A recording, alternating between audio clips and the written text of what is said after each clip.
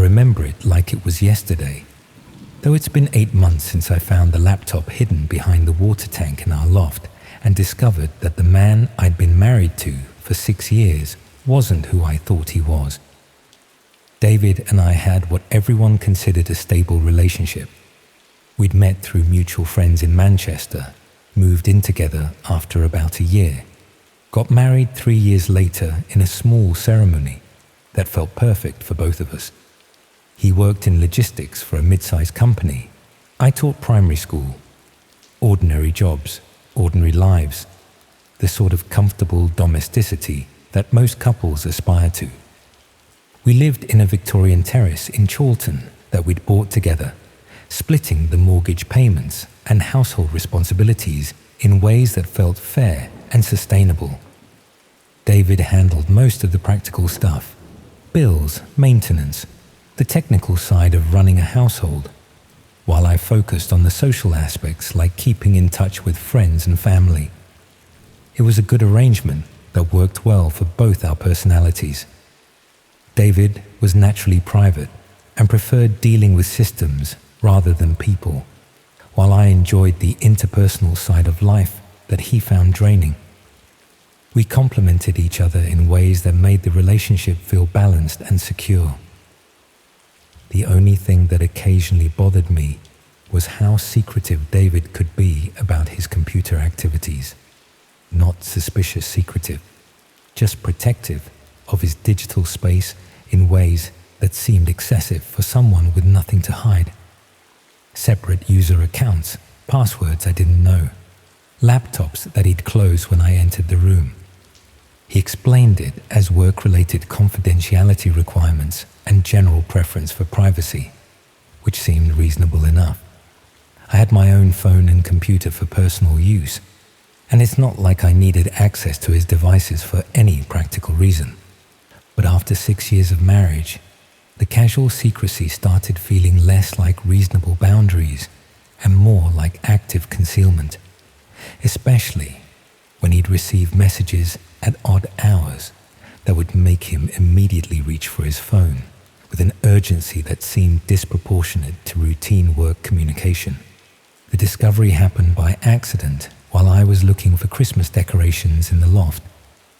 David was away for a few days on a work trip, and I decided to get the house ready for the holidays while he was gone. The decorations were stored in boxes near the water tank, and while moving them, I knocked over a small holdall that I'd never seen before. Inside the holdall was a laptop I didn't recognize. Not David's work machine or the personal computer he used downstairs, but a third device that he'd apparently been keeping hidden from me. It was password protected, but David had always been predictable with passwords, variations on dates and names that were significant to our relationship. I shouldn't have tried to access it, should have put it back where I'd found it and pretended I'd never seen it. But curiosity got the better of me, especially when the password turned out to be a combination of our wedding date and my middle name. The desktop contained folders with names that immediately made me uncomfortable. Video files, streaming software, communication applications I'd never heard of. Nothing obviously illegal at first glance, but arranged in ways that suggested activities David had never mentioned to me.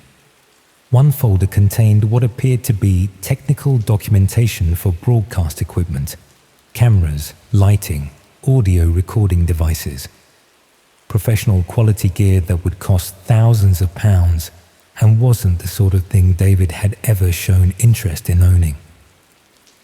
Another folder contained correspondence with people using usernames rather than real names, discussing technical aspects of streaming and content creation. The conversations were carefully worded, but clearly referred to activities that weren't entirely legal or socially acceptable. The third folder contained video files that made my hands shake as I scrolled through the list. Recordings of what appeared to be live streams, showing dark rooms with industrial equipment and bound figures, the sort of content that explained why David had been keeping this laptop hidden. I opened one of the files and immediately understood that I was looking at something David had created rather than just downloaded. The camera work was deliberate and professional. The lighting was carefully arranged, and in the background I could hear David's voice giving instructions to someone off camera. The video showed a basement space that I'd never seen before, but with architectural details that suggested it was local rather than foreign. British electrical fittings, building materials that were common in the UK, background sounds that seemed typically Manchester. Most disturbing was the casual way David spoke during the recording. Not the voice of someone being forced to participate in criminal activity, but someone who was clearly in control and experienced with this type of content creation. I closed the file and sat in the loft trying to process what I'd discovered. The man I'd been married to for 6 years, who taught me to drive and remembered my birthday and helped me mark schoolwork in the evenings, was apparently creating violent content for audiences on hidden parts of the internet. Over the next few hours, I went through more of the files and correspondence on the laptop. The scope of David's activities was larger than I'd initially realized. Multiple locations, regular scheduling, sophisticated technical setup. This wasn't occasional dabbling in extreme content.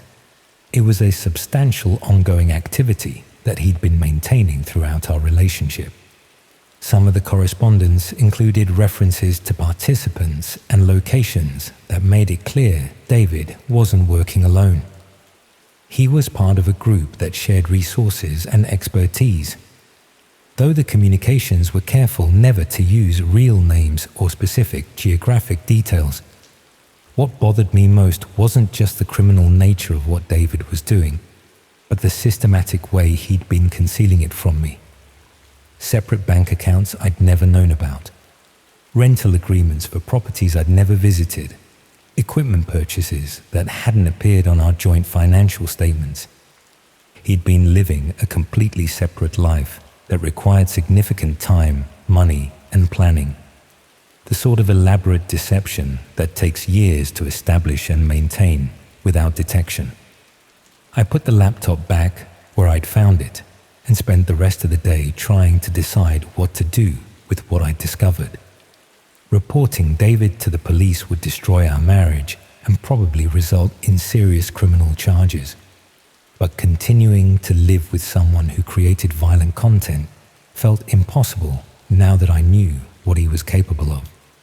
When David returned from his work trip, I tried to act normally while observing him more carefully than I'd ever done before, looking for signs of the person I'd seen in those recordings, trying to reconcile the loving husband I thought I knew with someone who spent his free time creating content that most people would find horrifying. He seemed exactly the same as always, affectionate, considerate, interested in my work and our shared plans for the future. If I hadn't seen the evidence myself, I'd never have suspected he was involved in anything more disturbing than occasional overtime at his logistics job. But I found myself paying attention to details I'd previously ignored. The times when he worked late or went out for drinks with colleagues whose names he never mentioned. The phone calls he'd take in another room, the messages that arrived at unusual hours. Most unsettling was realizing how much of our life together had been structured around David's hidden activities without me recognizing it. Weekends when he'd encourage me to visit friends or family while he stayed home to catch up on work.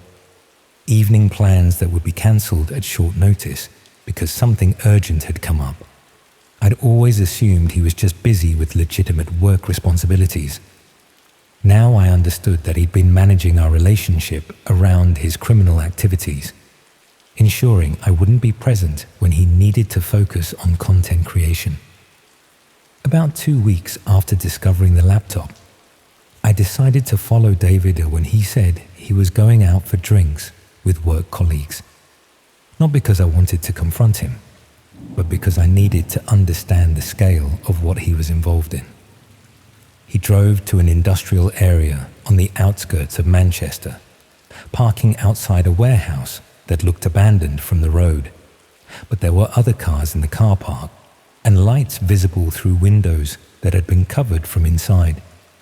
I watched from a distance as David let himself into the building with his own key, suggesting he had regular access to the property. Other people arrived over the next hour, all entering the same way, all behaving like they were attending a routine business meeting. That's when I realized David wasn't just creating violent content. He was running some kind of organized activity that involved multiple people and significant infrastructure. The warehouse, the equipment, the regular schedule suggested something much more substantial than I'd initially understood. I drove home and spent the evening researching what I could find online about the type of content David was creating. Most sources dismissed red rooms as internet mythology, but a few seemed to have genuine knowledge about how such activities might function in practice. The technical requirements, legal risks, and financial resources needed to maintain live violent streaming were considerable. David would need partners with complementary skills, multiple secure locations, and sophisticated methods for avoiding detection by law enforcement, which meant the mild-mannered logistics worker I'd been married to was actually involved in running what amounted to a criminal enterprise, with all the risks and complications that implied for anyone connected to him. Over the next few weeks, I found myself becoming increasingly paranoid about our safety and my own legal liability. If David's activities were discovered by police, would I be considered an accomplice for having lived with him? Would our shared finances implicate me in funding criminal activities? More immediately, I was worried about what David might do if he discovered that I knew about his hidden life. The violence I'd seen in those recordings demonstrated he was capable of extreme actions when the situation required it. I started making preparations to leave without telling David directly what I'd discovered. Opening my own bank account, researching rental properties, making excuses to spend more time away from home, building the foundation for escape while trying to maintain the appearance of normal married life. But David wasn't stupid, and after 6 years of marriage, he knew my habits well enough to notice changes in my behavior. He started asking questions about why I seemed distracted, whether something was bothering me, if there were problems with work or our relationship. I tried to deflect his concerns with vague references to stress and tiredness, but his questions became more specific and persistent, as if he suspected I'd discovered something that explained my change in attitude, but wasn't sure exactly what I knew. One evening, he mentioned that he'd been thinking about making some changes to his work situation, maybe taking on different responsibilities that would require less travel and evening commitments, spending more time at home with me. The conversation felt like a test to see how I'd react to the prospect of David being around more often, whether I'd welcome the increased time together or seem uncomfortable with the idea of closer observation. I tried to respond positively while internally panicking about what it would mean to have David monitoring my activities more closely while I was planning to leave him. That night, I couldn't sleep for thinking about the trapped feeling of being married to someone who created violent content for entertainment and who might become violent himself if he felt threatened by exposure. The next morning, I found that the laptop in the loft had been moved. Not obviously disturbed, just positioned slightly differently than I'd left it after my initial discovery, as if someone had checked to see whether it had been accessed recently, which meant David knew I'd found it, knew I'd seen the evidence of his activities, and was now deciding what to do about my knowledge. I called in sick to work and spent the day researching emergency accommodation and legal advice for people in dangerous domestic situations. But how do you explain to support services that your husband isn't physically abusive, but creates content that demonstrates he's capable of extreme violence against strangers. That evening, David came home with flowers and suggestions for a weekend away together. A romantic trip to the Lake District, just the two of us, no distractions from work or technology. The offer felt like an ultimatum disguised as a romantic gesture. Either accept that our marriage would continue as if nothing had changed, or face consequences that I wasn't prepared to contemplate. I told him the weekend away sounded lovely and started planning how to disappear before we were supposed to leave together. But I'm still here, 8 months later, sleeping next to someone who smiles when he kisses me goodnight and creates violent content in hidden locations during his free time, because leaving would mean acknowledging what I know, and acknowledging what I know would mean accepting that the last 6 years of my life were built on foundations I never understood. And because I'm not sure someone who's invested this much time and effort in maintaining a secret life would simply let me walk away with knowledge that could destroy everything he's built.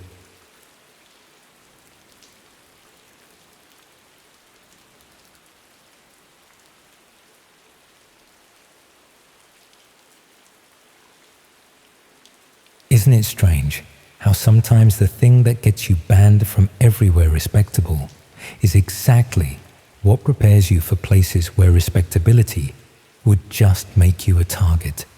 I was 24 and living in a bedsit in Newcastle when I got permanently banned from the last mainstream poker platform that would accept UK players. Not for cheating, I wasn't good enough at the game to cheat successfully, but for what they politely called persistent antisocial behavior in chat rooms. Turns out that calling other players idiots when they made obviously stupid moves violated community standards, even when you were demonstrably correct about their lack of skill.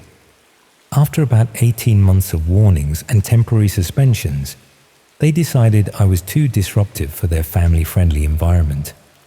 The problem was that I'd gotten addicted to the thrill of high-stakes games against players who thought they were cleverer than they actually were. Losing access to legitimate platforms meant either giving up poker entirely or finding alternatives that operated outside normal regulatory frameworks.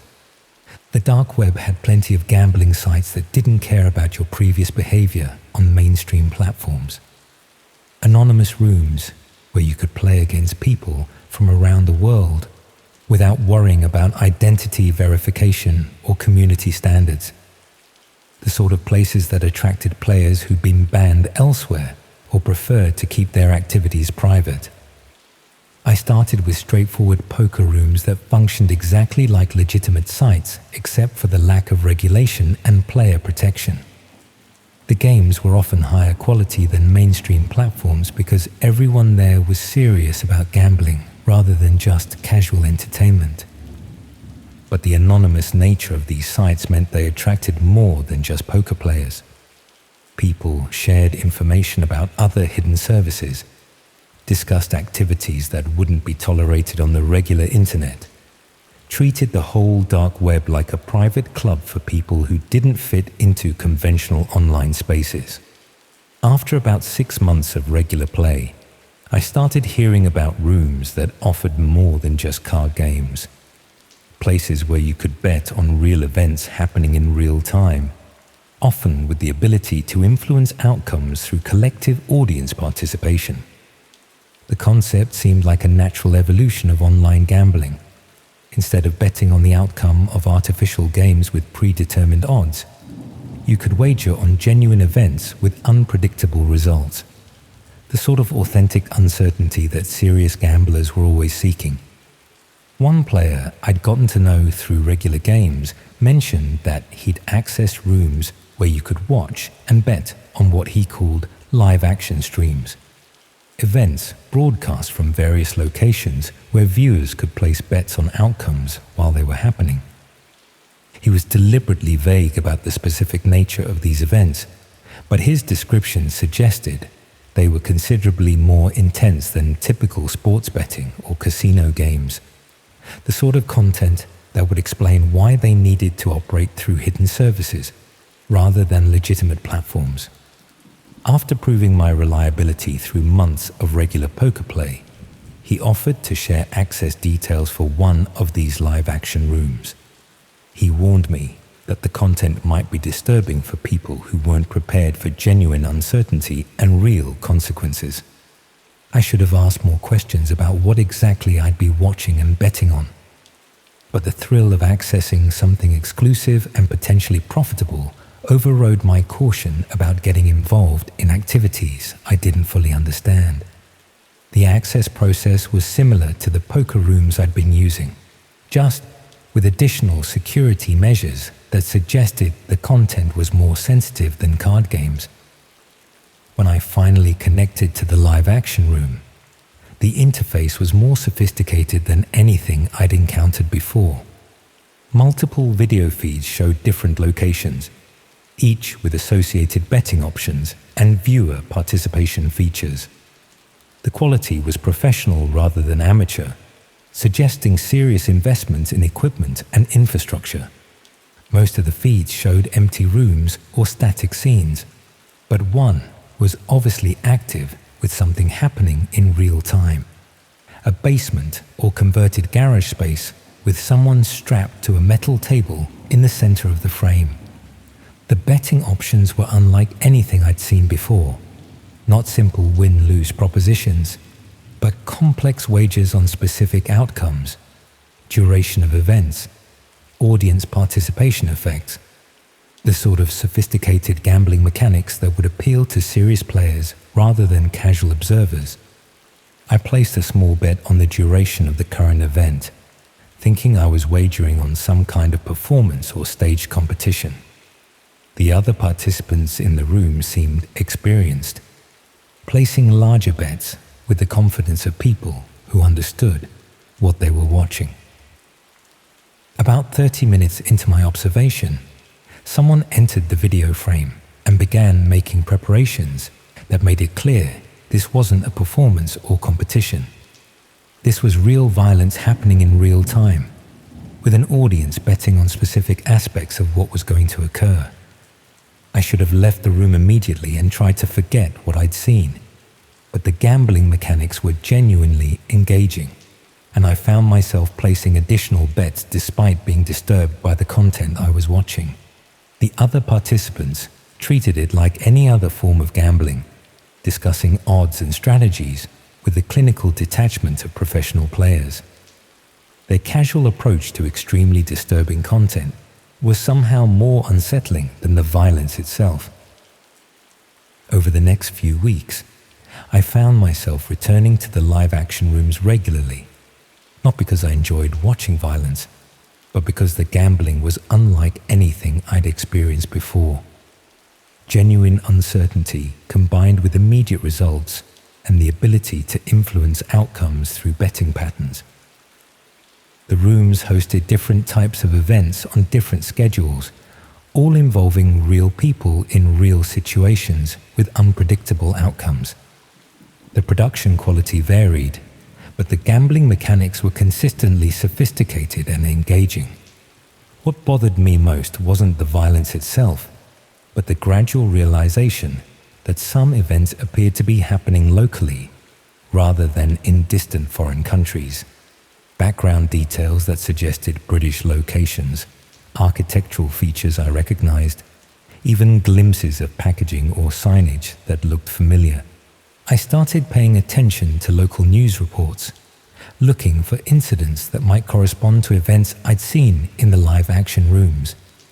Without specific dates or clear geographic indicators, it was impossible to make definitive connections, but there seemed to be more unexplained incidents than you'd normally expect.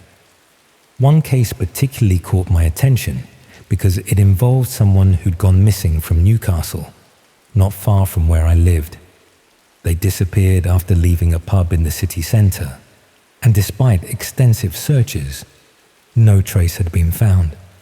The physical description and age matched someone I thought I'd seen in one of the live streams, though the poor video quality made it impossible to be completely certain. But the timing and circumstances were consistent enough to be disturbing.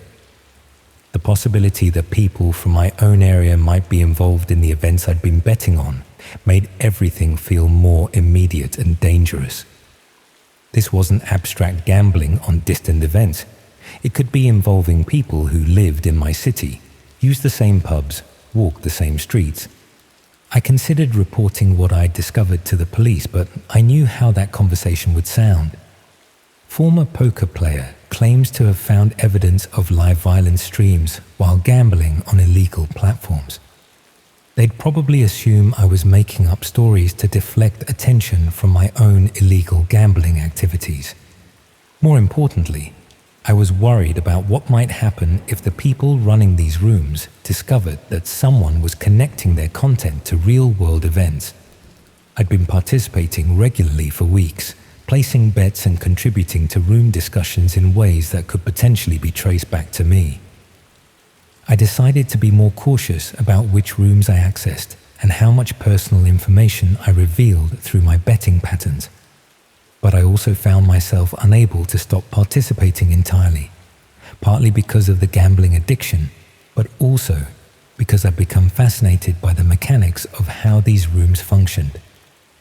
The betting systems were remarkably sophisticated, suggesting serious technical expertise and financial investment.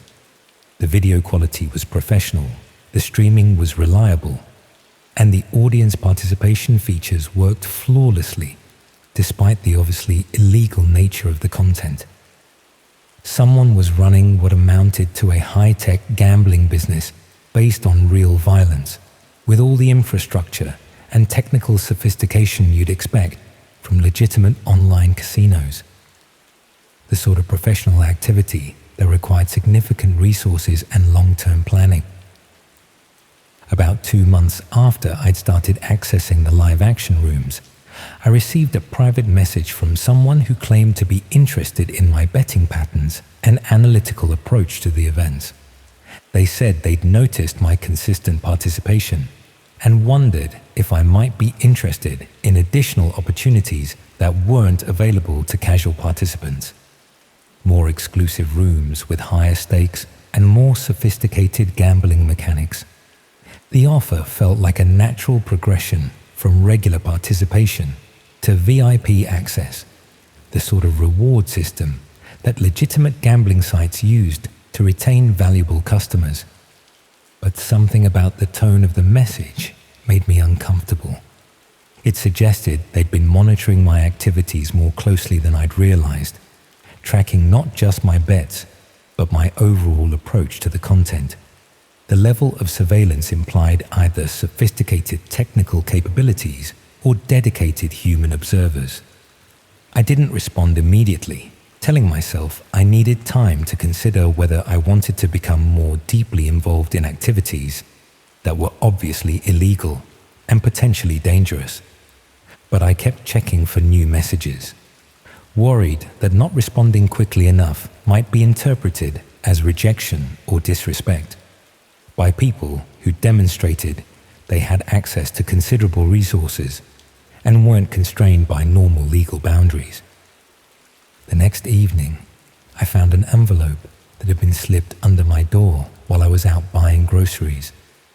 Inside was a single piece of paper with information that made my hands shake as I read it.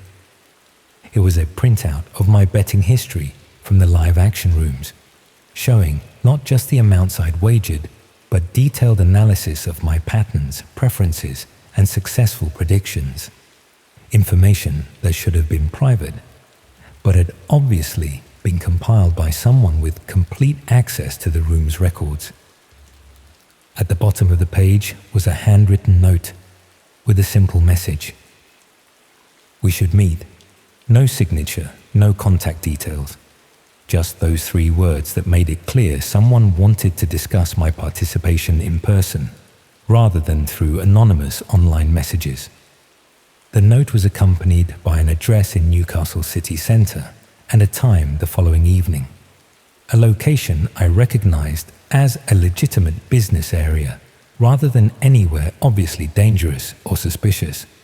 I spent the rest of the evening trying to decide whether to attend the meeting or disappear entirely from the dark web gambling scene. either choice felt risky. Meeting unknown people who demonstrated extensive surveillance capabilities, or refusing contact with individuals who clearly had significant resources and few legal constraints. In the end, curiosity and concern about the consequences of non-compliance made me decide to attend the meeting. But I also made arrangements to have someone check on me if I didn't return home by a specific time. The meeting location was a coffee shop in a busy part of the city centre, the sort of public space where nothing obviously threatening could happen without witnesses. I arrived early and positioned myself where I could observe the entrance while appearing to read a newspaper. The person who approached my table looked completely ordinary. Mid-30s, well-dressed, the sort of professional you might see in any business district. Nothing that would make them stand out in a crowd or suggest involvement in illegal activities. They sat down without introduction and began discussing my participation in the live-action rooms with the casual familiarity of someone reviewing performance metrics with a valued employee. My betting patterns, analytical skills, ability to predict outcomes that other participants missed. The conversation felt like a job interview disguised as social interaction. They were evaluating my suitability for something more involved than passive participation, though they remained vague about what exactly that involvement would entail. After about 20 minutes of discussion, they made an offer that confirmed my worst suspicions about how deep I'd gotten into something I didn't understand. They wanted me to help select participants for future events. Not directly involved in violence, they assured me, just providing input about which types of people would create the most engaging content for gambling audiences. My analytical skills and understanding of what made events unpredictable would be valuable for improving the quality of their streams. The offer was presented as a natural progression from successful gambling to behind-the-scenes involvement, with financial compensation that was considerably more attractive than my current benefits and part-time work income. I told them I needed time to consider the opportunity, hoping to end the conversation without committing to anything, while also avoiding outright rejection that might have immediate consequences. They seemed to accept this response, mentioning that they understood such decisions required careful consideration. But they also made it clear that my previous participation had already made me part of their community in ways that couldn't be easily undone. As they left, they handed me a mobile phone and explained that they'd be in touch about my decision within the next few days.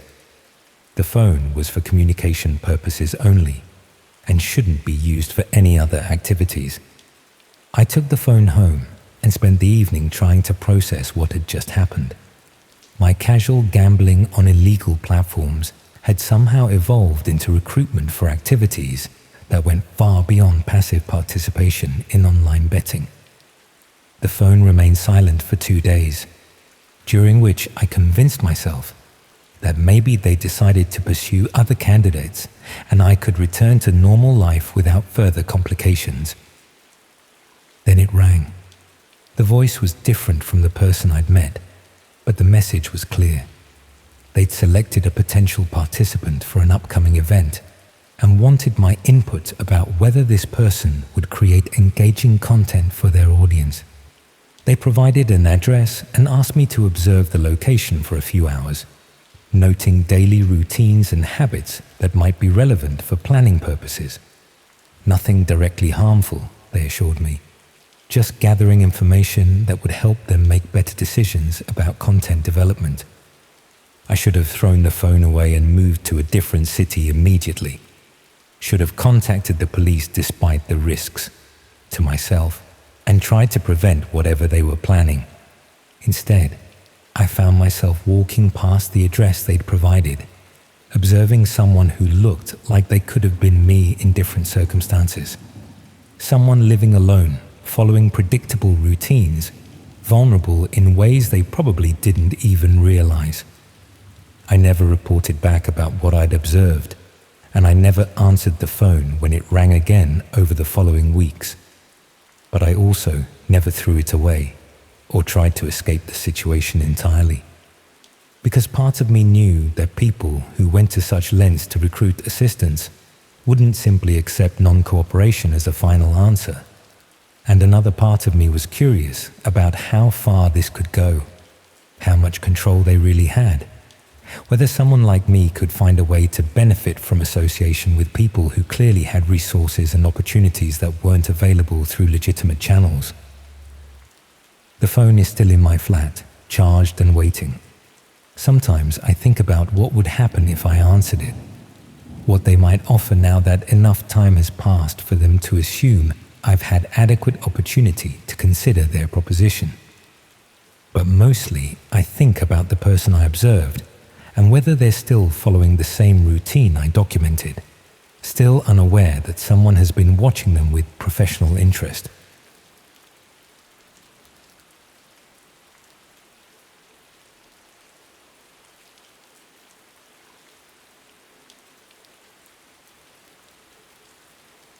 It's funny how sometimes the thing you think will make you feel less alone ends up making you wish you'd stayed isolated.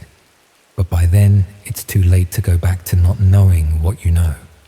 I was 19 and in my second year studying English literature at a university in Leeds, when I stumbled into the chat room that changed everything. Not literally stumbled. I'd been looking for somewhere to belong for months, trying different online communities and forums where I might find people who shared my interests without the awkwardness of face-to-face interaction. College hadn't turned out the way I'd imagined. The other students on my course seemed effortlessly confident, forming friendship groups within the first week, while I struggled to contribute to conversations about books I'd read but couldn't discuss with the casual intelligence they all seemed to possess naturally. I spent most evenings in my tiny student flat, reading for seminars and browsing the internet for distraction. Social media felt performative and hollow, but smaller online communities seemed more genuine. Places where people discussed literature, philosophy, and ideas that were too complex or controversial for mainstream platforms. The invitation to the private chat room came through someone I'd been talking to on a forum about banned books. They'd noticed my posts about censorship and literature that existed in legal grey areas and suggested I might be interested in a more exclusive discussion group. The chat room was small, maybe 15 regular participants, and focused on what they called authentic, extreme content. Not fictional horror or theatrical violence, but real documentation of events that mainstream media wouldn't show. Academic discussion of material that revealed truths about human nature that most people preferred to ignore. For the first time since starting university, I felt like I was part of something intellectually stimulating. The other participants were clearly well-educated and thoughtful, approaching disturbing content with the sort of analytical framework you'd expect from graduate students or academics. They discussed everything from leaked investigation footage to underground documentaries that had never seen official release. The conversations were sophisticated, focused on technical analysis and historical context rather than sensation-seeking. I felt privileged to be included in discussions that demonstrated a level of critical thinking I rarely encountered elsewhere. Most importantly, I felt accepted. When I contributed observations about content they'd shared, people responded thoughtfully rather than dismissively.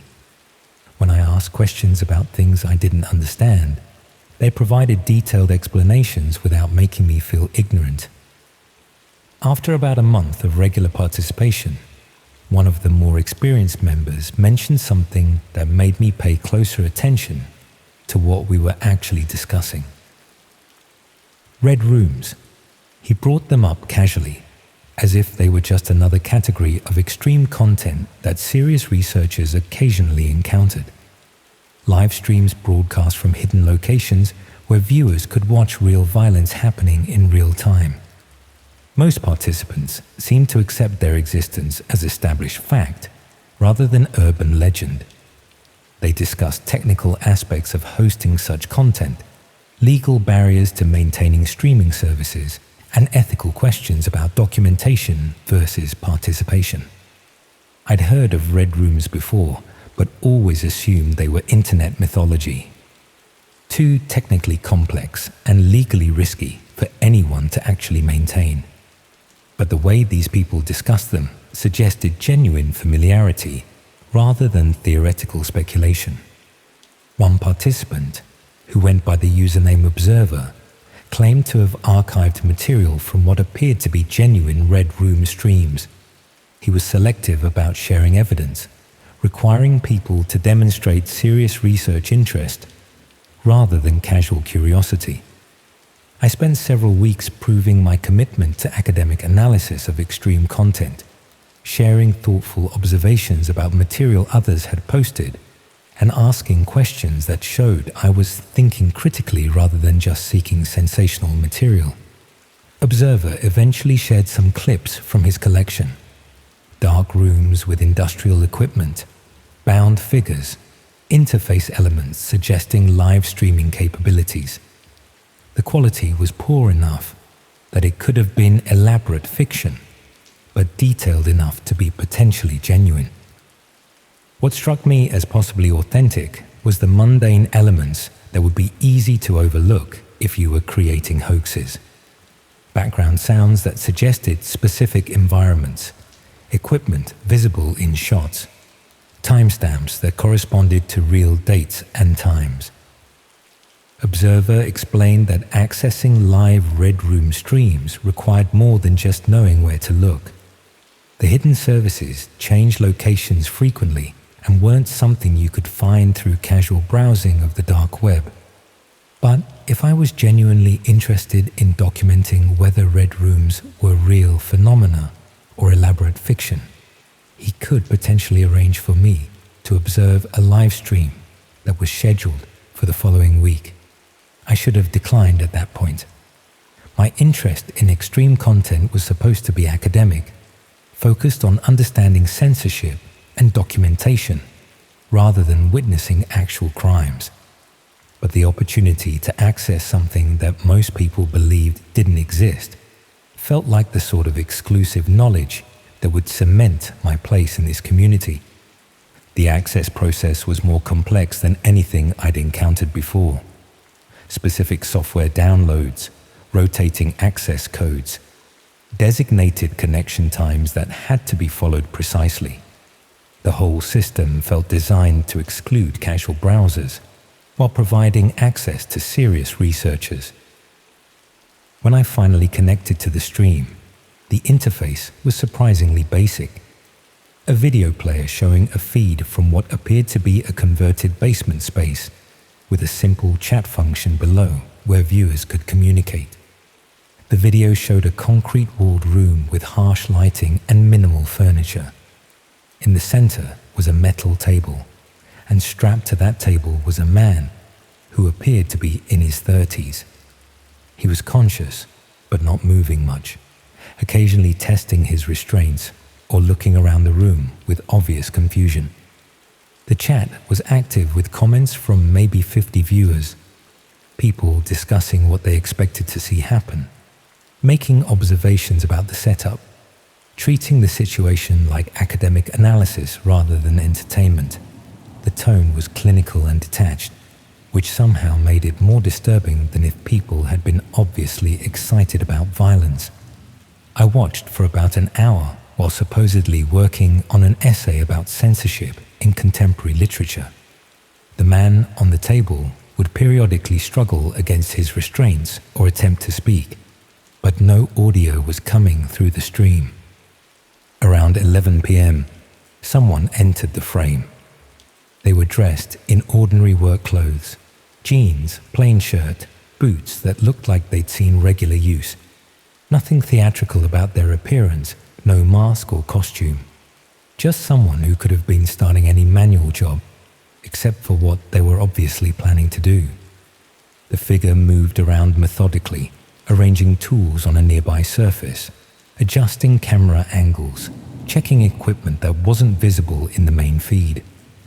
They worked with practiced efficiency that suggested this wasn't their first time following this routine. The chat became more analytical as preparations continued. People were discussing technical aspects of the setup, comparing what they were seeing to previous streams, making observations about the location and equipment being used. About 20 minutes into the preparations, I noticed something that made me look more carefully at the background details visible in the stream. On the wall behind the table was a small notice board with various papers pinned to it. Most were too far away to read clearly, but one appeared to be a health and safety poster with text that looked familiar. I paused the stream and looked more closely at the poster. The formatting and language were definitely British rather than foreign, and the specific wording seemed like something I'd seen before in university buildings or public spaces, which meant this stream was potentially being broadcast from somewhere in the UK rather than some distant foreign location. The realization made everything feel more immediate and dangerous. This wasn't abstract criminal activity happening somewhere else. It could be occurring within the same country where I was sitting in my student flat, possibly even in the same region. Over the next few days, I found myself obsessively researching British health and safety regulations, trying to identify the specific poster I'd seen and determine whether it might indicate a particular type of building or location. I also started paying attention to local news reports, looking for missing person cases that might correspond to victims I'd seen in streams. Without clear physical descriptions or specific dates, it was impossible to make definitive connections, but there seemed to be more unexplained disappearances than you'd normally expect. One case particularly disturbed me because the missing person was a student from a university not far from Leeds. They'd been reported missing about 6 weeks earlier after failing to return to their accommodation following a routine trip to the library. I researched the case more thoroughly and found that the missing student had been studying a subject similar to mine, lived in comparable accommodation, and followed daily routines that weren't that different from my own. The sort of person who could have been me if circumstances had been slightly different. The possibility that someone my own age with a similar lifestyle might have become a victim in the streams I'd been watching made everything feel personal in ways I hadn't expected. This wasn't just about academic analysis of extreme content. It was about real people suffering for reasons I didn't understand. I considered reporting what I discovered to the police, but I knew how that conversation would sound. University student claims to have found evidence of live murder streams while participating in online discussions about extreme content. They'd probably assume I was having mental health issues or making up stories for attention. More importantly, I was worried about what might happen if the people behind the streams discovered that someone had identified potentially incriminating details. I'd been accessing their content and participating in related discussions for weeks, possibly leaving digital traces that could be used to identify me. Observer had mentioned that accessing hidden content required understanding how to protect your identity from people who might not appreciate unwanted attention. Knowledge I clearly didn't possess, despite having been granted access to material that was obviously intended for a select audience. I decided to be more cautious about what I accessed and how I participated in chatroom discussions. But I also found myself unable to stop thinking about what I'd seen and whether there were more victims who hadn't been reported missing yet. The chatroom discussions continued as normal, with participants sharing new material and analyzing content with the same academic detachment they'd always displayed. but I started noticing details I'd missed before, references to local events, knowledge about British institutions, familiarity with UK geography and culture. The people I'd been chatting with weren't distant foreign academics studying extreme content from a safe distance. They were British, possibly even local to my area, with genuine knowledge about events that were happening in my own country. One evening, about 2 weeks after accessing the livestream, I received a private message from Observer asking whether I'd found the recent content educational and if I was interested in accessing additional material. His tone was friendly but felt more personal than previous communications, as if he knew something about my response to what I'd seen that he hadn't mentioned in our public discussions. I replied cautiously, saying that I'd found the material academically interesting but disturbing on a personal level. I tried to sound thoughtful rather than frightened, hoping to maintain my place in the community while expressing some reservations about the content. His response came back within minutes, which suggested he'd been online waiting for my reply rather than just checking messages occasionally. He said he understood my concerns but reminded me that serious academic study sometimes required confronting uncomfortable realities. He offered to provide access to additional streams that would help me develop a more comprehensive understanding of the subject. Something about the way he phrased the offer made me uncomfortable, as if my participation was expected rather than voluntary, and declining might have consequences I wouldn't like. I didn't reply immediately, telling myself I needed time to think about whether I wanted to continue accessing such disturbing content, but I kept checking for new messages, worried that not responding quickly enough might be interpreted as rejection or disrespect. The next morning, I found that I'd been removed from the chat room, not just blocked or suspended, but completely eliminated from the participant list. When I tried to reconnect using the original access method, I found that my credentials no longer worked, and there was no way to regain entry. I checked other platforms where I'd occasionally communicated with chat room members, but found that all my contacts had either deleted their accounts or were no longer responding to messages. Within 24 hours, every trace of my connection to the chat room and its participants had been severed, as if someone had systematically removed all evidence of my involvement. The sudden exclusion felt ominous rather than disappointing.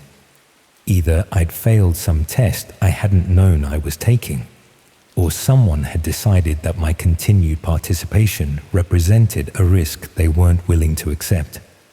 I tried to convince myself that being excluded was actually fortunate, a way out of a situation I'd gotten into without fully understanding the implications. But I couldn't shake the feeling that people who went to such lengths to maintain secrecy might take additional steps to ensure former participants didn't become problems. Over the next few weeks, I noticed small things that individually meant nothing, but collectively made me uncomfortable. Posts delivered at unusual times, items in my flat that seemed to have been moved slightly, sounds in the corridor outside my door that could have been coincidence, but felt like surveillance. One evening, I found an envelope that had been slipped under my door while I was at the university library. Inside was a single photograph that made my stomach drop as I looked at it. The photograph showed me walking across campus, taken from a concealed position that suggested professional surveillance rather than casual observation. Someone had been watching me closely enough to document my daily routine without me noticing anything unusual. On the back of the photograph was a handwritten message that made the situation clear. Some discussions are meant to stay private. No signature, no return address. Just those words that made it obvious someone knew about my previous participation in the chat room and wanted to ensure my continued silence about what I'd seen. I threw the photograph away and tried to convince myself it was a scare tactic designed to prevent me from reporting what I'd discovered. But I couldn't explain how someone had obtained detailed knowledge of my movements or managed to deliver the message without being noticed. Over the next few days, I became increasingly paranoid about being watched. Every stranger on campus felt threatening. Every unexpected sound in my flat made me check the windows and doors. But nothing obvious happened. No more photographs, no threatening phone calls, no signs that anyone was following me or monitoring my activities beyond what had already been demonstrated. I never tried to reconnect with the chat room or access any more hidden streaming content. The whole experience had taught me that some forms of belonging come with prices you don't discover until it's too late to back out safely. But I still think about that health and safety poster, and how such a mundane detail had revealed that extreme content wasn't being produced in distant foreign countries, but potentially in buildings I might walk past every day.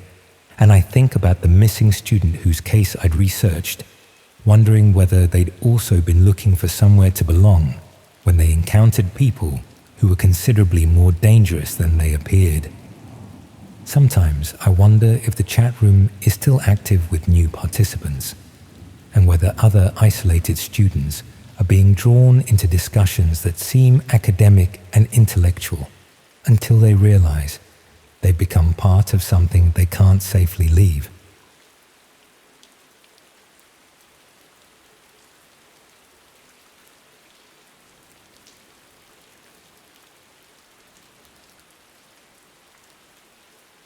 I didn't think anything of the package at first. Just a padded envelope, no markings, no return address. But when I flipped it over and saw the tape, identical to the one from before, I froze. I knew what it was before I opened it, before I even picked it up. I knew exactly what it was. This whole thing started with Sam. He wasn't a drug addict or anything like that. He just liked weird stuff. Always had. If there was a limited edition or rare strain or some niche subreddit whispering about a plant you couldn't get on the regular market, he'd find it. That was kind of his thing. We'd met working the back shift at a call center, just two guys taking breaks in the same smoke shelter every night. Over time, we started hanging out more, shared music, talked about travel plans we'd never take, compared notes on which crypto wallets didn't suck. One night, he brought up the dark web. Not in a braggy way, just casually, like someone mentioning they'd bought a rare vinyl.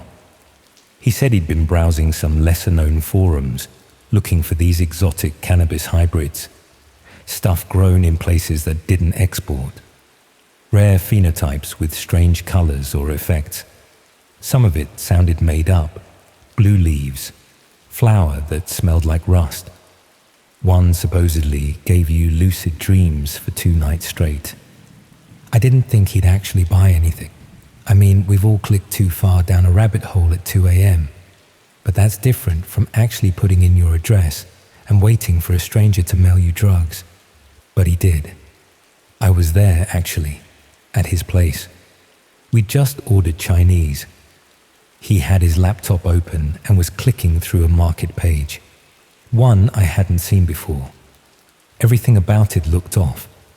The fonts were weird, the prices weren't in dollars or euros, and the descriptions were long, poetic, almost cryptic. It didn't read like a vendor trying to sell a product. It felt more like someone offering an experience. He bought one labeled The Hollow Root. I remember that name because it didn't sound like weed. It sounded like something you'd find in a cursed field or buried in a temple wall. But he bought it anyway, transferred some Monero, got the confirmation, closed the laptop. I laughed it off, told him it probably wouldn't arrive, or if it did, it'd just be crushed oregano. But 5 days later, it showed up. That's when things changed. The envelope was thick, heavier than it should have been. wrapped in brown paper, taped with this strange patterned adhesive I'd never seen before. Gold markings over a red base, like something from a foreign postal system. Inside was a vacuum-sealed pouch and a smaller envelope, handwritten in a language neither of us recognized. It wasn't English, it wasn't French or Spanish, or anything European. The characters looked angular, stylized, Middle Eastern maybe, Arabic, I don't know. We looked it up online and couldn't find a match. The weed, if that's what it even was pitch black, like charcoal. It didn't even have the usual skunky smell. It was chemical, sharp, something between acetone and burnt leaves. I told him not to smoke it. I didn't like any part of this. He joked about it, but even he didn't seem entirely relaxed. That was the first time I saw hesitation in him. And he didn't hesitate often. He ended up trying it later that night after I left, sent me a message saying it gave him the most vivid dreams he'd ever had. Said he saw people, places, sounds he didn't recognize, but that they felt real. After that, he changed. He kept his curtains shut during the day, barely answered his phone. He said he felt like he was being watched, that cars were slowing down near his building, that he'd seen the same man 3 days in a row, walking past his flat, wearing mirrored sunglasses even when it rained. At first, I chalked it up to paranoia. Maybe the stuff he smoked messed with his head. But then I saw it too. Not the exact same guy, but a pattern. Middle-aged men, clean-cut, hanging around places that didn't make sense. In car parks, outside supermarkets. One of them stood across the street from my place for almost an hour. Didn't move, just leaned on a street pole like he belonged there. Then Sam disappeared. He didn't show up to work. His phone went straight to voicemail. I went to his flat, but no one answered. I called his parents. They hadn't heard from him either. 2 days later, I got a message from a number I didn't recognize. It was an address. I didn't go. I couldn't. But someone did, because the police found him later that week, barefoot, covered in bruises, barely speaking. He wouldn't tell anyone where he'd been. It took a few days, but eventually he opened up. Said he'd been grabbed off the street, blindfolded, driven somewhere. He heard accents, Middle Eastern maybe. He said they didn't hurt him at first, just asked questions about what he knew, who gave him access, whether he believed in sacrifice for a greater cause. They wanted him to join something, help spread something. He didn't get the full picture, but it was bad. Like terror cell bad. They let him go eventually, or maybe he escaped. That part never came out clearly. He said he ran through the woods until he hit a road, flagged down a trucker who didn't speak English. After that, he wasn't the same. He moved back in with his parents, stopped going online, barely spoke to anyone. I went to see him once, just once. He looked thinner, eyes sunken. He didn't smile, just kept his blinds shut and the door chain-latched. He said he didn't feel safe, that he thought they were still watching him. 3 weeks later, he was gone. He left a note. I never read it. His parents did, but they wouldn't show anyone. They said it was better that way. That was 6 months ago.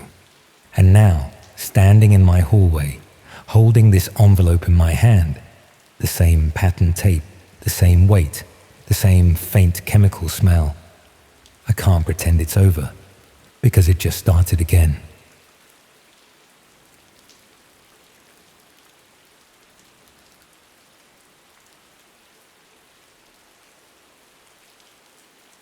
It only takes one bad click to end up somewhere you never intended to go.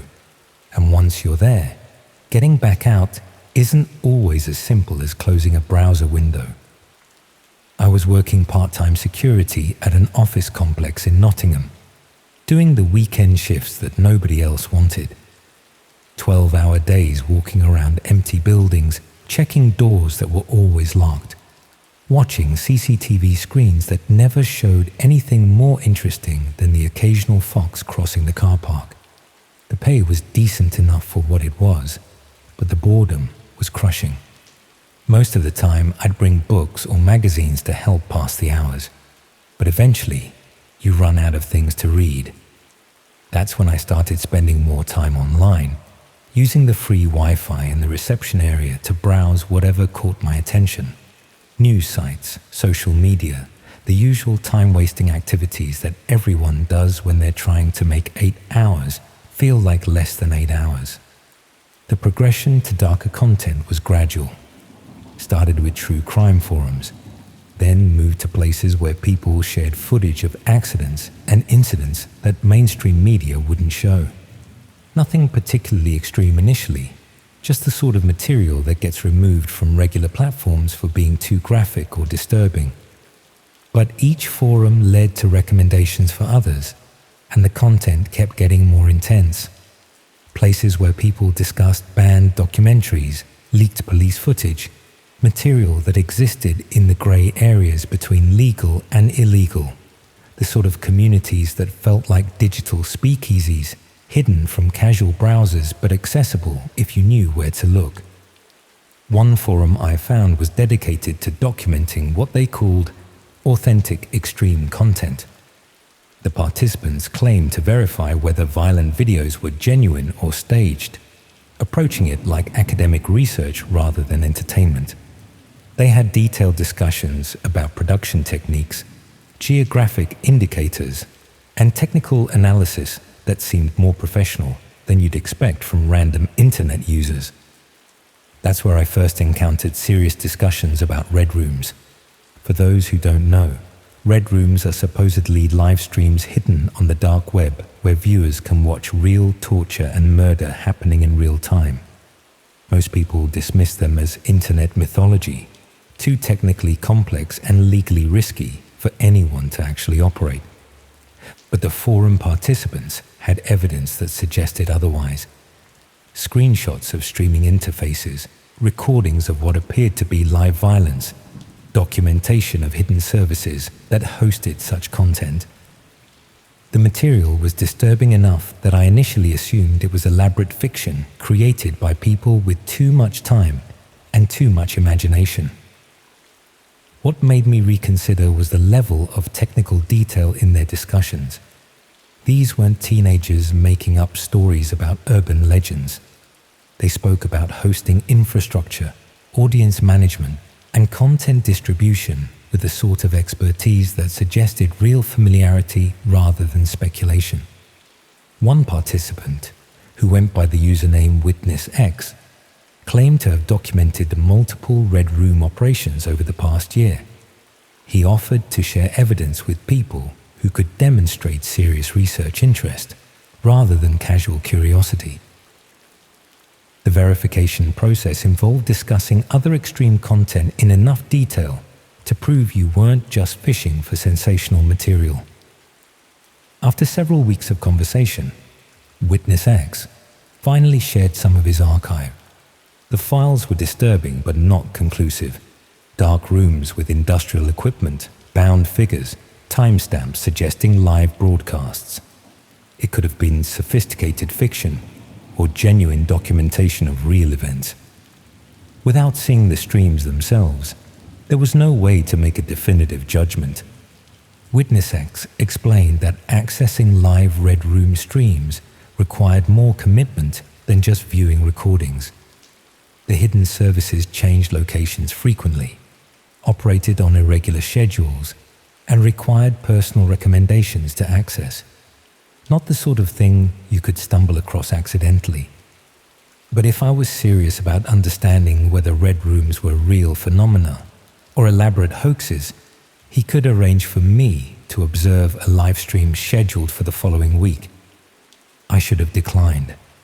My interest in extreme content was supposed to be about passing time during boring security shifts, not getting involved in potentially illegal activities. But curiosity got the better of me, especially since Witness X assured me that observation didn't require any participation or payment. The access instructions were complex but manageable. Specific software to download, rotating passwords, designated connection times. The whole process felt designed to filter out casual browsers while providing access to people with genuine research interests. When I finally connected to the stream during one of my weekend shifts, the interface was surprisingly ordinary. A video player showing a feed from what appeared to be a basement or converted garage, with a chat window below where viewers could communicate. Nothing sophisticated about the presentation. The video showed a concrete walled space with harsh lighting and minimal furniture. In the center was a metal table, and strapped to that table was a man who appeared to be in his 30s. He was conscious but not moving much, occasionally testing his restraints or looking around the room with obvious confusion and fear. The chat was active with participants discussing what they expected to see happen. Comments in multiple languages suggested an international audience, though English appeared to be the primary language for communication. People were making suggestions, placing bets on various outcomes, treating the situation like interactive entertainment. I watched for about 40 minutes while continuing my security rounds, checking the stream whenever I returned to the reception desk. The man on the table would periodically struggle against his restraints or attempt to speak, though no audio was available. The chat maintained running commentary, with participants displaying varying levels of enthusiasm for what was clearly going to be genuine violence. Around midnight, someone entered the frame. They were dressed casually. Jeans, dark hoodie, regular trainers. Nothing theatrical about their appearance, no mask or costume. Just someone who could have been anyone, preparing to do something that definitely wasn't ordinary. The figure moved around the space methodically, arranging tools on a nearby surface, adjusting camera equipment, checking various pieces of apparatus that weren't fully visible in the main video feed. They worked with practiced efficiency that suggested this wasn't their first time following this routine. The chat became more excited as preparations continued. People were making specific requests, sharing experiences from previous streams, discussing what they hoped to see happen. The viewer counter showed several hundred people watching the stream. About 15 minutes into the preparations, I noticed something that made me stop mid-patrol and stare at the screen more carefully. In the background of the video, partially visible through what appeared to be a doorway, was a section of distinctive brick wall. Not the concrete walls of the main room, but older-looking brickwork with a particular pattern and color that seemed familiar. I recognized that brickwork because I'd been looking at it every weekend for the past 6 months. It was identical to the external walls of the office complex where I worked security. A building that had been constructed in the 1960s with a specific type of brick that wasn't common in modern construction, which meant this stream was being broadcast from somewhere very close to where I was sitting. I left the reception desk and did a more thorough patrol of the building than usual, paying particular attention to areas I normally just walked past quickly. The office complex consisted of 3 connected buildings around a central courtyard, with various storage areas, maintenance rooms, and basement spaces that I rarely had reason to visit. In the basement of the oldest building, I found a door that was usually locked but was now slightly ajar. Beyond it was a staircase leading to a sub-basement level that I'd never explored, assuming it was just additional storage or building services. The staircase led to a corridor with several rooms branching off it. Most were filled with old office furniture and equipment, but one door was closed and had light visible around the edges. I should have called the police immediately, should have gone back upstairs and reported what I'd discovered to the authorities. Instead, I found myself approaching the door to confirm what I already suspected I'd find. Through a gap in the door frame, I could see the same concrete-walled room I'd been watching on the stream. The same harsh lighting, the same metal table, the same figure in the hoodie making final preparations for whatever they were planning to do, and the same man strapped to the table, who I now realized was in the basement of the building where I was supposed to be providing security. The live stream I'd been watching was happening directly below me, being broadcast to hundreds of viewers who had no idea they were watching events unfold in a Nottingham office complex. I backed away from the door and made it halfway up the stairs before I heard footsteps in the corridor behind me. Someone had heard me moving around and was coming to investigate. I reached the main basement level and tried to make it look like I was conducting a routine security check, but I could hear the person from the sub-basement following me up the stairs. When I turned around, it was the figure from the stream, still wearing the same hoodie, but now I could see their face clearly. Someone who looked completely ordinary. Could have been anyone you might pass on the street without giving them a second glance. They asked what I was doing in the basement, and I explained that I was the security guard conducting routine patrols. They seemed to accept this explanation, mentioning that they were doing some maintenance work downstairs and apologizing if they'd left any doors unlocked. The conversation was perfectly polite and normal, except for the context of what I knew they'd been preparing to do in that concrete room. They walked back towards the sub-basement, and I continued my patrol as if nothing had happened. But I could hear them moving around downstairs, and I knew that whatever had been planned for the live stream was either being postponed or relocated. I finished my shift and left the building at the normal time, but I couldn't stop thinking about what I'd discovered. Someone was using the office complex to create Red Room content, broadcasting real violence to paying audiences, and I was the only person who knew about it. The logical action was to contact the police with what I'd witnessed, but explaining how I discovered it would require admitting to accessing illegal content online, and I wasn't sure they'd believe such a bizarre story anyway. More importantly, I was worried about what might happen if the people running the operation realized I knew about their activities. They'd seen me in the building, knew I worked there regularly, could easily find out my personal details from the security company records. Over the next few days, I researched whether there had been any missing person reports that might correspond to the man I'd seen in the stream. But without knowing when he'd been taken or where from, it was impossible to identify any specific cases. I also started paying more attention to the other people who had access to the office complex.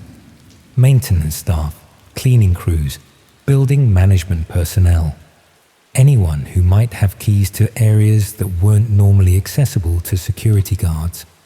The building management company had records of various contractors who'd worked in the basement areas over the past year. Electrical upgrades, plumbing repairs, installation of additional cabling for internet infrastructure. Any of these projects could have provided cover for someone to set up equipment in the sub-basement without attracting attention.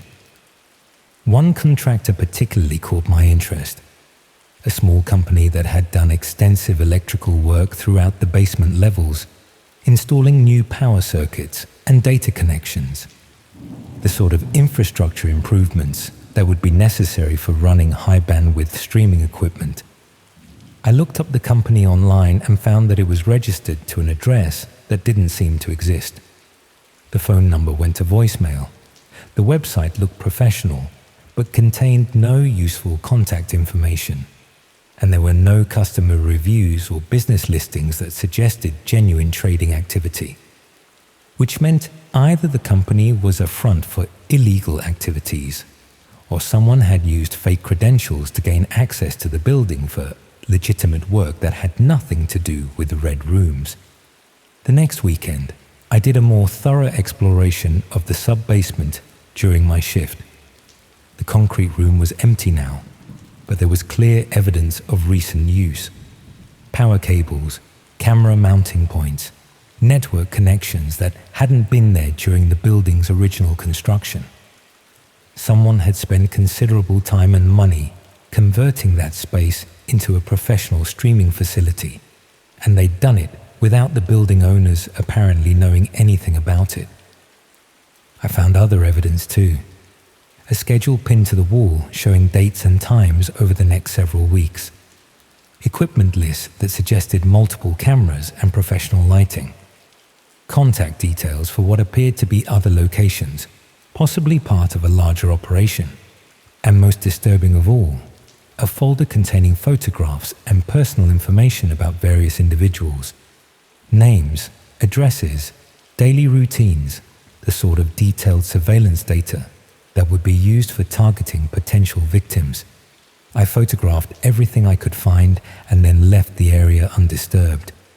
If this was an ongoing operation rather than a one-off event, there would be more activity in the coming weeks that I could document and report to the authorities. But as I was leaving the sub-basement, I noticed something that made my blood run cold. Among the photographs in the folder was one of me. Not a recent photo, but one that had clearly been taken during one of my security patrols over the past few months. The image showed me checking doors in the main building, completely unaware that I was being observed and documented, which meant the people operating the Red Room knew exactly who I was, where I worked, and probably where I lived. I left the building immediately and spent the rest of the weekend trying to decide what to do.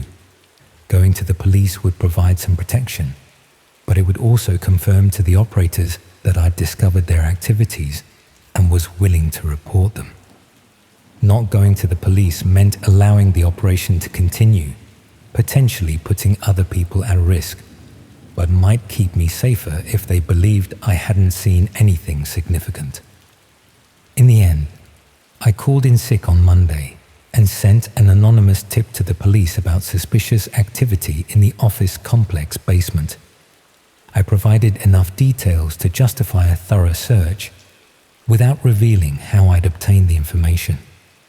The next day, local news reported that police had discovered what they described as sophisticated criminal operation in a Nottingham office building.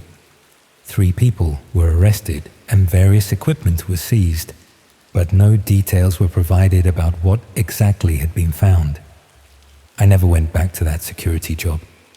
Told the company I'd found other employment and needed to finish immediately. They weren't particularly bothered. Part-time security guards are easy to replace. But I still think about that concrete room and the casual way the person in the hoodie had spoken to me after I'd interrupted their preparations. How ordinary they'd seemed, despite what they were planning to do. And I think about that photograph of me in the folder, and whether there might be other security guards or maintenance workers in other buildings who've stumbled across similar operations without realizing what they'd found.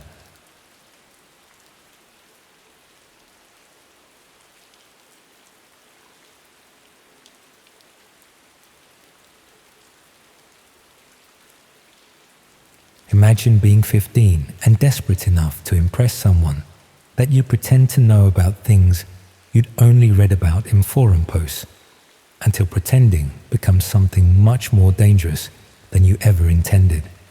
I was in year 11 at a comprehensive in Manchester when I started chatting with someone who seemed infinitely cooler than anyone I knew in real life. She went by the username Dark Explorer and claimed to be 18, studying media at university, with access to parts of the internet that most people never discovered. We'd met in a forum dedicated to discussing banned films and censored content, where she posted detailed reviews of documentaries and footage that had been pulled from mainstream platforms. Her knowledge seemed encyclopedic. She could discuss technical aspects of film production, legal issues around content distribution, and historical context for material that I'd barely heard of. I was immediately intimidated and fascinated. Here was someone who seemed to understand the internet's hidden corners in ways that made my own browsing habits feel childish and superficial. I wanted to seem equally knowledgeable, equally sophisticated in my interests, so I started exaggerating. When she mentioned underground streaming sites, I claimed to have accessed them. When she discussed extreme content that existed in legal grey areas, I pretended to have seen it.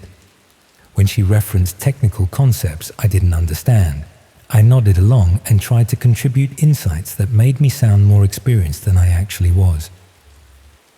The lies started small, but escalated quickly as our conversations continued. She seemed impressed by my apparent knowledge, which encouraged me to embellish further. I created stories about content I'd supposedly discovered, shared fictional accounts of browsing sessions that had never happened, built an entire persona around being someone far more worldly than a 15-year-old from suburban Manchester actually was. After about 2 months of increasingly elaborate fabrications, Dark Explorer mentioned something that made me panic about maintaining my false image. Red rooms. She brought them up casually, as if they were just another type of content she'd encountered during her explorations of hidden sites. Live streams where viewers could watch real violence happening in real time, broadcast from various locations on the dark web. Most people dismissed red rooms as urban legends, she explained, but anyone who'd spent serious time exploring the internet's darker regions knew they existed. The technical barriers weren't as insurmountable as skeptics claimed, and there was clearly sufficient demand to make them economically viable. I should have admitted ignorance at that point, should have explained that I'd heard of red rooms but never actually encountered one. Instead, I found myself claiming not only to have seen them, but to have opinions about their authenticity and technical implementation. Dark Explorer seemed intrigued by my supposed expertise. She asked detailed questions about specific aspects of Red Room streams, video quality, interface design, audience interaction methods, questions that made it clear she expected me to have first-hand knowledge rather than theoretical understanding. I improvised answers based on things I'd read in forum discussions, trying to sound authoritative while hoping she wouldn't notice the gaps in my knowledge. The conversation felt like a test I was barely passing, with each question pushing me further into territory I didn't actually understand. After that discussion, I spent hours researching red rooms online, trying to learn enough to maintain the facade I'd created. Most of what I found was obviously fictional or second-hand speculation, but a few sources seemed to have genuine knowledge about accessing hidden streaming sites. The research was supposed to be about covering my lies, but I found myself genuinely curious about whether red rooms actually existed.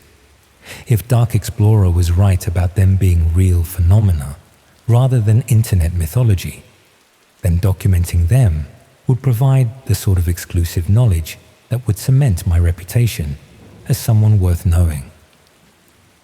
I started exploring parts of the internet I'd never visited before, following leads from the more credible sources I'd discovered. The process was more complex than I'd expected, involving software I'd never used and sites that required specific access methods. After about a week of persistent searching, I found something that looked promising. A site hosting what appeared to be live streams from various hidden locations. The interface was basic but functional, with video players showing feeds from different rooms. Most showed empty spaces or static scenes, but a few had activity that suggested they were genuinely live. One stream showed what appeared to be a basement or converted garage with someone strapped to a metal table. The video quality was poor and there was no audio, but the timestamp suggested it was happening in real time, rather than being pre-recorded content. I watched for about an hour, telling myself I was conducting research rather than witnessing something genuinely disturbing. The person on the table would occasionally move or struggle against their restraints, but mostly just lay there with the resigned expression of someone who understood their situation. Around 10 p.m., someone entered the frame and began making preparations that suggested the stream was about to become considerably more disturbing than passive observation of a restrained person. I should have closed the browser at that point and pretended I'd never found the site.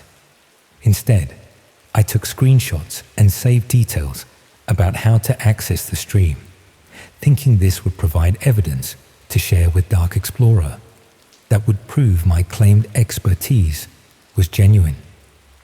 The next day, I messaged her with carefully edited details about what I'd supposedly discovered. I described the site and its content in ways that demonstrated I'd actually accessed it, while avoiding specifics that might reveal how recently I'd found it, or how little I actually understood about what I was seeing. Dark Explorer seemed impressed but also concerned. She pointed out that witnessing real violence, even passively through online streams, could have legal implications that I might not have considered. She suggested I be more careful about what I accessed and how I documented it. Her concern felt genuine in ways that made me realize she might actually care about my well-being, rather than just being impressed by my supposed knowledge. For the first time since we'd started chatting, I considered telling her the truth about how inexperienced I actually was, but I was too invested in the persona I'd created to back down now. Instead, I assured her that I was being careful and knew what I was doing, while privately resolving to be more cautious about what I accessed online. Except I kept going back to the streaming site, not because I enjoyed watching disturbing content, but because I'd become fascinated by the technical aspects of how it functioned. The site seemed to host multiple streams from different locations, suggesting either a single person with access to various properties or multiple people contributing content to a shared platform. The streams I'd initially found were replaced by new ones every few days, always showing different rooms and different victims. The production quality varied considerably, from professional setups with multiple camera angles to amateur recordings from single static positions. What disturbed me most wasn't the violence itself, but the mundane details that suggested these streams were being produced locally rather than in distant countries. Background sounds that seemed typically British, architectural details that looked familiar, even glimpses of packaging or signage that suggested UK origins. The possibility that red rooms were being produced somewhere near Manchester, rather than in abstract foreign locations, made everything feel more immediate and dangerous. These weren't distant criminals operating in places I'd never visit. They could be people who lived in my area, used the same shops, traveled the same roads. I started paying attention to local news reports, looking for missing person cases that might correspond to victims I'd seen in streams. Without clear physical descriptions or specific dates, it was impossible to make definitive connections, but there seemed to be more unexplained disappearances than you'd normally expect. One case particularly bothered me because the missing person was around my own age, a 16-year-old who'd been reported missing about 2 months earlier after failing to return home from college. The circumstances were unusual because there had been no obvious reason for them to disappear voluntarily. I researched the case more thoroughly and found that the missing person had lived in an area of Manchester I was familiar with. They disappeared while walking home along a route that passed through several areas where someone could be intercepted without witnesses. The possibility that someone my own age from my own city might have become a victim in the streams I'd been watching made everything feel personal in ways I hadn't expected. This wasn't just about impressing someone online or maintaining a false persona. It was about real people suffering for reasons I didn't understand. I considered reporting what I'd discovered to the police, but I knew how that conversation would sound. 15-year-old claims to have found evidence of live murder streams while trying to impress someone online. They'd probably assume I was making up stories for attention. More importantly, I was worried about what might happen if the people behind the streams discovered that someone had identified their activities. I'd been accessing their content for weeks, potentially leaving digital traces that could be used to identify me. Dark Explorer had mentioned that serious exploration of hidden sites required understanding how to protect your identity and location from people who might not appreciate unwanted attention. Knowledge I clearly didn't possess, despite claiming to be experienced with this type of browsing. I decided to be more honest with her about my actual level of expertise, hoping she might provide guidance about staying safe online while continuing to access unusual content. But when I tried to message her, I discovered that her account had been deleted. Not just inactive or abandoned, but completely removed from the forum where we'd met. Her previous posts were gone, her username was available for new registration, and there was no indication that Dark Explorer had ever existed. I checked other platforms where we'd occasionally communicated, but found the same thing. Every trace of our conversations had been eliminated, as if someone had systematically removed all evidence of our interaction. The sudden disappearance felt ominous in ways I couldn't quite articulate.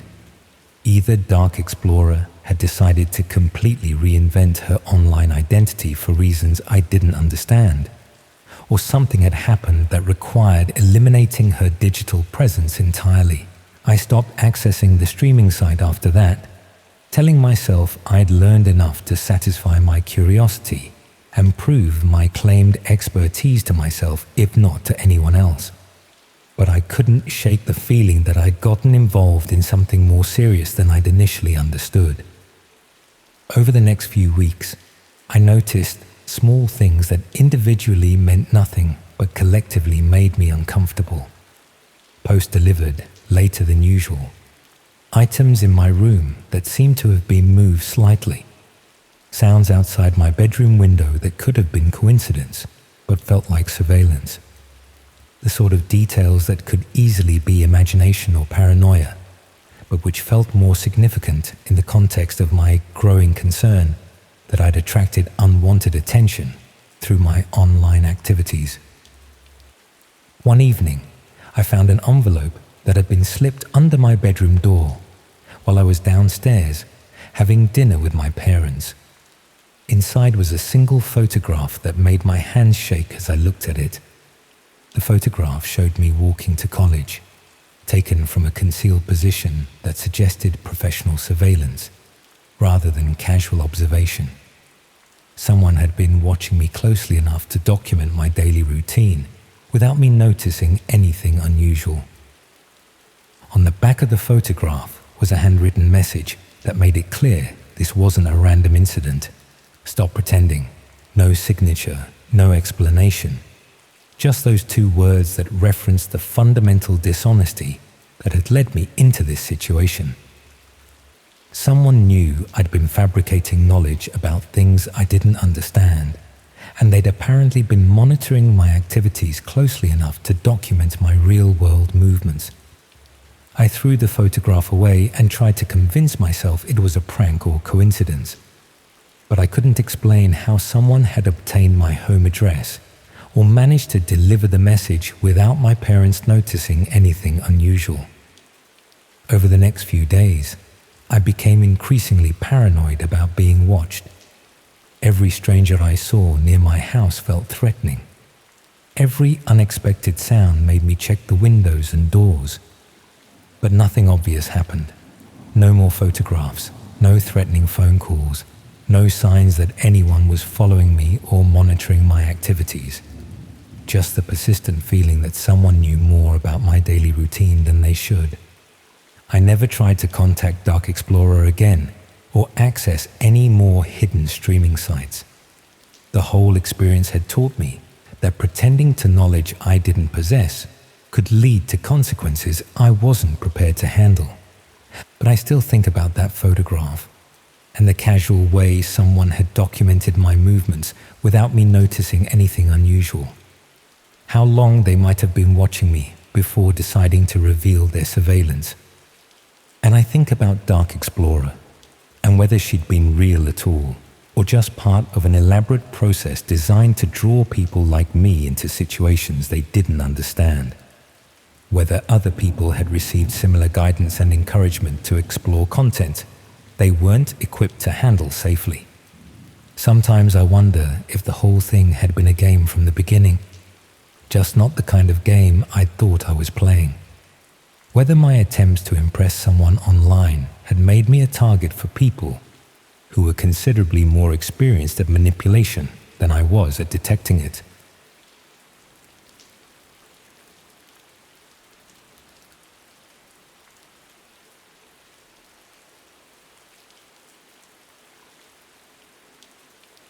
The person sitting next to you on the bus this morning might have spent last night watching someone die for entertainment. Your neighbor, your colleague, maybe even someone in your own family could be part of a network that treats human suffering like a pay-per-view sporting event. You think I'm being dramatic, talking about urban legends and internet folklore, but I've seen the application forms. I know how they recruit people, because I filled one out myself. It started when I was unemployed and desperate. 6 months out of university with a degree in psychology and no prospects beyond 0-hour contracts at call centers. My student loan was hanging over me like a sword. Rent was due, and my parents kept asking when I was going to get a proper job. The kind of desperation that makes you consider things you'd normally never touch. I was browsing job sites when I found the posting. It wasn't on the usual platforms, not Indeed or Reed, or any of the mainstream ones. This was on a forum I'd stumbled across while looking for freelance work, the kind of place where people advertise cash-in-hand jobs that don't ask too many questions about your employment history. The post was vague but intriguing. Remote work, flexible hours, good pay for the right candidate. It mentioned psychological assessment and evaluation work, which seemed perfect for someone with my background. The pay was mentioned as being well above average, around £40 an hour for part-time work. For someone living on beans on toast and instant noodles, it sounded too good to be true. The application process was unusual. Instead of a CV and cover letter, they wanted you to fill out what they called a psychological profile assessment. Questions about your tolerance for disturbing content, your ability to remain objective in stressful situations, your views on personal privacy and consent. They asked about your internet usage, whether you'd ever accessed the dark web, how comfortable you were with cryptocurrency transactions. I should have been suspicious, but I was broke and desperate. I answered honestly about most things, maybe embellished my experience with difficult psychological cases from my university placements. The questions about disturbing content I assumed were standard for psychology work. You often have to deal with traumatic material when working with victims of abuse or violence. They got back to me within days, which was faster than any legitimate employer I'd contacted. The response came from an encrypted email service I'd never heard of, with instructions to download a specific browser and access a website through something called the Tor network. They explained this was for security purposes, to protect client confidentiality and ensure the privacy of sensitive psychological assessments. The website looked professional enough. Clean design, corporate language about psychological services and remote consultation work. There was information about their client base, wealthy individuals seeking discreet psychological profiling of people in their lives, ex-partners, business rivals, employees they suspected of disloyalty. The kind of grey area work that exists in the spaces between legal and illegal.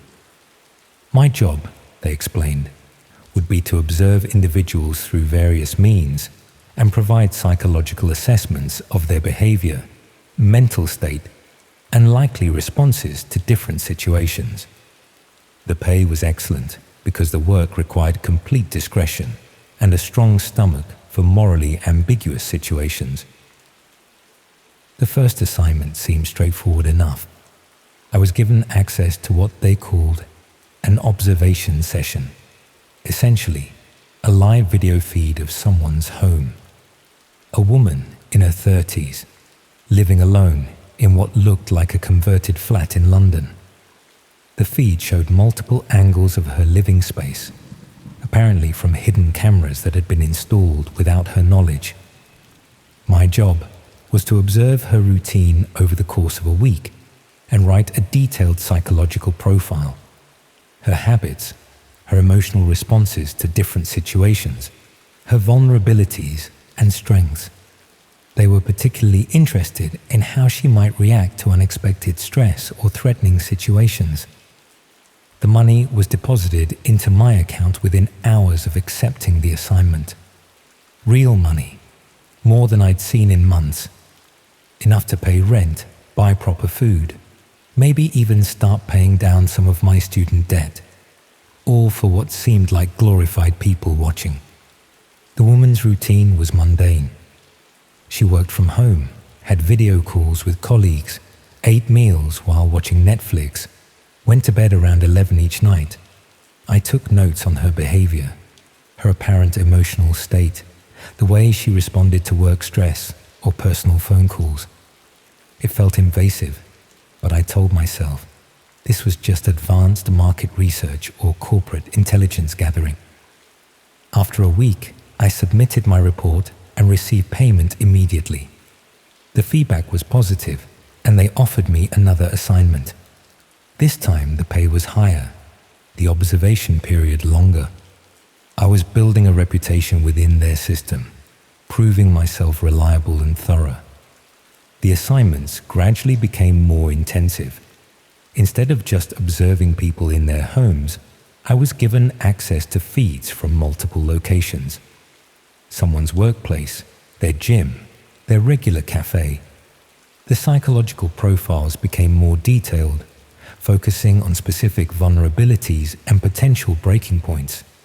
How someone might react to blackmail, what would cause them to have a mental breakdown, which family members they cared about most. I started to realize that these weren't just psychological assessments for corporate clients. The level of detail they wanted, the focus on vulnerabilities and stress responses, suggested something more sinister. But by then, I was earning more money than most of my university friends with proper jobs.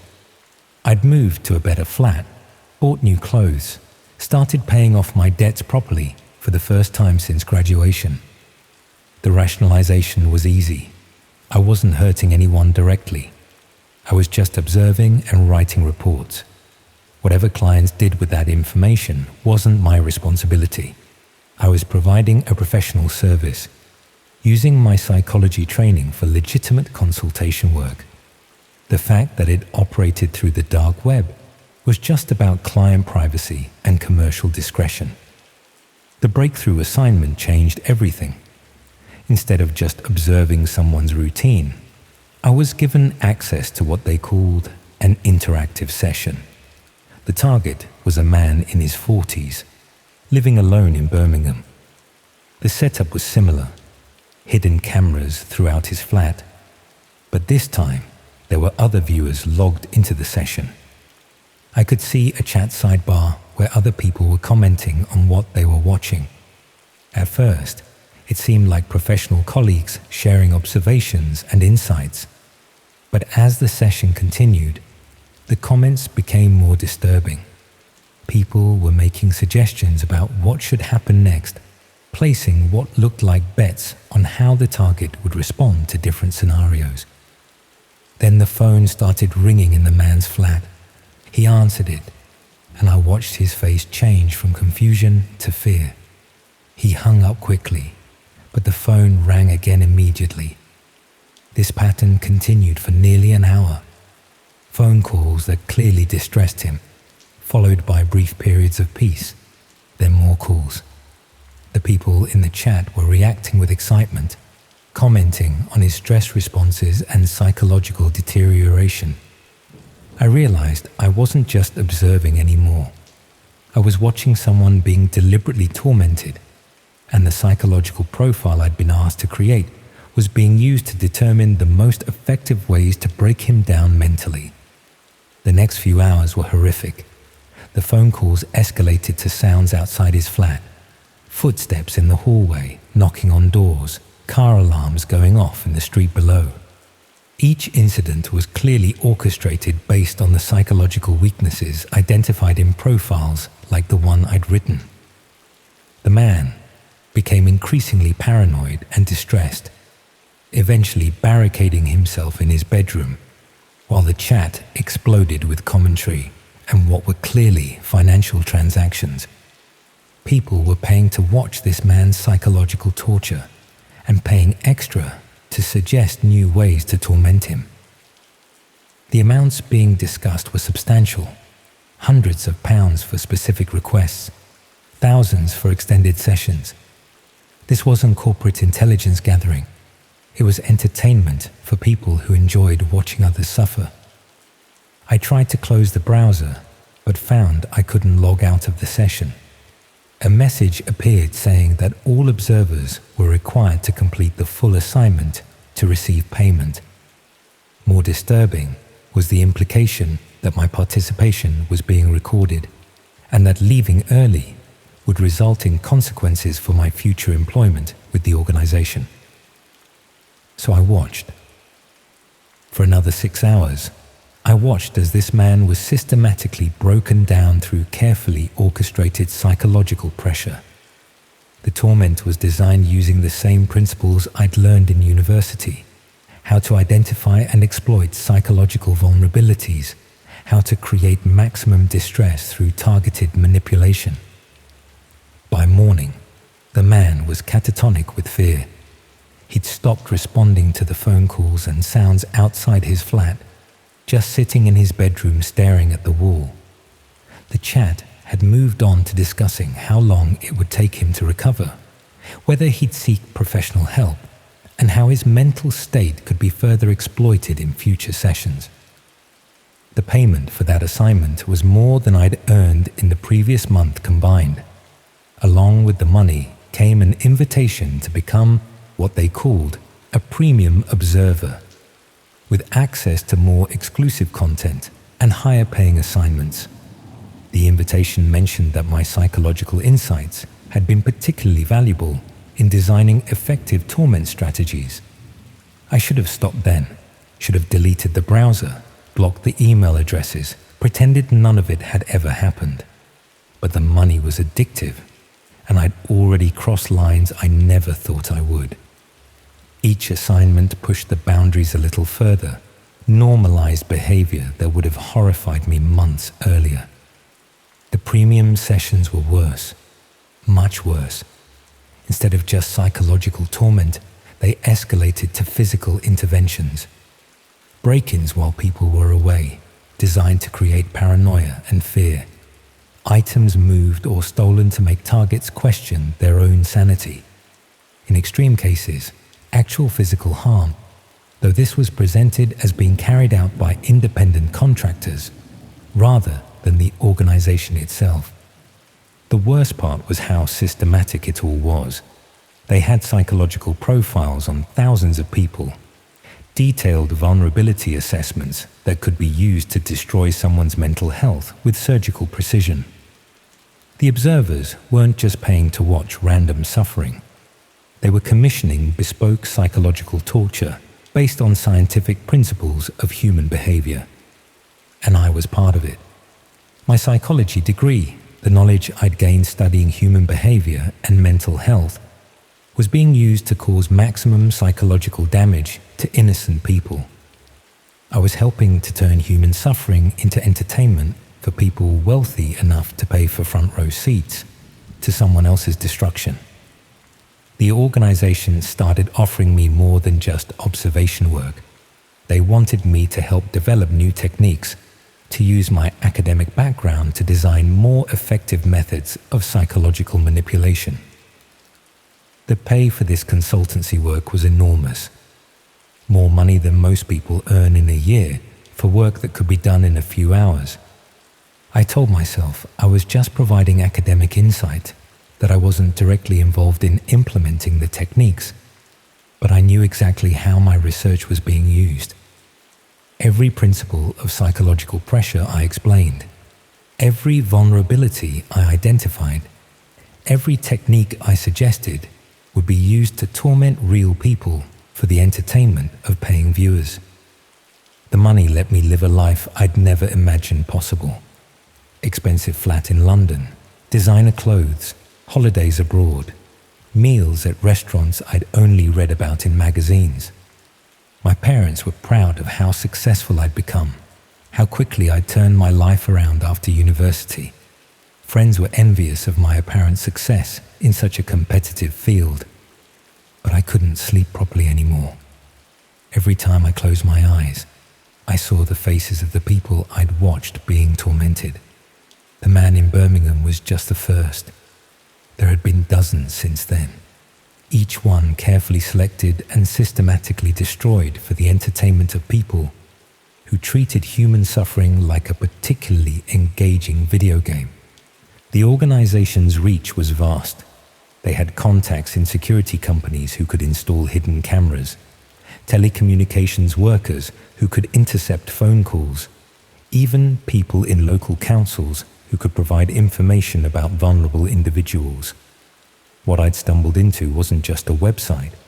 It was a network that extended into legitimate institutions and businesses. The viewers weren't just random perverts either. The amounts of money being spent suggested wealthy individuals, possibly including people in positions of power and influence. Politicians, business leaders, celebrities, anyone with enough money and moral flexibility to pay premium prices for customized human suffering. After nearly a year of this work, I started to receive different kinds of assignments. Instead of just observing existing targets, I was asked to identify potential new ones. People in my personal life who might be suitable for psychological profiling and eventual targeting. Friends, family members, former classmates, anyone who might provide entertaining content for the organization's clients. The requests came with substantial financial incentives, bonuses for successful recruitment, ongoing payments for providing personal information about potential targets, premium rates for people I had close access to. They were particularly interested in my family, specifically my younger sister, who was starting university and living alone for the first time. That's when I realized I'd become more than just an employee. I was part of the network now, expected to provide targets from my own life in exchange for continued financial support. The organization had gradually normalized increasingly extreme behavior, using financial incentives and the threat of exposure to ensure compliance. I tried to quit, sent an email saying I was no longer available for assignments, that I wanted to end my association with the organization. The response was swift and terrifying. They had detailed records of my involvement, including video evidence of my participation in the interactive sessions. They knew where I lived, where my family lived, details about my personal life that I'd never shared with anyone. The message was clear. I could continue working for them voluntarily, or I could become one of their targets. They had enough information about my psychological profile to design a torment program that would be perfectly calibrated to my specific vulnerabilities and fears. More concerning was the implication that they'd been profiling me from the beginning. My initial application, the gradual escalation of assignments, the financial dependency they'd created. It had all been carefully planned to ensure my compliance. I wasn't just an employee who'd stumbled into something dark. I was a target who'd been recruited and conditioned to participate in my own exploitation. I'm still working for them, still writing psychological profiles, still participating in interactive sessions, still helping to design new methods of psychological torture. The money continues to flow into my account, and I continue to live a life that looks successful and comfortable from the outside. But I know what I really am now. I'm not a successful psychology consultant or a remote work entrepreneur. I'm a collaborator in an industry that treats human suffering as entertainment. Someone who uses academic knowledge to help wealthy perverts torment innocent people for fun. And the worst part is that I can't be the only one. The organization is too large, too sophisticated, too well connected to rely on just a few recruited academics. There must be hundreds of people like me. Qualified professionals who started with legitimate seeming work and gradually found themselves complicit in something monstrous. Your therapist, your university lecturer, your GP. Any of them could be supplementing their income by helping to design psychological torture programs. The person who assessed your mental health, who has access to your vulnerabilities and fears, might be selling that information to people who want to use it against you. The next time you feel like someone's watching you, like someone knows more about your personal life than they should, like someone's deliberately trying to make you paranoid or distressed, you might not be imagining it. You might be someone's premium entertainment, carefully selected and systematically tormented by professionals who know exactly which psychological buttons to push. And somewhere, people are paying good money to watch it happen.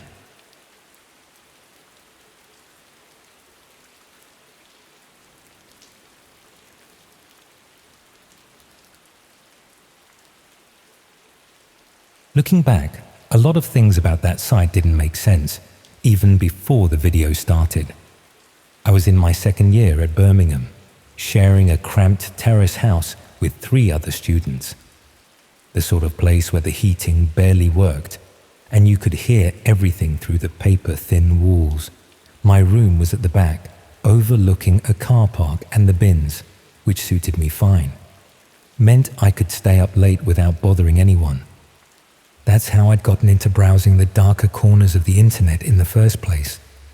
Insomnia had always been a problem, and after exhausting Netflix and YouTube sometime around 3 in the morning, I'd started exploring places I probably shouldn't have. The university's VPN made me feel safer about it, like there was this barrier between me and whatever I was looking at. Naive, really, but I was 20 and thought I knew better than everyone else. Most of what you find on the dark web is disappointingly mundane. Lots of broken links, abandoned forums, the occasional marketplace selling things that probably weren't what they claimed to be. But there's something addictive about it. This sense that you're seeing the internet's basement, all the stuff that's been swept under the carpet.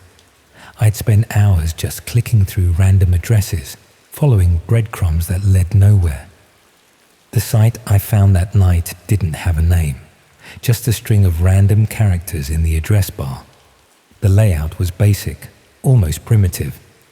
Black background, white text, a handful of links arranged in a simple list. What caught my attention was how recently active it seemed. Most hidden sites feel abandoned, like digital ghost towns, but this one had timestamps showing activity from just hours earlier. The main page advertised something called premium viewing experiences, with prices listed in pounds sterling, which struck me as odd. Most of these sites dealt in American dollars, or avoided currency altogether. There were maybe a dozen links, each with cryptic titles like Private Collection Number 47 or Exclusive Content Limited Time. Nothing explicitly stated what the content actually was, but there was an air of exclusivity about it all, like you were being invited into something special. What really didn't make sense was the technical side of things. The site loaded fast. Too fast for something supposedly hidden away on encrypted servers. The video player embedded in the page looked professional, with proper buffering and quality controls. These weren't the sort of features you'd expect from some back alley corner of the internet. It felt more like a legitimate streaming service that had been painted black and moved underground. I clicked on one of the middle links, something called Live Session Number 23. A payment screen appeared, asking for about £40, but there was also a guest access option in small text at the bottom. I wasn't about to hand over my card details to a nameless website, so I clicked the guest option instead. The screen went black for a moment. Then a new page loaded with a simple countdown timer. Next session begins in 12 minutes, it read. Below that was a chat box, already filled with messages from other users. Most were just timestamps and numbers, coordinates maybe, or some sort of code. But scattered between them were comments that made my stomach turn. People discussing what they wanted to see, placing what looked like requests or bets.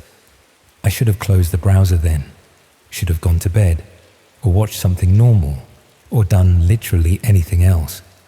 But there's something about forbidden knowledge that makes it impossible to look away. I told myself I was just curious, that I'd watch for a few minutes to see what all the fuss was about, then leave. The timer hit 0 and the screen changed again. This time it showed what looked like a normal living room. Beige carpet, a leather sofa, family photos on the mantelpiece. The quality was good, HD at least, and the camera seemed to be positioned somewhere near the ceiling, giving a wide view of the space. At first, nothing happened. Just an empty room with the soft sound of a television playing somewhere off camera. Then a woman walked in. She was maybe 40, wearing a dressing gown and slippers, carrying a mug of tea. Completely ordinary. She settled onto the sofa and picked up a remote channel surfing through what looked like normal British television. The whole scene was so mundane it was almost disappointing. The chat box beside the video was going mental though, messages flooding in faster than I could read them, users excitedly discussing what was happening. Some seemed to know the woman's name, her address, details about her life. Others were making suggestions about what should happen next, and these suggestions were getting increasingly disturbing. That's when I noticed the woman kept glancing towards the camera. Not directly at it, but in that general direction, like she could sense something was wrong. She muted the television and sat very still for a moment, head tilted slightly as if listening for something. The chat messages were coming even faster now, and I caught fragments that made my skin crawl. People talking about timing, about opportunities, about how long they'd been planning this. The woman stood up suddenly and walked towards what I assumed was the kitchen. The camera angle changed. There was more than one feed. This new view showed a hallway with stairs leading up to the first floor. I could hear her moving around, opening cupboards, the clink of dishes being washed. Normal evening sounds that now felt ominous given the context. One of the chat messages caught my attention. Back door's been open for 10 minutes now. Another replied, give it 5 more, then we go. I felt sick. This wasn't just voyeurism. It was something much worse. These people weren't just watching this woman. They were coordinating something. Their room wasn't about what I'd expected at all. It wasn't some torture chamber or theatrical horror show. It was about real people in real danger. And I was watching it happen in real time. The woman came back into the living room, but she wasn't carrying her mug anymore. Instead, She had her mobile phone, and she was dialing a number. The chat exploded with panic and excitement. Messages about abort codes and backup plans, complaints about the timing being wrong, arguments about who was responsible for the failure. But the woman wasn't calling the police. She was calling someone else, and when they answered, she said something that made my blood freeze. "I know you're watching. I can see the visitor count on my stream." The camera feeds went black simultaneously.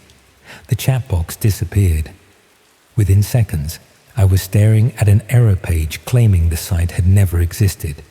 I tried refreshing, typing in the address again, even checking my browser history, but there was no trace of what I'd just seen. I sat there in the dark of my room, listening to my housemate snoring through the walls, trying to process what had happened. Had I just watched someone's home being monitored by strangers? Had I witnessed the planning stages of a break-in or worse? Or had the whole thing been an elaborate fake, designed to mess with people like me who went looking for forbidden content? The worst part was the woman's final words. She'd known about the visitor count. That meant she was aware of being watched, maybe even complicit in it. But that raised even more disturbing questions about what kind of person would willingly participate in something like that, and what sort of people were paying to watch. I didn't sleep that night. Every small sound in the house made me jump. Footsteps on the stairs, the boiler clicking on, the wind rattling the windows. I kept thinking about that woman, wondering if she was safe, wondering if what I'd seen was real or just an elaborate performance designed to traumatize gullible students like me. The next morning, I tried researching red rooms properly, using the normal internet. Most sources claimed they were an urban legend, that no one had ever found genuine evidence of live-streamed violence or murder. But then I'd read forum posts from people claiming to have seen exactly what I'd witnessed, normal people in normal homes, being watched by crowds of strangers with sinister intentions. What bothered me most was how professional the whole thing had seemed. This wasn't some amateur operation run by basement-dwelling psychopaths. The website, the video quality, the payment systems, it all suggested something much more organized and well-funded, the kind of thing that would require serious technical expertise and significant resources to maintain. I started paying more attention to true crime stories after that, looking for patterns that might connect to what I'd seen. Home invasions, where the victims reported feeling watched beforehand. Burglaries, where nothing was stolen but personal items had been moved or examined. Missing person cases where the last known activity was routine, domestic, ordinary. Sometimes I'd catch details that seemed familiar.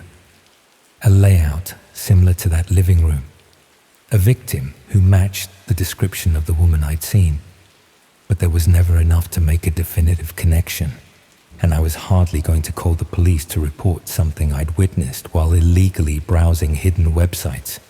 The university VPN felt less like protection after that, more like a thin curtain that could be pulled aside at any moment. I stopped exploring the dark web entirely, sticking to normal websites and trying to forget what I'd seen. But late at night, when the house was quiet and I was alone with my thoughts, I'd find myself wondering about that woman. Had she escaped whatever was being planned for her? Had she been part of it all along? Or had I witnessed something much worse? The moments before someone became a victim, broadcast live to paying customers who treated human suffering as entertainment. The worst part is that I'll never know. The site vanished without a trace, leaving me with nothing but questions and the horrible certainty that somewhere out there people are watching other people's lives unfold in real time, waiting for the perfect moment to step from observer to participant. Sometimes I catch myself checking the locks on my doors more carefully than I used to, or glancing towards the corners of rooms where a hidden camera might be positioned, I tell myself it's paranoia, that what I saw was probably fake, designed to mess with people exactly like me. But late at night, when I'm alone in my room and the house is quiet, I can't shake the feeling that somewhere, someone might be watching me too, waiting for their moment, counting down their own timer until it's time to act. And the thing that scares me most, the thought that if it happened to me, there might be other curious students out there, browsing sites they shouldn't be browsing, watching it all unfold in real time, telling themselves it's probably just fake.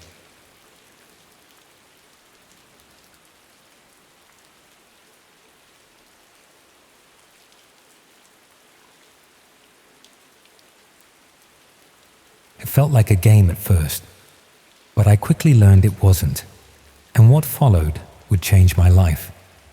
My parents worked long hours, and I was an only child, which meant most evenings were spent alone in my room in our terrace house in Reading, supposedly doing GCSE coursework, but actually scrolling through whatever caught my attention online. The internet was more entertaining than television, and considerably more entertaining than the homework I was meant to be doing.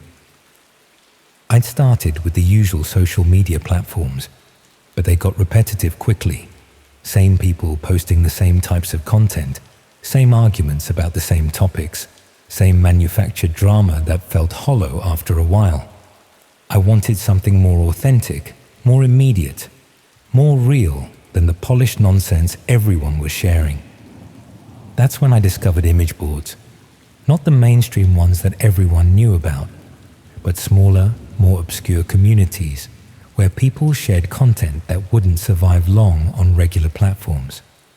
Raw, unfiltered material that felt genuine in ways that social media never did. The sort of places where people posted without worrying about maintaining personal brands or managing public images. The content was hit and miss, sometimes interesting, sometimes disturbing, often just random nonsense that someone had found amusing enough to share. But there was an authenticity to it that I found appealing. People weren't performing for audiences the way they did elsewhere online. They were just sharing whatever they'd encountered or created. One image board I frequented had a section dedicated to what they called rare finds, unusual content that people had discovered in the deeper parts of the internet. Not necessarily illegal material, just things that were difficult to find or access through normal browsing. The discussions were more sophisticated than you'd expect from random internet users. People analyzed the authenticity of footage, discussed technical aspects of content creation, shared methods for accessing hidden or restricted material. It felt like being part of an exclusive research community. That's where I first encountered mentions of red rooms. The concept was straightforward enough. Live streams supposedly hidden on the dark web, where viewers could watch real violence happening in real time. Most participants dismissed them as technically unfeasible urban legends, but a few claimed to have encountered evidence suggesting they might actually exist. What made me pay attention was how casually these discussions happened. People weren't treating it like creepypasta or horror fiction. They discussed red rooms the same way they discussed any other type of online content, as something that probably existed somewhere, even if it was difficult to access. One regular poster, who went by Streamfinder, claimed to have archived material from what appeared to be genuine red room broadcasts. He was selective about who he shared content with, requiring people to contribute interesting finds before he'd provide access to his collection. I spent several weeks proving my interest by sharing unusual content I discovered on other platforms. Nothing extreme, just rare or hard to find material that demonstrated I was serious about documenting authentic internet phenomena rather than just seeking sensational content.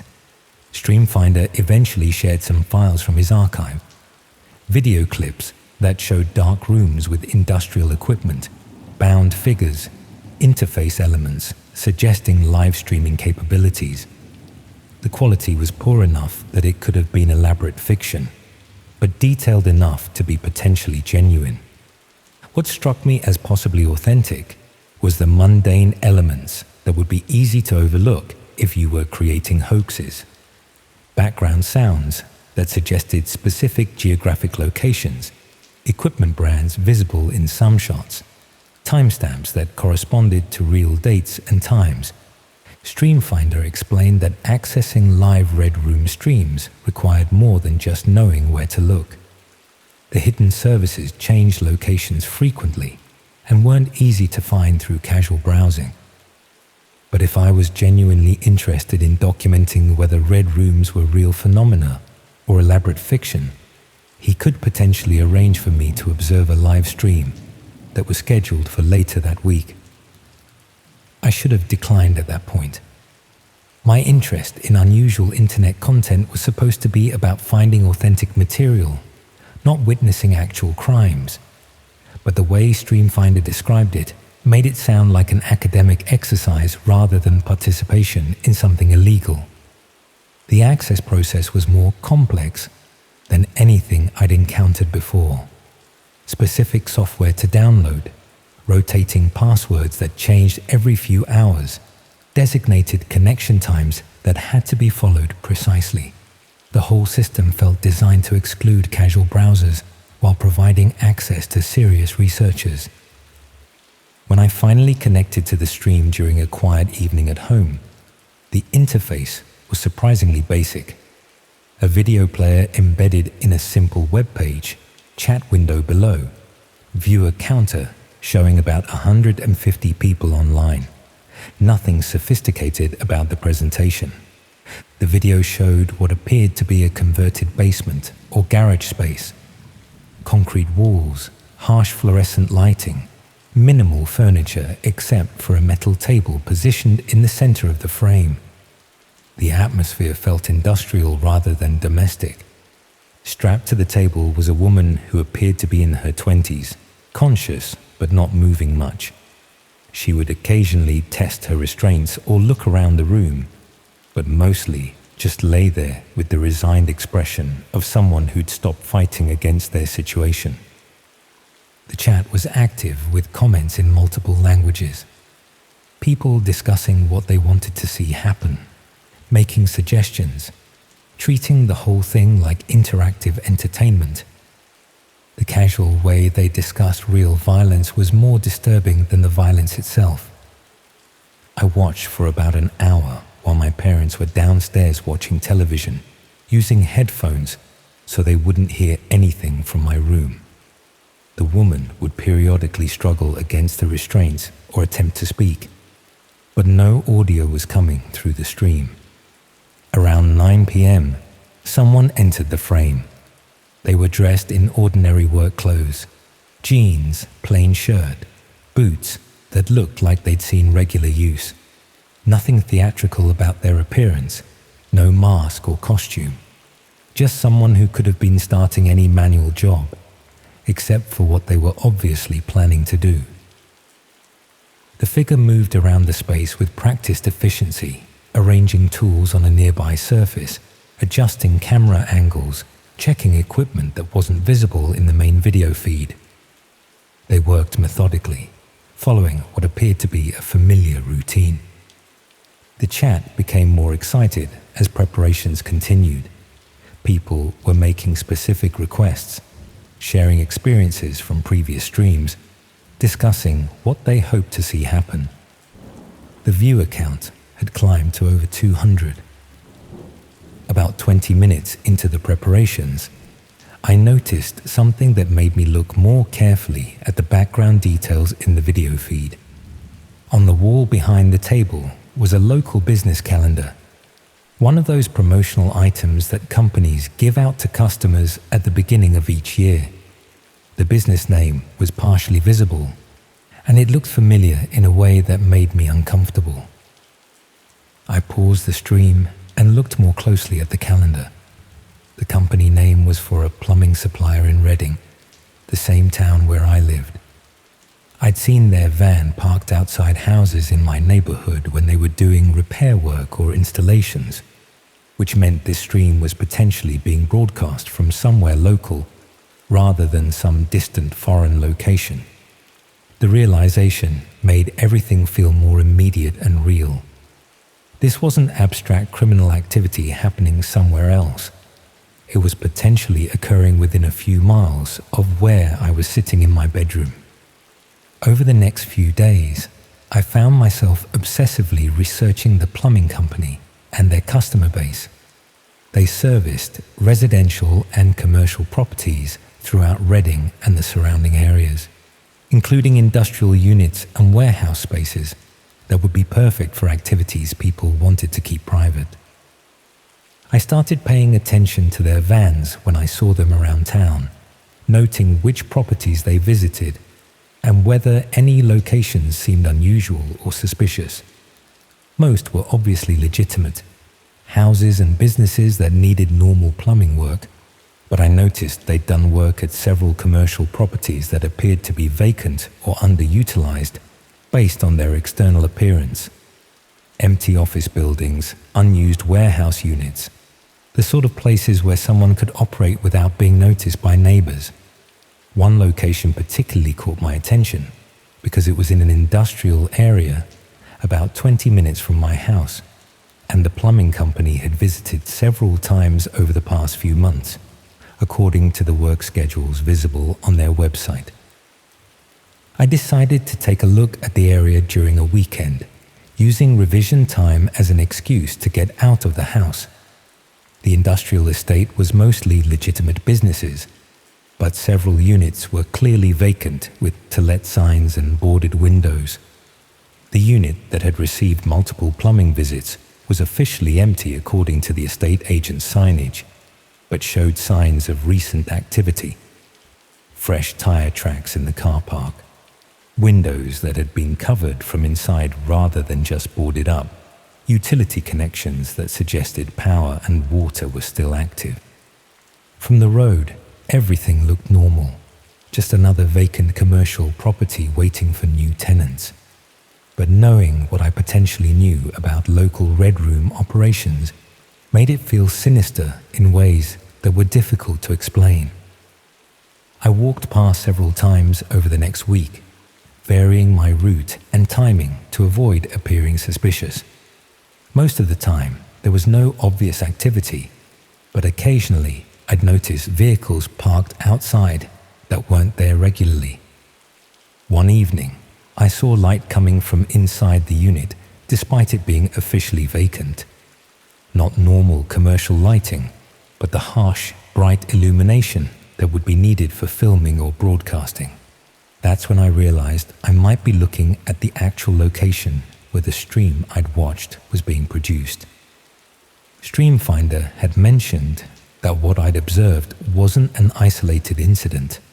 He offered to provide access to additional streams if I was serious about documenting their activities.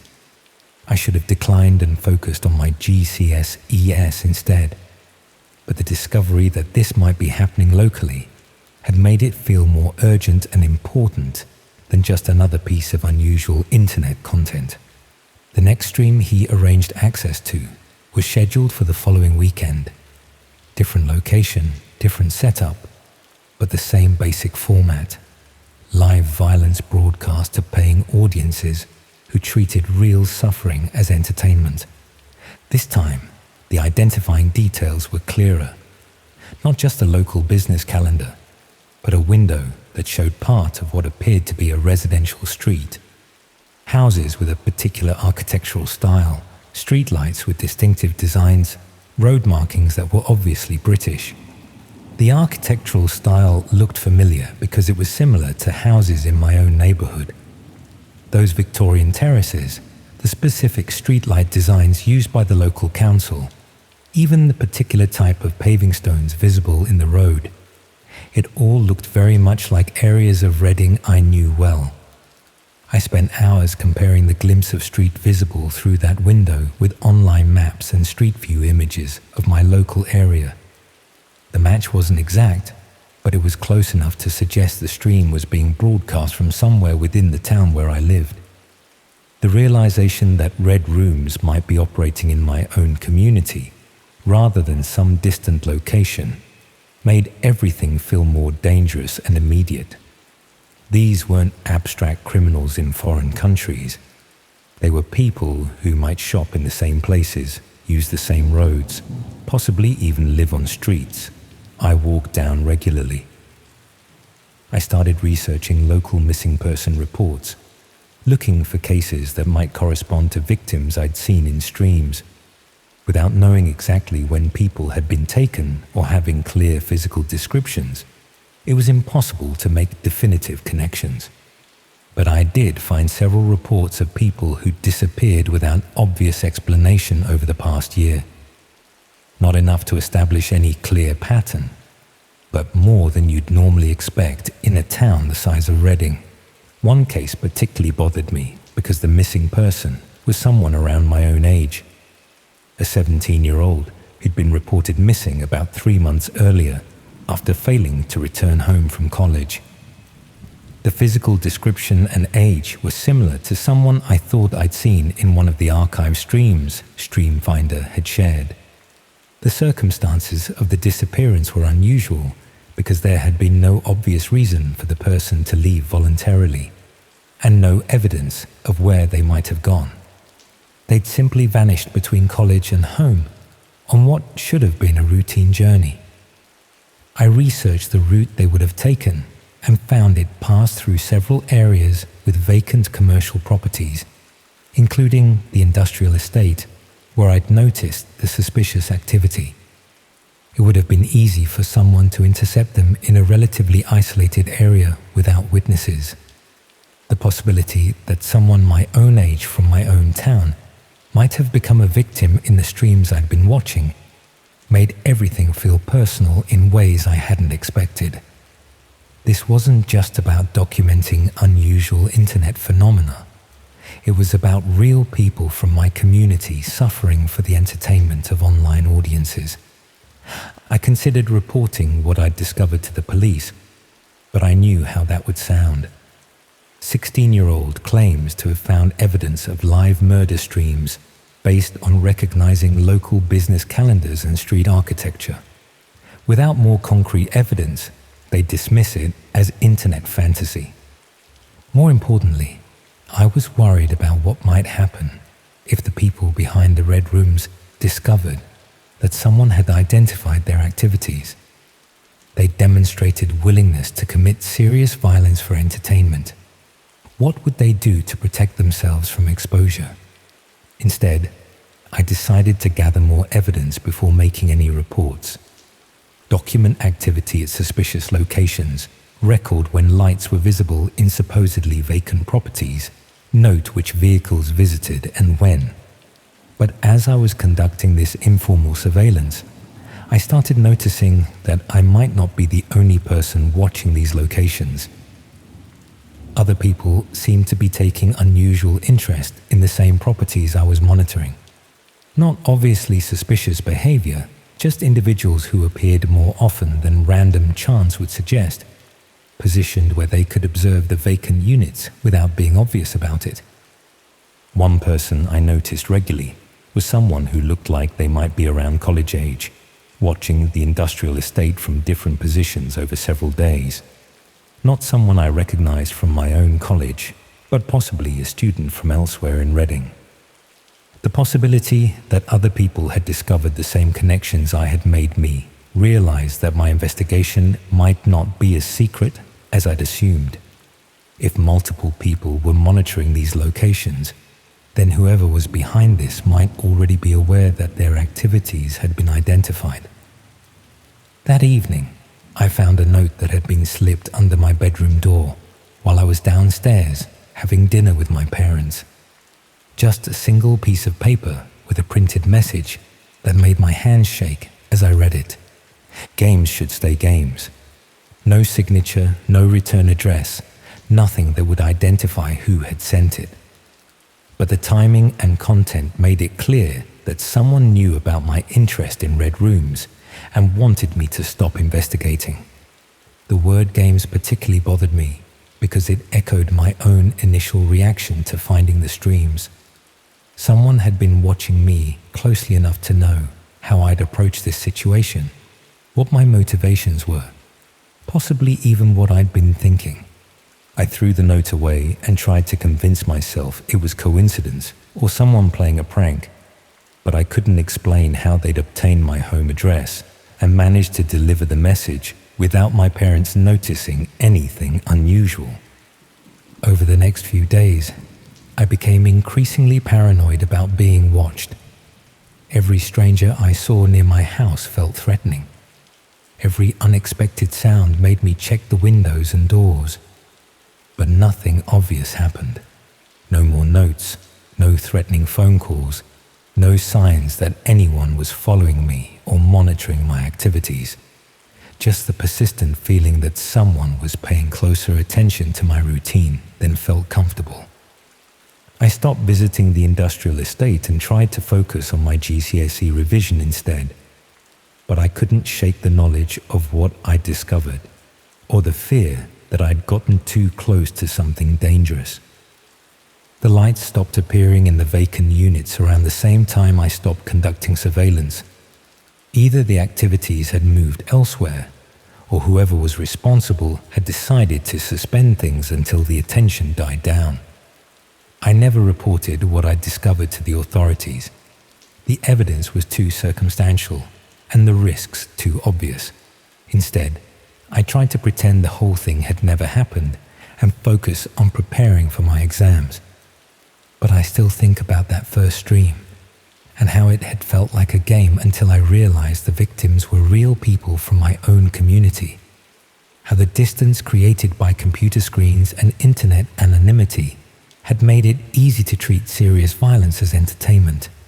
And I think about how many other similar operations might be running in vacant commercial properties across the country, operated by people who look and act like ordinary members of their communities when they're not broadcasting real suffering to paying audiences.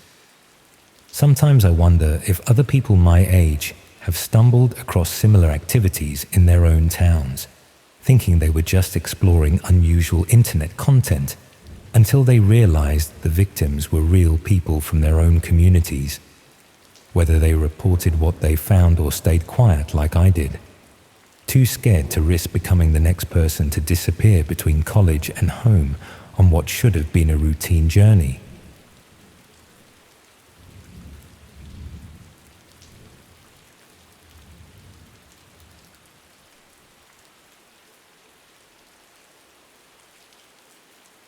The silence from the speakers made the stream harder to look away from, like watching something through glass that you knew you shouldn't be seeing, but couldn't quite stop yourself from observing. I was 18 and halfway through my A-levels when I got bored with fictional horror and started looking for something real. Not that the creepy pastor forums I'd been frequenting were particularly scary. Most of the stories were obviously made up by teenagers trying to one-up each other with increasingly ridiculous scenarios involving supernatural entities and impossible situations. What I wanted was genuine fear, the sort that comes from knowing something terrible actually happened rather than just imagining it might.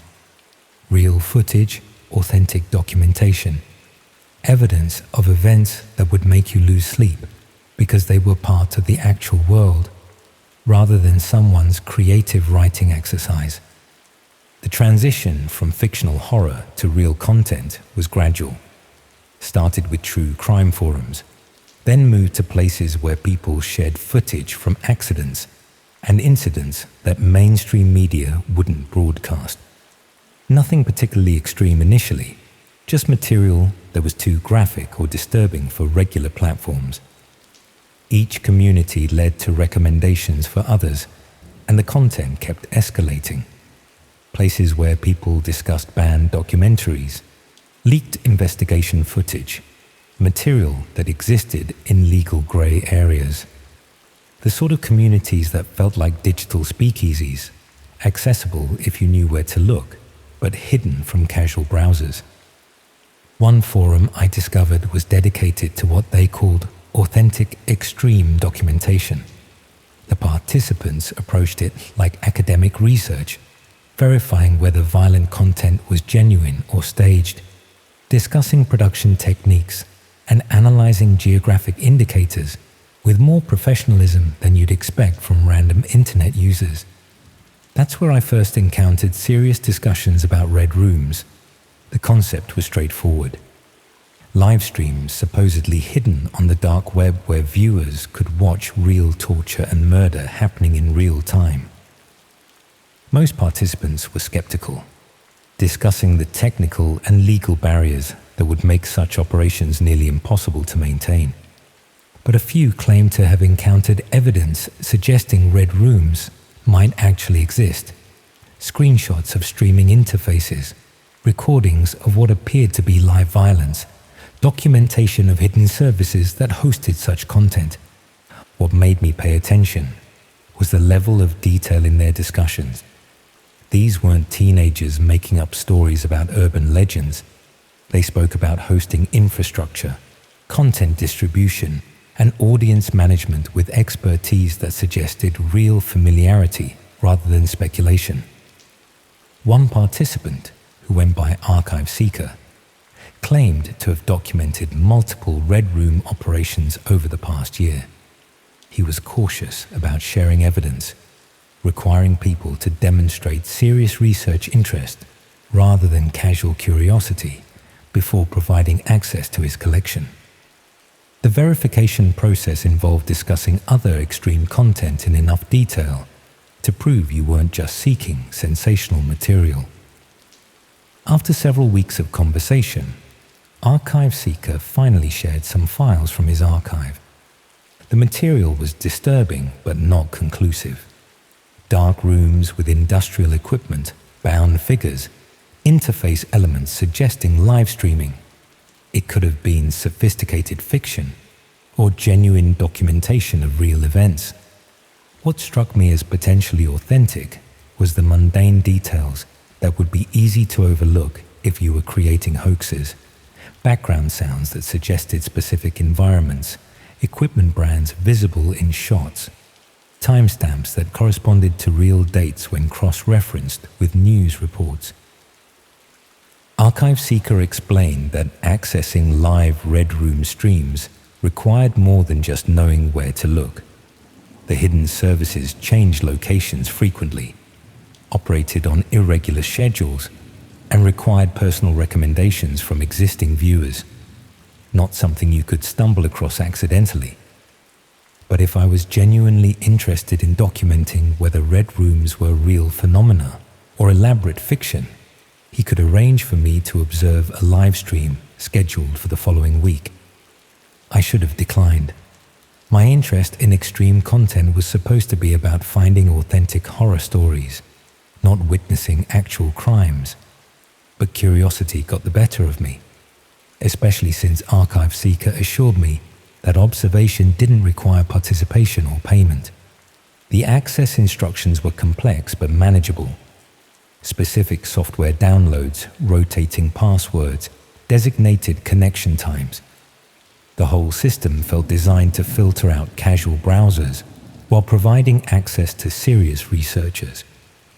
When I finally connected to the stream, the interface was surprisingly basic. A video player showing a feed from what appeared to be a converted basement, with a chat window below where viewers could communicate. Nothing sophisticated about the presentation. The video showed a concrete-walled space with harsh lighting and minimal furniture. In the center was a metal chair, and strapped to that chair was a man who appeared to be in his 30s. He was conscious, but not moving much, occasionally testing his restraints or looking around the room with obvious confusion. The chat was active with participants discussing what they expected to see happen. Comments in multiple languages suggested an international audience, with people making suggestions and placing bets on various outcomes. The casual way they discussed real violence was more disturbing than the violence itself. I watched for about an hour. using headphones so my parents wouldn't hear anything from my bedroom. The man in the chair would periodically struggle against his restraints or attempt to speak, but no audio was coming through the stream. Just silence that made everything feel more immediate and real. Around 10 p.m., someone entered the frame. They were dressed ordinarily: jeans, plain shirt, work boots. Nothing theatrical about their appearance, no mask or costume. Just someone who could have been anyone, preparing to do something that definitely wasn't ordinary. The figure moved around methodically, arranging tools on a nearby surface, adjusting camera equipment, checking various apparatus that wasn't fully visible in the main feed. They worked with practiced efficiency that suggested this wasn't their first time following this routine. The chat became more excited as preparations continued. People were making specific requests, sharing experiences from previous streams, discussing what they hoped to see happen. The viewer counter showed several hundred people watching. About 20 minutes into the preparations, I noticed something that made me lean closer to my laptop screen. The figure had moved to adjust one of the cameras, and for a moment I got a clearer view of the room's background. On the wall was a fire safety certificate, the sort of official documentation you see in commercial buildings to show they meet safety regulations. The certificate was issued by a company I recognized, a local fire safety firm that did inspections for businesses around Essex, where I lived. I'd seen their signs on various shops and offices in my town, including at the college where I was studying, which meant this stream was potentially being broadcast from somewhere relatively local to where I was sitting. I took screenshots of the certificate and researched the fire safety company online. They serviced commercial properties throughout Essex and East London, including warehouses, offices, and industrial units. Hundreds of potential locations where someone could set up streaming equipment without attracting attention. Over the next few days, I found myself obsessively researching the local connection, looking at commercial property listings, checking business directories, trying to identify locations that might match what I'd seen in the stream. The man from the stream bothered me more than I wanted to admit. Not just what had obviously happened to him, but the way he'd looked around that room with growing understanding of his situation. The moment when confusion had turned to genuine fear. I considered reporting what I'd seen to the police, but I knew how that would sound. Sixth form student claims to have found evidence of live murder streams based on recognizing a fire safety certificate from a local company. Without more concrete evidence, they dismiss it as internet fantasy. Archive Seeker had mentioned that the operation I'd observed was part of a larger network with multiple locations and regular scheduling. He offered to provide access to additional streams if I was serious about documenting their activities. I should have declined and focused on my A-level coursework instead, but the idea that this might be happening locally had made it feel more urgent and real than just another piece of extreme internet content. The next stream he arranged access to was scheduled for the following weekend. Different location, different setup, but the same basic format. Live violence broadcast to paying audiences who treated real suffering as entertainment. This location was clearer in terms of identifying features, not just a basement, but what appeared to be a converted workshop or garage with distinctive elements that made it easier to place geographically. Most importantly, there was a window visible in the background that showed part of what appeared to be a residential street. Terraced houses with a particular architectural style, streetlights with distinctive lamp designs, road markings that suggested British rather than foreign location. The architectural style looked familiar in a way that made me uncomfortable. Those house designs, the streetlight style, even the particular type of paving stones visible in the road. It all looked very much like areas of Essex I knew well. I spent hours comparing the glimpse of street visible through that window with online maps and street view images of my local area. The match wasn't exact, but it was close enough to suggest the stream was being broadcast from somewhere within about 20 miles of where I lived. The realization that Red Rooms might be operating locally, rather than in some distant country, made everything feel more immediate and dangerous. These weren't abstract criminals in foreign locations. They were people who might live in my area, shop in the same places, use the same roads. I started paying more attention to local news reports, looking for missing person cases that might correspond to victims I'd seen in streams. But without knowing exactly when people had been taken or having clear physical descriptions, it was impossible to make definitive connections. What I did find were several reports of people who disappeared without trace over the past year. Not enough to establish any pattern, but more than you'd normally expect in a relatively small geographic area. One case particularly caught my attention. A man in his 30s been reported missing about 2 months earlier, after failing to return from what should have been a routine evening out. The physical description matched someone I thought I'd seen in one of the archived streams Archive Seeker had shared. The missing person report included a photograph that looked very similar to one of the victims, though the poor video quality made it impossible to be completely certain. But the age, build, and general appearance were consistent enough to be disturbing. I researched the circumstances of his disappearance more thoroughly. He'd left home around 7 p.m. to meet friends at a pub in town, but had never arrived. His car was found the next morning in a supermarket car park about 5 miles away, with no signs of struggle or obvious explanation for why he'd abandoned it there. The location where his car was discovered was interesting because it was near an industrial estate with several empty units that had been vacant for months. The sort of place where someone could operate without being noticed by neighbors or regular foot traffic. I decided to visit the industrial estate, using college work as an excuse to take the bus in that direction. Most of the units were legitimate businesses, small manufacturing, logistics companies, vehicle repair shops, but several were clearly empty, with to-let signs and boarded windows. One unit particularly caught my attention because it had been vacant longer than the others, according to the estate agent's signage, but showed signs of recent activity. Fresh tire tracks in the car park, windows that had been covered from inside rather than just boarded up, electrical connections that suggested power was still connected despite the property being officially empty. From the road, everything looked normal. Just another vacant commercial unit waiting for new tenants. But knowing what I potentially knew about local Red Room operations made it feel sinister in a way that was difficult to explain. I walked past several times over the next week, varying my route and timing to avoid appearing suspicious.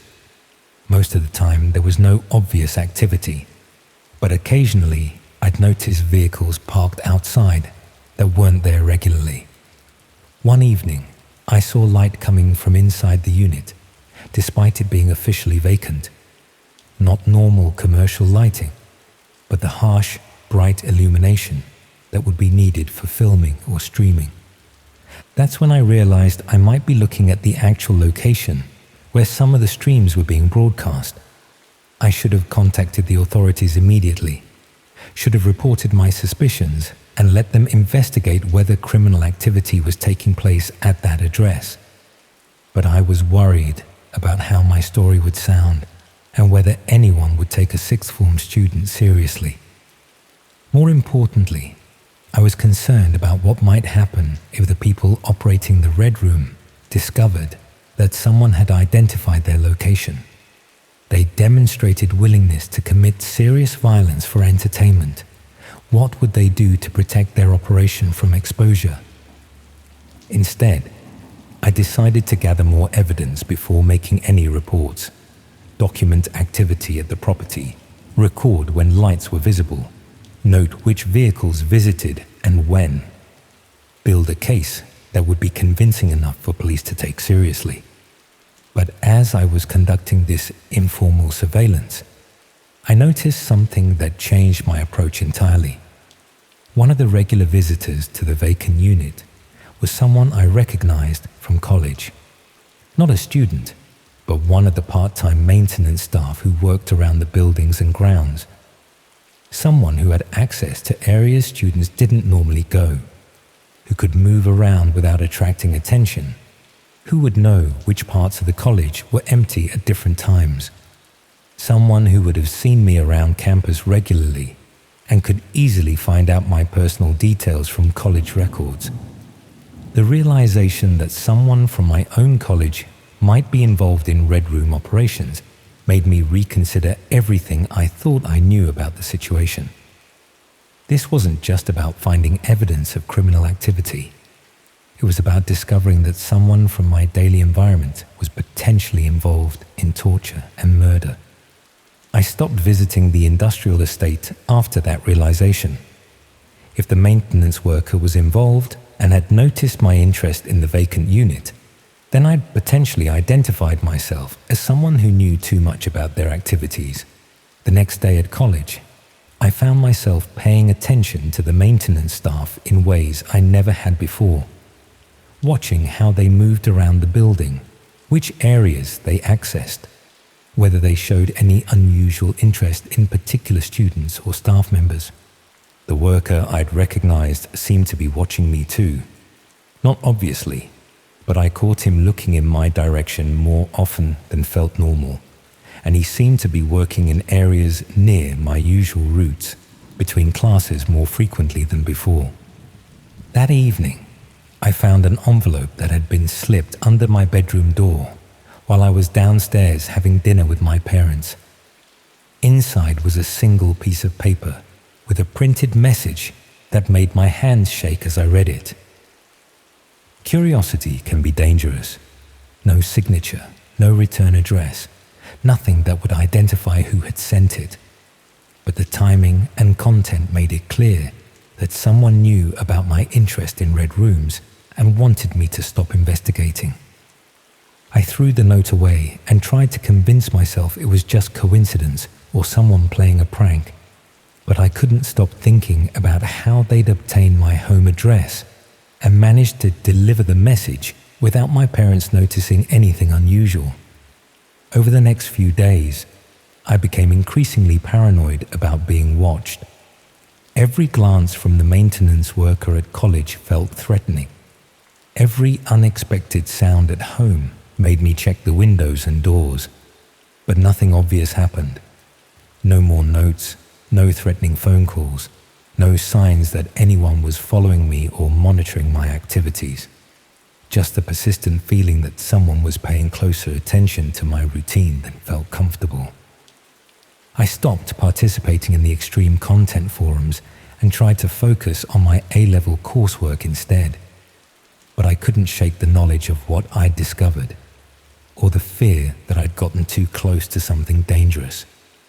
The maintenance worker left the college about 2 weeks later. According to the staff I asked, he'd found better employment elsewhere and given standard notice. Nothing suspicious about the circumstances, just normal staff turnover. But I noticed that the lights stopped appearing in the vacant industrial unit around the same time. I never reported what I'd discovered to the police. The evidence was too circumstantial and the risks too obvious. Instead, I tried to pretend the whole thing had never happened and focus on preparing for university.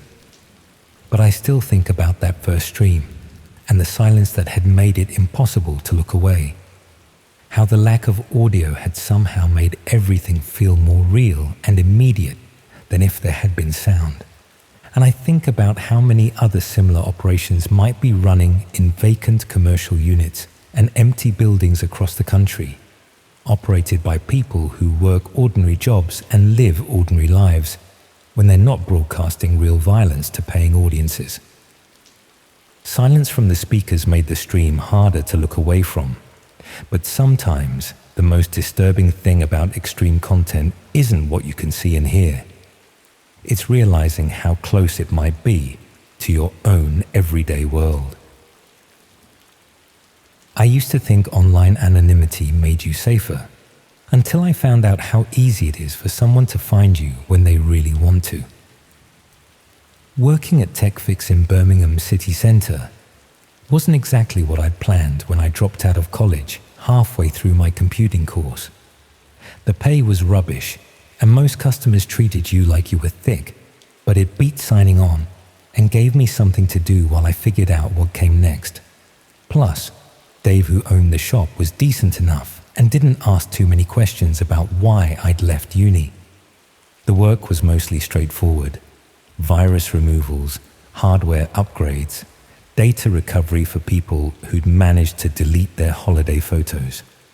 Nothing that required the sort of advanced knowledge they'd been trying to teach us at college. Just basic technical skills and patience with people who couldn't tell the difference between their desktop and their hard drive. It was a Tuesday afternoon in November when the woman came in with the laptop that changed everything. She was probably in her 50s, well-dressed but nervous, the sort of customer who clearly didn't feel comfortable in computer shops. Her laptop had crashed completely, wouldn't boot up at all, and she needed some files recovered before a business meeting the following day. Standard data recovery job. I explained it would take a few hours to extract the files safely, and she could collect the laptop the next morning. She seemed relieved and left after paying the deposit. I didn't start working on it until later that afternoon. When I opened up the laptop case to check the hard drive, I found a USB stick wedged inside, not properly inserted into a port, just loose in the casing like it had fallen out of someone's pocket during a previous repair. It wasn't the customer's. She'd been very specific about what files she needed recovering, and they were all work documents stored on the main drive. This USB looked older, more worn, like it had been used heavily over several years. I should have just put it in the lost property box and forgotten about it. But curiosity got the better of me, especially during a quiet spell when Dave had popped out to the bank. I plugged it into my work computer to see if there was anything that might identify the owner. The USB contained a single folder labeled with a string of random letters and numbers. Inside that folder were more folders, each named with dates going back about 18 months. And inside those folders were video files. The first few I opened were obviously downloaded from streaming sites. Poor quality, generic content, nothing particularly unusual. But as I worked through the folders chronologically, the content became progressively more disturbing. These weren't random downloads from public sites. Someone had been systematically collecting footage of real violence, organized by date and location. Police body cam footage from crime scenes. Security camera recordings from incidents that had never been reported in the news. Mobile phone videos shot by witnesses to events that looked genuinely traumatic. The timestamps suggested the material was recent, some of it from just weeks before. Either someone had remarkable access to law enforcement databases, or they were connected to the people creating this content in the first place. Buried deeper in the folder structure, I found something that made my hands shake as I scrolled through the files. Live stream recordings, multiple files, each several hours long, showing what appeared to be real-time violence happening in various locations.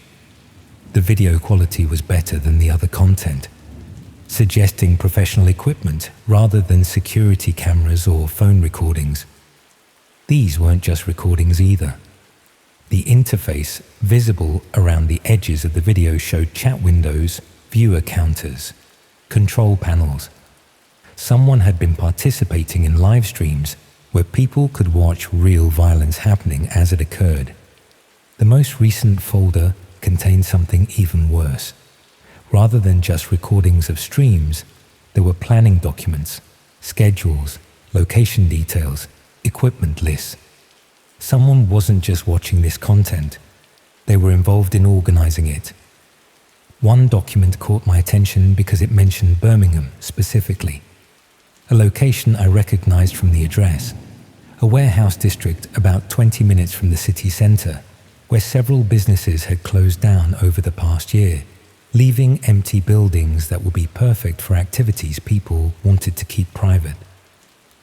According to the schedule, something was planned for that location the following evening. I should have contacted the police immediately, should have handed over the USB and let them investigate whatever criminal operation was documented on it. But I knew how that conversation would sound. College dropout claiming to have found evidence of live murder streams on a random USB stick that may or may not have belonged to a customer.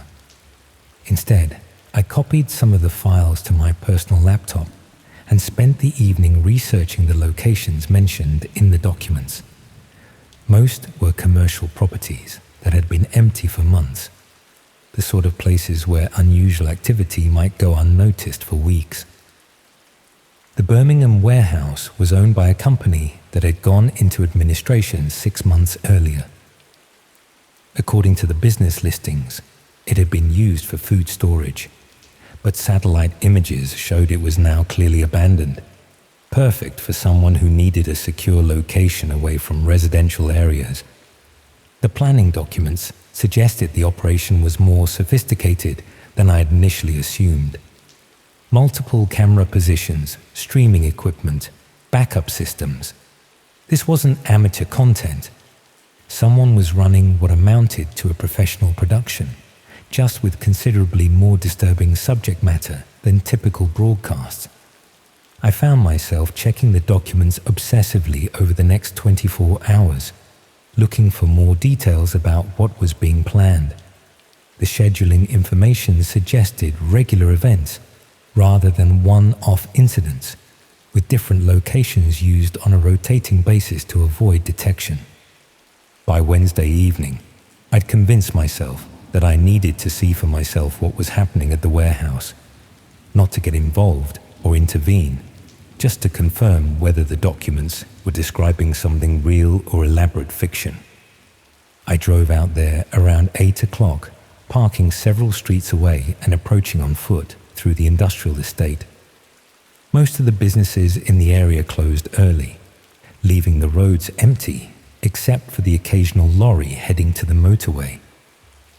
The warehouse was at the end of a cul-de-sac, separated from the other buildings by a car park that had been abandoned long enough for weeds to grow through the tarmac. From the outside, it looked completely derelict. Broken windows, graffiti on the walls, the sort of place teenagers might use for underage drinking. But there were fresh tire marks in the car park, and one of the loading bay doors was slightly ajar, despite looking secured from a distance. I circled the building looking for a vantage point where I could see inside without being noticed. The rear of the warehouse had several broken windows at ground level, covered with boards that had gaps large enough to see through. What I saw inside confirmed everything from the documents. The warehouse had been converted into a filming space. Professional lighting, equipment, multiple cameras positioned around a central area, computer stations along one wall. It looked like a television studio, except for the restraint equipment and the metal table positioned where you'd normally expect to see chairs or a sofa. There were 3 people setting up equipment, all dressed in ordinary clothes, like they were preparing for any normal work shift. Nothing theatrical or sinister about their appearance. They could have been setting up for a corporate video or product demonstration. The casual nature of their preparation was somehow more disturbing than if they'd been wearing masks or costumes. These were just people doing a job, even though that job involved creating content that would traumatize anyone with a functioning conscience. I watched for about an hour as they completed their setup and tested various pieces of equipment. around 9:30, a van pulled up outside and two more people entered the building. One of them was carrying what appeared to be camera equipment. The other was supporting someone who seemed barely conscious. That's when I realized I wasn't just witnessing preparation. I was about to see the actual filming of whatever those documents had been planning. I should have called the police then. Should have run back to my car and driven straight to the nearest station to report what I was seeing. Instead, I stayed at the window, telling myself I needed more evidence before making accusations that could ruin innocent people's lives. The unconscious person was positioned on the metal table while the others made final adjustments to their equipment. Computer screens came alive showing what looked like streaming interfaces, though I couldn't make out the details from my position outside. Then one of the camera operators looked directly at the window where I was watching. Not in my general direction, but specifically at the gap in the boards where my face was visible. Our eyes met through the broken glass, and I saw him say something to the others while pointing towards my location. I ran, made it back to my car, and drove home as quickly as possible without breaking every speed limit in Birmingham.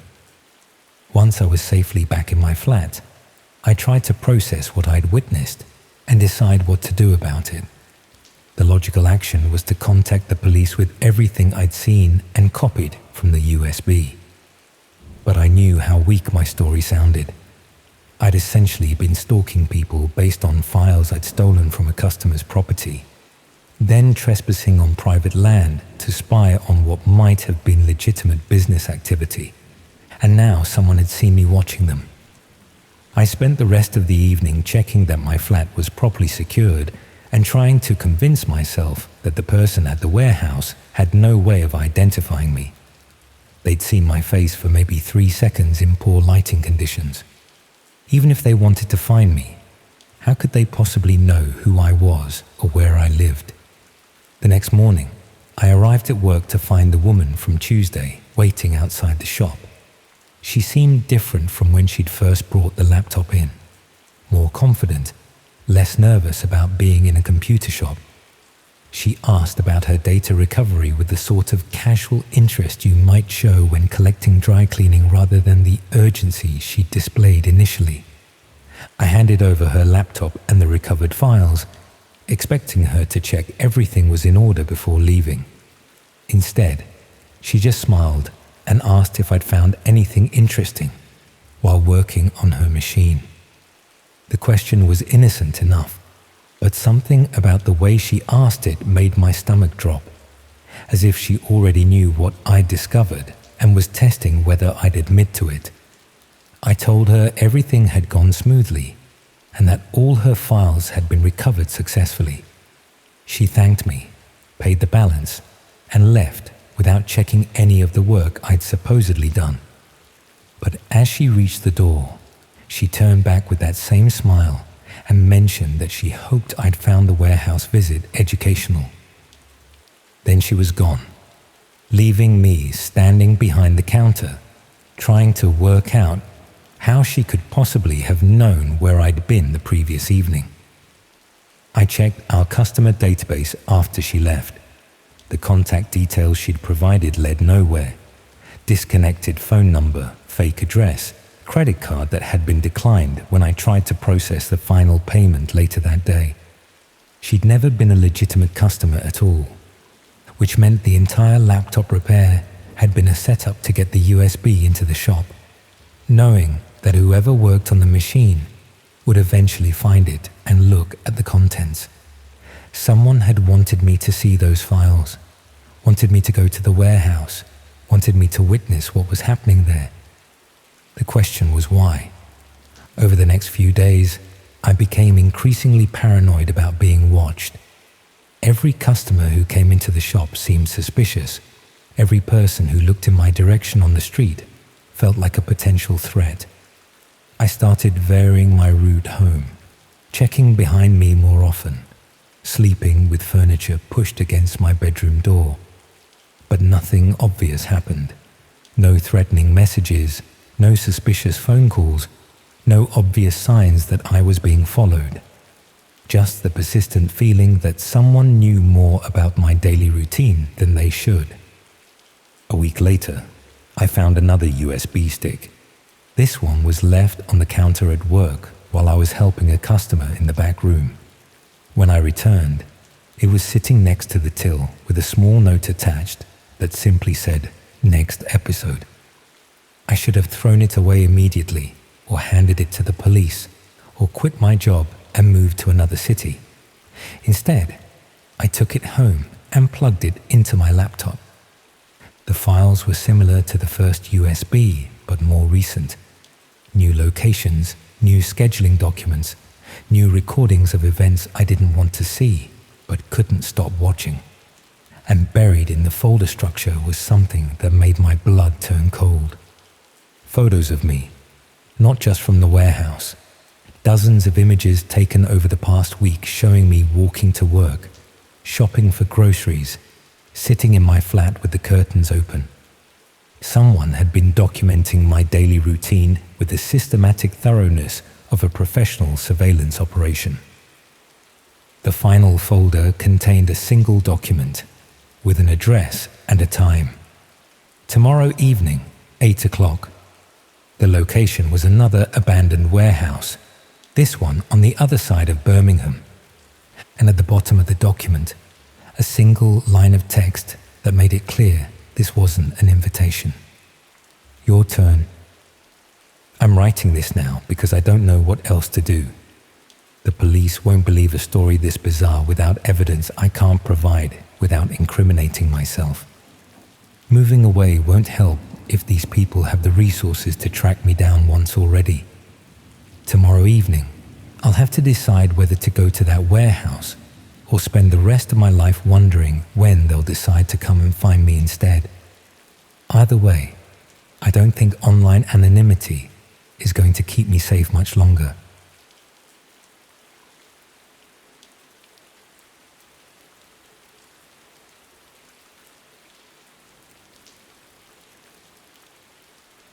Late-night browsing has a way of making everything feel less real, especially when you're stuck indoors with nothing but painkillers and time to kill. I'd been laid up for about 3 weeks after having my appendix out. One of those emergency surgeries that goes from feeling fine in the morning to being wheeled into theatre by evening. The operation went smoothly enough, but the recovery was taking longer than expected, and I was getting proper cabin fever being stuck in my flat in Brighton, with nothing to do but watch television and scroll through my phone. The first week was bearable. Plenty of people visiting, get-well cards to read, catching up on shows I'd been meaning to watch. But by the second week, the novelty had worn off, and I was getting restless.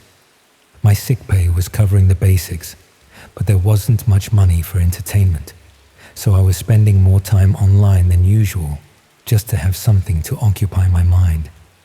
It started with the usual social media time wasting, then moved to forums and discussion boards I'd never bothered exploring before. True crime communities, conspiracy theory groups, places where people shared unusual content that you wouldn't find on mainstream platforms.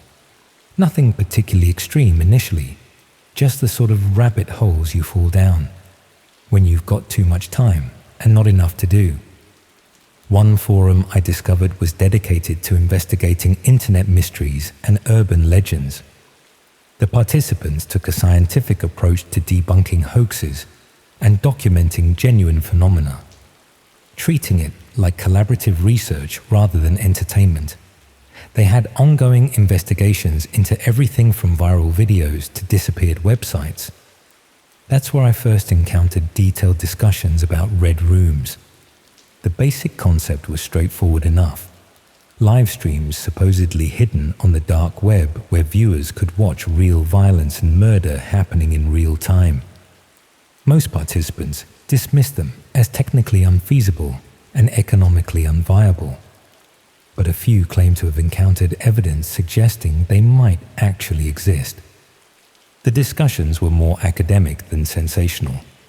People analyzed the technical requirements for hosting live violent content, discussed the legal and practical barriers to maintaining such operations, debated whether the demand was sufficient to justify the risks involved. What made me pay attention was how knowledgeable some participants seemed about the hidden parts of the internet. They discussed hosting infrastructure and content distribution with the sort of expertise that suggested real familiarity rather than theoretical speculation. One participant, who went by Document Keeper, claimed to have archived material from what appeared to be genuine Red Room streams. He was cautious about sharing details, requiring people to demonstrate serious research interest rather than morbid curiosity before he'd provide access to his collection. The verification process involved discussing other extreme content in enough detail to prove you weren't just fishing for sensational material. After about 2 weeks of conversation, Document Keeper finally shared some screenshots and video clips from his archive. The material was disturbing, but not conclusive. Dark rooms with industrial equipment, restrained figures, interface elements that suggested live streaming. It could have been elaborate fiction, created by someone with considerable technical skills, or genuine documentation of real events. What struck me as potentially authentic was the mundane details that would be easy to overlook if you were creating hoaxes. Background sounds that suggested specific environments, equipment brands visible in some shots, timestamps that corresponded to real dates when cross-referenced with other sources. Document Keeper explained that accessing live Red Room streams required more than just knowing where to look. The hidden services changed locations frequently, operated on irregular schedules, and required personal recommendations from existing participants, not something you could stumble across accidentally. But if I was genuinely interested in documenting whether Red Rooms were real or fictional, he could potentially arrange for me to observe a live stream that was scheduled for later that week. I should have declined at that point. My interest in extreme content was supposed to be about passing time during recovery, not getting involved in potentially illegal activities. But being stuck indoors for weeks had left me desperate for anything that felt engaging and immediate. The access instructions were complex but manageable. Specific software downloads, rotating passwords, designated connection times. The whole system felt designed to filter out casual browsers while providing access to people with genuine research purposes. When I finally connected to the stream, the interface was disappointingly ordinary. A video player embedded in a basic web page, chat window below, viewer counter showing about 200 people online. Nothing sophisticated about the presentation. The video showed what appeared to be a converted basement or garage space. Concrete walls, harsh fluorescent lighting, minimal furniture except for a metal table positioned in the center of the frame. The atmosphere was industrial rather than domestic. Strapped to the table was a woman who appeared to be in her 20s, conscious but not moving much. She would occasionally test her restraints or look around the room, but mostly just lay there with the resigned expression of someone who understood their situation but had stopped fighting against it. The chat was active with comments in multiple languages, people discussing what they wanted to see happen, making suggestions, treating the whole situation like interactive entertainment. The international nature of the audience was clear from the variety of languages being used. I watched for about an hour while taking my evening medication, using the laptop propped up on my bed. The woman would periodically struggle against the restraints or attempt to speak, though no audio was available through the stream. The chat maintained running commentary, with participants displaying varying levels of enthusiasm for what was clearly going to be genuine violence. Around 11 p.m., someone entered the frame. They were dressed casually: jeans, plain shirt, regular shoes. Nothing theatrical about their appearance, no mask or costume. Just someone who looked like they could be starting any ordinary job, except for what they were obviously planning to do. The figure moved around the space with practiced efficiency, arranging tools on a nearby surface, adjusting camera angles, checking equipment that wasn't visible in the main video feed. They worked with a methodical approach of someone following a familiar routine. The chat became more excited as preparations continued. People were making specific requests, sharing experiences from previous streams, discussing what they hoped to see happen. The viewer count had climbed to over 300. About 15 minutes into the preparations, I noticed something that made me pause the stream and look more carefully at the background details. On the wall behind the table was a small window positioned high up near the ceiling. Through that window, I could see a section of what appeared to be a residential street, terraced houses with distinctive Victorian architecture, a street light with a particular style of lampshade, a road sign that was partially visible. The architectural style looked familiar in a way that made me uncomfortable. Those terraced houses, that street light design, even the particular shade of brick used in the construction. It all looked very much like my own neighborhood in Brighton. I minimized the stream and opened a mapping application on my phone, comparing the street view images of my area with what I'd seen through that basement window. The match wasn't exact, but it was close enough to suggest the stream was being broadcast from somewhere relatively local. Over the next few days, I found myself obsessively researching the Brighton connection, looking at property records for houses with basements, checking planning applications for building modifications, trying to identify locations that might match what I'd seen in the stream. The woman from the stream had bothered me more than I wanted to admit. Not just the violence she was obviously going to suffer, but the way she'd looked resigned rather than terrified, as if she understood exactly what was going to happen and had given up trying to prevent it. I considered contacting the police, but I knew how that conversation would sound. Someone recovering from surgery claims to have found evidence of live murder streams based on recognizing local architecture through a basement window. Without more concrete evidence, I'd just be wasting their time.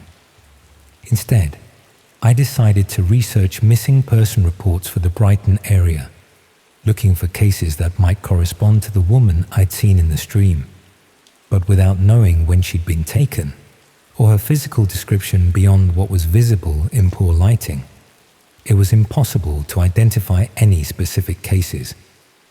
Document Keeper had mentioned that the operation I'd observed was part of a larger network with multiple locations and regular scheduling. He offered to provide access to additional streams if I was serious about documenting their activities. I should have declined and tried to forget the whole thing. But being stuck indoors with nothing but recovery time had left me with an unhealthy level of curiosity about things I shouldn't be investigating. The next stream he arranged access to was scheduled for the following weekend. Different location, different setup, but the same basic format. Live violence broadcast to paying audiences who treated real suffering as entertainment. This time the location was clearer. Not just a basement, but what appeared to be a converted garage or workshop with distinctive features that made it easier to identify. Industrial shelving along one wall, a particular type of concrete flooring, electrical installations that looked like commercial rather than residential work, and most importantly, a calendar on the wall from a local business in Hove. I recognized the business name because I'd used their services about 6 months earlier when I'd needed some electrical work done in my flat. A small company that specialized in domestic and light commercial installations The sort of local tradesman you'd find through recommendations rather than online advertising. The calendar was current year but showed several months ago, suggesting the location had been in use for an extended period, rather than being set up specifically for streaming. Someone had been operating from this converted garage for at least several months. I spent the rest of the weekend researching the electrical company and their previous customers. Their website showed they'd worked on various residential and commercial properties throughout Brighton and Hove, including several garage conversions and workshop installations. One project particularly caught my attention, a garage conversion in Hove that had been completed about 8 months earlier, transforming a standard residential garage into what was described as a home workshop. The sort of project that would require extensive electrical work and might provide cover for installing equipment that wasn't related to traditional workshop activities. The property was registered to someone whose name didn't appear in any obvious online searches. No social media profiles, no business listings, no public records beyond the basic property ownership information. Either someone who was extremely private or someone who was deliberately maintaining a low profile. I decided to take a walk past the property, using my recovery as an excuse to get some gentle exercise outside the flat. The house was in a quiet residential street, about 20 minutes from where I lived, unremarkable except for the recently renovated garage that had been converted with new electrical installations and what appeared to be sound insulation. From the street, everything looked completely normal. Just another terraced house with a converted garage, the sort of home improvement project that happens all over Brighton every year. But knowing what I potentially knew about how that space was being used made it feel sinister in a way that was difficult to explain. I walked past several times over the next few days, varying my route and timing to avoid looking suspicious. Most of the time, there was no activity, but occasionally I'd see cars parked outside that weren't there regularly, suggesting visitors who didn't live at the property. One evening, I noticed that the garage had light visible around the edges of what appeared to be blackout curtains or covers over the windows. Not workshop lighting, but the harsh, bright illumination that would be needed for filming. That's when I realized I might be looking at the actual location where the Red Room streams were being broadcast. I should have contacted the authorities immediately, should have reported my suspicions and let them investigate whether criminal activity was taking place at that address. But I was worried about how my story would sound and whether I'd be taken seriously. More importantly, I was concerned about what might happen if the people operating the Red Room discovered that someone had identified their location. They demonstrated they were willing to commit serious violence for the entertainment of paying audiences. What would they do to protect their operation from exposure? Instead, I decided to gather more evidence before making any reports. Document the activity at the property, record when lights were on in the garage, note which vehicles visited and when. Build a case that would be convincing enough for police to take seriously. But as I was conducting this informal surveillance, I noticed something that made me reconsider my approach. One of the regular visitors to the property was driving a van from the electrical company, whose calendar I'd seen in the stream. The same local business that had done work on my flat 6 months earlier, which meant they had my address, knew where I lived, and possibly had records of when I'd be at home recovering from surgery. I stopped walking past the property after that realization. If the electrical company was involved in the Red Room operation, then they potentially knew I was taking an unusual interest in one of their clients' properties, and they had access to personal information that would make it easy to find me. The next day, I received a get well card in the post. Nothing unusual about that. People had been sending cards throughout my recovery. But this one was different. No return address, generic message inside, and a photograph tucked behind the card. The photograph showed me walking past the house in Hove. Not a casual snapshot, but a deliberate surveillance image taken with a proper camera from a concealed position. Someone had been watching me watching them, documenting my interest in their property. On the back of the photograph was a handwritten note with just a few words that made it clear this wasn't a friendly gesture. Recovery going well?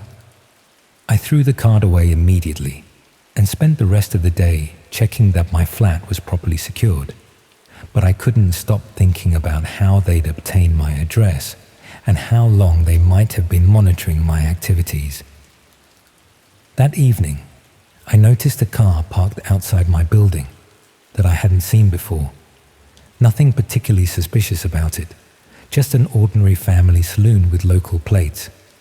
But it was positioned where the driver would have a clear view of my windows. The car was gone the next morning, but I found myself checking for it every time I looked outside, and checking behind me when I walked to the local shops for groceries, and sleeping with furniture pushed against my bedroom door. I never reported what I discovered to the police. The evidence was too circumstantial and the risks too obvious. Instead, I tried to pretend the whole thing had never happened and focus on completing my recovery. But I still think about that woman in the first dream and the resigned way she'd looked around that concrete room. Whether she'd known she was being watched by hundreds of people who were paying to see her suffer. And I think about how many other similar operations might be running in converted garages and basement workshops across the country, operated by people who look like ordinary tradesmen and business people. Late-night browsing has a way of making everything feel less real, until you discover that some of the most disturbing content online is being produced much closer to home than you ever imagined.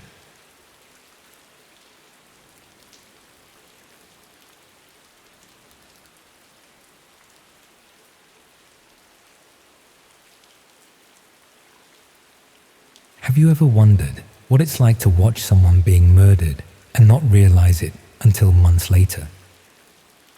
3 months ago, I was just a night security guard at a business park in Reading, spending my shifts reading books and doing crosswords. Now, I'm in protective custody somewhere in Wales, and my testimony about what I saw through CCTV cameras could expose a Red Room operation that's been broadcasting murders to thousands of viewers, while I unknowingly watched it all happen in real time. I've worked security for Morrison Security Services for about 2 years. It's easy work most of the time. Monitor CCTV feeds, do periodic building checks, log any incidents in the security report. The business park I cover has about 20 units, mostly small manufacturing companies and storage facilities that operate during normal business hours. My job is to make sure nothing gets broken into overnight. The unit that changed everything was Industrial Solutions Loyalty, a company that rented one of the larger warehouse spaces about 4 months ago. According to their lease application, they were in import-export, dealing with specialized equipment for various industries. They kept normal business hours initially, with delivery trucks arriving during the day and staff leaving by early evening. Industrial Solutions was run by a man called David Chen, who seemed professional and legitimate when he signed the lease. He explained that his company required enhanced security and privacy due to the sensitive nature of their work with international clients. This meant upgrading the CCTV coverage in their section of the business park and installing additional monitoring equipment. The upgraded surveillance system was impressive. High-definition cameras with night vision capabilities, audio recording equipment, and monitoring software that could track movement patterns and identify unusual activity. David explained that his clients required this level of security documentation for insurance and compliance purposes. As the security guard responsible for monitoring these feeds, I was trained to use the new equipment and given specific instructions about documenting any activity around industrial solutions. This included logging delivery times, recording visitor details, and maintaining detailed reports about anyone who accessed their facility outside normal business hours. Initially, everything seemed routine. Delivery trucks during the day, occasional evening meetings with what appeared to be international clients, and standard warehouse activities. The enhanced CCTV coverage meant I could monitor their operations more thoroughly than other units, but nothing seemed suspicious or concerning. About 6 weeks after Industrial Solutions moved in, their activity patterns began to change. Instead of finishing by early evening, staff would often remain until very late at night. The types of deliveries also shifted. Fewer commercial trucks and more unmarked vans arriving at unusual hours, often staying for extended periods. David explained these changes when I mentioned them in my security reports.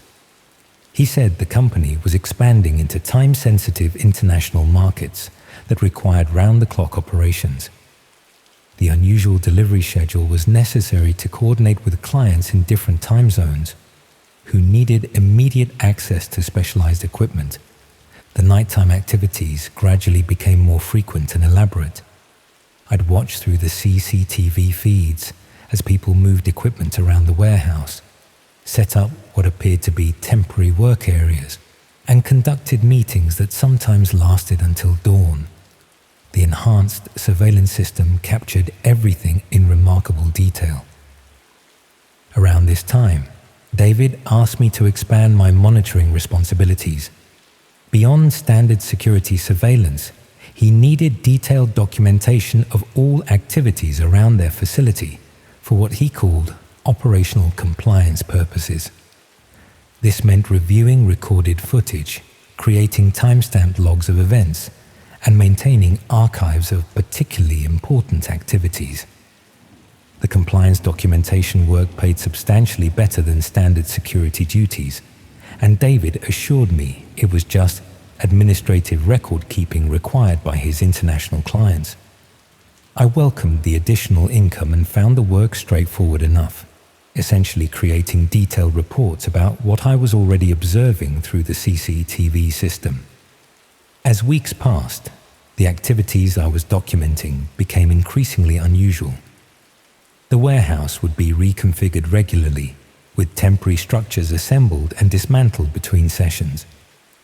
Professional lighting equipment would be set up around specific areas, along with what appeared to be sophisticated recording devices. When I asked David about these activities, he explained that Industrial Solutions had expanded into creating training materials and documentation for their international clients. The temporary setups were necessary for filming instructional videos about equipment operation and safety procedures. The training sessions always followed similar patterns: extensive preparation involving equipment setup and lighting configuration, followed by what appeared to be filming activities, then thorough cleanup and equipment removal. My role was to document the timing and participants involved in these sessions for compliance purposes. The people involved in these training sessions seemed to change regularly, with new participants arriving for each filming event. David explained that this was because they were creating materials for different types of equipment and needed specialists with relevant expertise for each training video. What struck me as odd was how the participants behaved during these sessions. Unlike normal training or instructional filming, the people involved seemed distressed or reluctant. When I mentioned this in my reports, David assured me that realistic safety training required participants to demonstrate genuine concern about potential hazards. About 2 months ago, I started noticing technical equipment around the Industrial Solutions facility that seemed more sophisticated than necessary for creating training videos. Multiple camera angles, professional audio systems, and computer equipment that appeared designed for live broadcasting rather than simple recording. David explained that their clients required real-time access to training materials, necessitating live streaming capabilities. The enhanced technical setup allowed them to broadcast training sessions to international audiences who couldn't attend in person. This explained the sophisticated equipment and the emphasis on precise timing for their filming sessions. My documentation responsibilities expanded to include monitoring the technical aspects of these broadcasts, verifying that streaming equipment was functioning correctly, logging connection quality issues, and maintaining records of broadcast durations and viewer access logs that David's system automatically generated. The viewer logs were remarkable in their scope. Thousands of people from around the world were accessing these training broadcasts, with detailed analytics showing viewing patterns, geographic distribution, and engagement metrics. David's operation was clearly successful in reaching international audiences. 1 month ago, everything changed when I discovered what these broadcasts actually were. While reviewing archived footage for compliance documentation, I noticed that one of the computer monitors visible in the CCTV feed was displaying a dark web interface rather than the normal streaming platform David had described. The interface showed the same warehouse space I'd been monitoring, but it was labeled as a red room with viewer count displays and what appeared to be payment processing systems. The training sessions I'd been documenting weren't educational content. They were live torture and murder broadcasts being streamed to paying audiences on the dark web. The participants I'd watched weren't willing trainers demonstrating safety procedures. They were victims being murdered while thousands of people paid to watch. My detailed compliance documentation had been creating evidence of systematic killing for entertainment, and I'd been unknowingly facilitating the operation by providing security oversight. I realized that Industrial Solutions had never been an import-export company. The entire operation was designed to create a legitimate front for dark web red room broadcasting, using my security monitoring to ensure their activities remained undetected, while documenting everything for their own operational purposes. David's emphasis on enhanced security wasn't about protecting valuable equipment. It was about maintaining operational security for systematic murder. The professional CCTV coverage I'd been trained to monitor was partly for his own security, but also to create detailed archives of their broadcasts for premium subscribers. My compliance documentation hadn't been administrative record keeping. It had been creating detailed logs of murder events, participant information, and broadcast analytics that helped David's operation optimize their content for dark web audiences. I'd been an unwitting administrator for a systematic killing operation. When I confronted David about what I'd discovered, he calmly explained that I was already too deeply involved to simply walk away. Months of detailed documentation had created evidence trails that would suggest I was a willing participant, rather than an unknowing observer. My security reports contained information that could only have been gathered through knowing cooperation. David also revealed that my own activities had been under surveillance during this entire period. Security cameras monitoring the security office meant that my reactions to various broadcasts had been documented, showing my gradual normalization of increasingly disturbing content. This footage could be edited to suggest willing participation, rather than unknowing observation. I managed to escape and contact the police, but the investigation has revealed the complexity of prosecuting dark web crimes.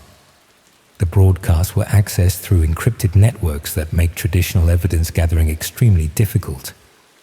Most of the direct evidence exists in digital formats that require specialized technical knowledge to authenticate.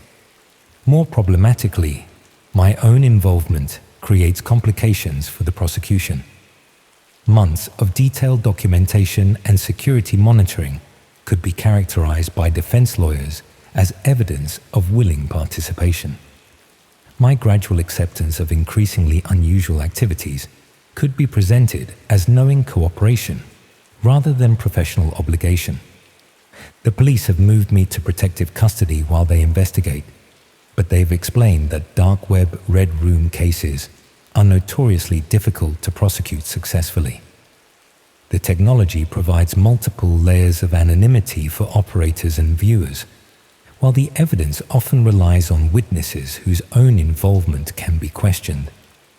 David's operation has apparently shut down and relocated since my escape, but the police believe it's part of a larger network that operates multiple facilities across the country. Industrial Solutions was just one node in a system that uses legitimate business fronts to hide systematic murder broadcasting. The most disturbing aspect is learning how many people were involved in David's network without understanding what they were facilitating. Delivery drivers, equipment suppliers, cleaning services, and utility workers, all unknowingly supporting an operation that broadcast murder to international audiences. My case has become a test for how effectively law enforcement can prosecute dark web crimes using traditional legal frameworks. The police are trying to build a case that doesn't rely too heavily on my testimony, given the complications created by my unwitting involvement in documenting the operation. I've spent weeks in debriefing sessions, helping investigators understand how David's operation functioned and identifying other potential facilities that might be using similar business models. The scale of the network they've uncovered is far larger than anyone initially suspected.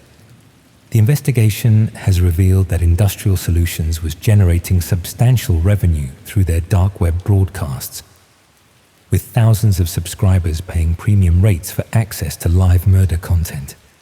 The professional quality and systematic operation made their broadcast particularly valuable to audiences seeking authentic material. I keep thinking about all the victims I watched die through those CCTV feeds, not understanding what I was really observing. People who were murdered while I documented their final moments for compliance reports that helped optimize their killer's broadcasting operation. The police have assured me that my cooperation is essential for prosecuting David's network, but they've also explained that the legal process could take years and that successful convictions are far from guaranteed. Dark web crimes exist in legal grey areas that traditional prosecution methods struggle to address effectively. I'm writing this from a safe house somewhere in Wales, where I'll remain until the investigation concludes and the trial process begins. The police believe David's network is still active and that my testimony poses a significant threat to their continued operations. Tomorrow, I'm supposed to meet with prosecutors who will determine whether my evidence is sufficient to build a case against David's network. But they've warned me that the legal challenges are substantial and that my own involvement creates complications that defense lawyers will certainly exploit. The most terrifying realization is that David's operation was just one of many similar networks operating across the country. The business park model provides perfect cover for dark web red rooms, using legitimate commercial spaces to hide systematic murder broadcasting, while unknowing security guards document everything. How many other security guards might be unknowingly monitoring murder broadcasts? How many business parks might house similar operations? How many people might be facilitating systematic killing without understanding what they're really observing? The dark web has made it possible for these operations to exist anywhere, hidden behind legitimate business fronts, broadcasting authentic murder to paying audiences while ordinary people unknowingly facilitate their activities. The technology makes it easy to hide, to pay anonymously, to consume murder as entertainment. I never thought security work could lead to becoming a witness to systematic murder. I thought the biggest risks were dealing with break-ins or equipment failures. I never imagined that monitoring CCTV feeds could make me complicit in facilitating dark web red room operations. The irony would be amusing if it weren't so horrifying. I spent months watching people die while thinking I was just doing my job, creating detailed documentation that helped optimize their murders for entertainment value.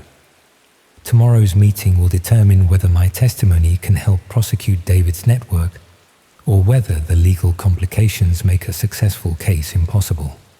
Either way, I know I'll never be able to work security again. The guard becomes the witness to systematic murder, and there's no way to unsee what I've documented. And somewhere out there, David's network is probably setting up new operations, recruiting new security guards who don't know they're about to become unwitting administrators for the next generation of dark web entertainment.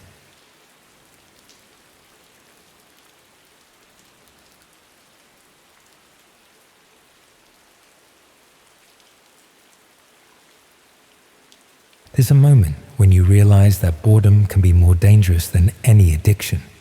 It creeps up slowly, day after day, of the same routine, until suddenly you're willing to do almost anything just to feel something different.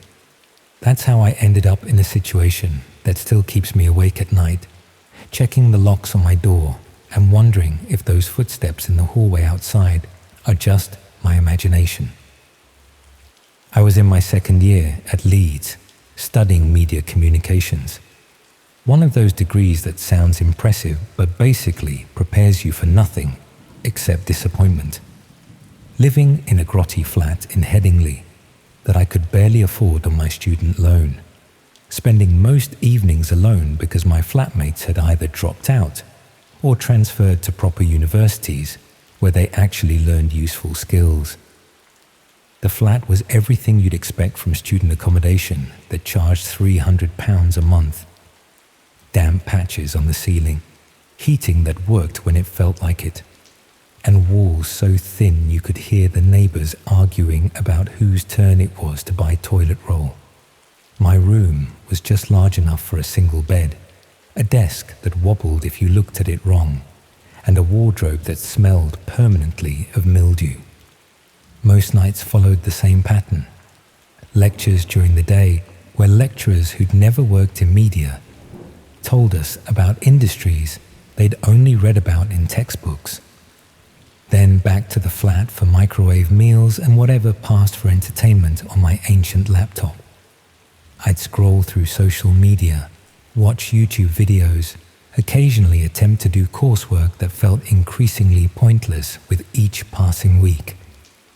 That's how I discovered the forums. Not deliberately. I was researching something for an essay about digital communities when I stumbled across discussions that went deeper than anything I'd seen on mainstream platforms. People talking about privacy, digital freedom, the parts of the internet that existed beyond corporate oversight. It seemed more real than anything I was learning in lectures, more honest than the sanitized world of Facebook and Instagram. The transition to exploring these hidden communities happened gradually.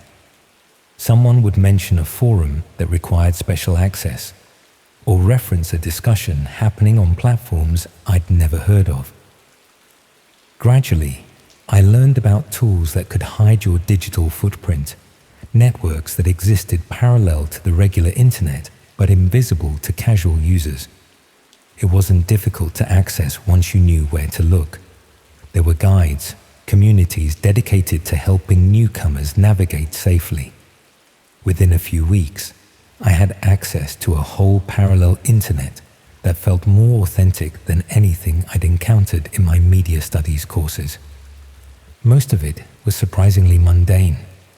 Political discussions that would be censored elsewhere, marketplaces for things that existed in legal grey areas, communities of people who simply preferred to communicate without corporate surveillance. It felt like discovering a hidden city that existed alongside the one everyone else knew about. The first few months, I just observed, reading forums about digital rights, privacy advocacy, discussions of philosophy and politics that went deeper than anything happening in university seminars. There was something addictive about being part of these communities, people who seemed more intelligent, more informed, more aware of how the world actually worked than anyone I knew in real life.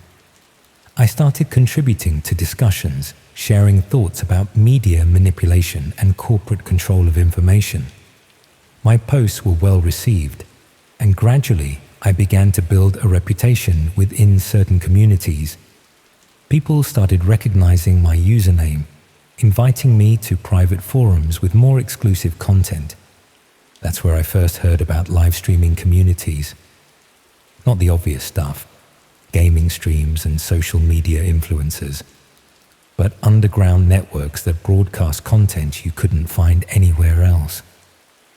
Documentary footage from conflict zones, investigative reports that mainstream media wouldn't touch, real journalism that existed outside corporate control. The concept appealed to me immediately. As someone studying media, the idea of accessing unfiltered content, seeing events as they actually happened rather than how they were packaged for mass consumption, felt like the logical extension of everything I was learning about information control and narrative manipulation.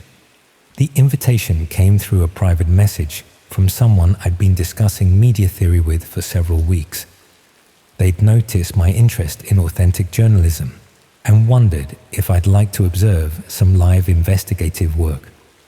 A research collective, they called it, documenting social experiments and human behavior studies that universities wouldn't approve, but which provided genuine insights into psychology and social dynamics.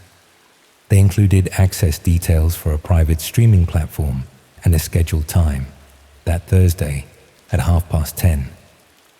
No explanation of what specific research I'd be observing, just an invitation to witness something most people would never see. The academic framing made it feel legitimate, important, like I was being offered access to cutting-edge research that would enhance my understanding of media and human behavior. The streaming platform was simple but professional looking. Clean interface, high-quality video feeds, chat functionality that allowed viewers to discuss what they were observing.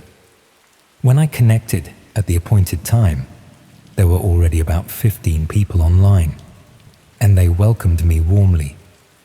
The conversation was exactly what I'd expected from an academic community. People discussed research methodologies, shared insights about psychological principles, debated the ethics of observational studies. Someone mentioned they were pursuing a PhD in social psychology at Durham. Another person talked about their work in documentary filmmaking. They seemed like exactly the kind of intelligent, engaged people I'd been hoping to find in university, but never had. The research subject that night was social isolation and peer pressure. We were observing how an individual responded to being placed in an unfamiliar environment with limited social contact, measuring their psychological adaptation and decision-making under stress. The academic discussion was fascinating. People analyzed body language, predicted behavioral responses, shared relevant research from established psychology journals. The observation space was a small, clinical-looking room with white walls and professional lighting. A single chair faced multiple cameras, and monitoring equipment lined one wall. It looked exactly like the kind of setup you'd expect from a legitimate research facility, clean and organized, and obviously expensive. The subject was a young man, probably around my age, who'd volunteered for what he believed was a standard psychology experiment. The researchers explained through the chat that he'd been told he was participating in a study about decision-making under stress, which was technically accurate, but didn't reveal the full scope of what was being measured. What followed was subtle psychological manipulation presented as scientific methodology. The subject was asked to make increasingly difficult choices. Each decision designed to measure his responses to social pressure and isolation. The academic observers discussed his reactions with clinical detachment, noting signs of stress and predicting how his behavior would change as the experiment progressed. I found myself genuinely engaged with the research. This was the kind of real-world psychology that my university courses only touched on theoretically. Here was an actual experiment, measuring genuine human responses in controlled conditions. The academic discussion was more sophisticated than anything happening in my lectures, and I felt privileged to be observing cutting-edge research as it happened. Over the following weeks, I became a regular participant in these observation sessions. Different subjects, different experimental scenarios, but always the same rigorous academic approach. The research collective was studying various aspects of human psychology: social conformity, authority compliance, stress responses, decision-making under pressure.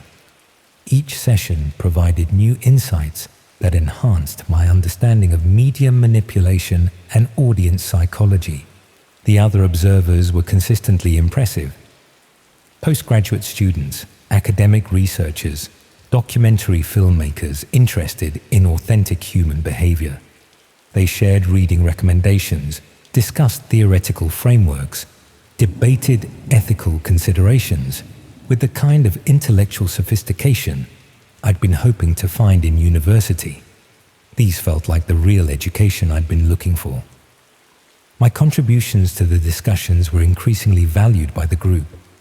They seemed impressed by my insights into media theory and audience psychology, often asking for my perspective on how different experimental scenarios might be perceived by mainstream audiences. Gradually, I began to feel like a genuine member of the research community rather than just an observer. That's when they started suggesting I might be interested in contributing more directly to the research. The suggestion came casually, almost as an afterthought, during a particularly engaging discussion about experimental methodology. Someone mentioned that having perspectives from different academic backgrounds would enhance the research, and several people agreed that my media studies knowledge would provide valuable insights into audience psychology and narrative construction. The research coordinator, the person who'd originally invited me, explained that they were always looking for participants who understood the academic value of the work. Someone with my background could contribute both as an observer and as a subject, providing comparative data about how media-literate individuals responded to the same experimental conditions they'd been testing on less educated volunteers. I felt flattered. These people, whose intelligence and academic credentials I respected, were telling me I had something valuable to offer. They weren't just inviting me to observe research, they were asking me to become part of it, to contribute to studies that could advance understanding of human psychology and media manipulation. The logistics were straightforward. They operated several research facilities around the country, including one in Manchester that would be convenient for me to reach from Leeds. Sessions typically lasted a few hours, and participants were compensated for their time. More importantly, I would be contributing to research that had genuine academic value, work that might eventually be published in respected journals. I agreed without hesitation. The opportunity to be part of legitimate psychological research, especially research that aligned with my academic interests, was exactly the kind of experience that would distinguish my degree from the theoretical nonsense most of my classmates were learning. The arrangements were handled through encrypted messaging, which seemed appropriate for sensitive research that hadn't yet been published. They provided an address in Manchester's city centre and a time, the following Saturday at 2 in the afternoon. I was told to bring identification and any questions I might have about the research methodology. The building was exactly what I'd expected from a legitimate research facility. modern office block in Manchester's business district, professional signage, security desk in the lobby. I gave my name to the receptionist, who confirmed my appointment and directed me to the 7th floor. The research coordinator met me at the lift, an academic-looking woman in her 40s who introduced herself as Dr. Sarah Mitchell. She seemed exactly right for the role, speaking with the kind of measured authority I associated with university lecturers, but with more genuine warmth than most of my actual professors managed. The facility itself was impressive. Clean corridors lined with office doors bearing academic titles, research laboratories with expensive-looking equipment, meeting rooms where serious-looking people discussed what appeared to be legitimate academic work. Everything reinforced the impression that this was real research being conducted by qualified professionals.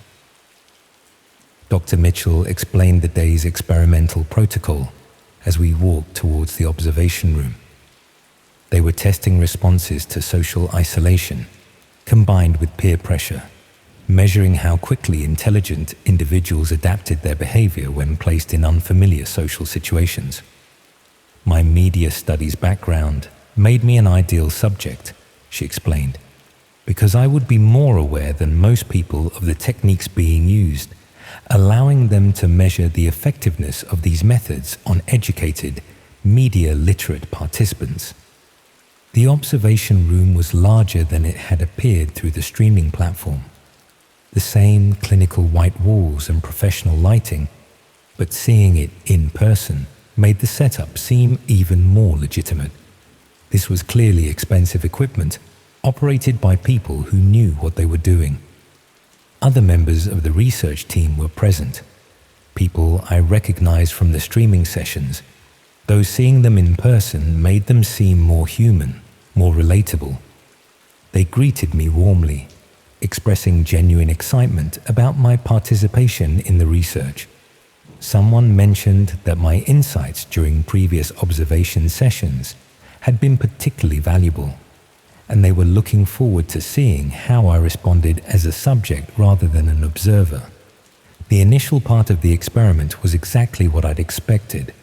Basic questionnaires about my background and psychological profile, measurements of baseline stress indicators, explanations of the monitoring equipment that would track my responses throughout the session.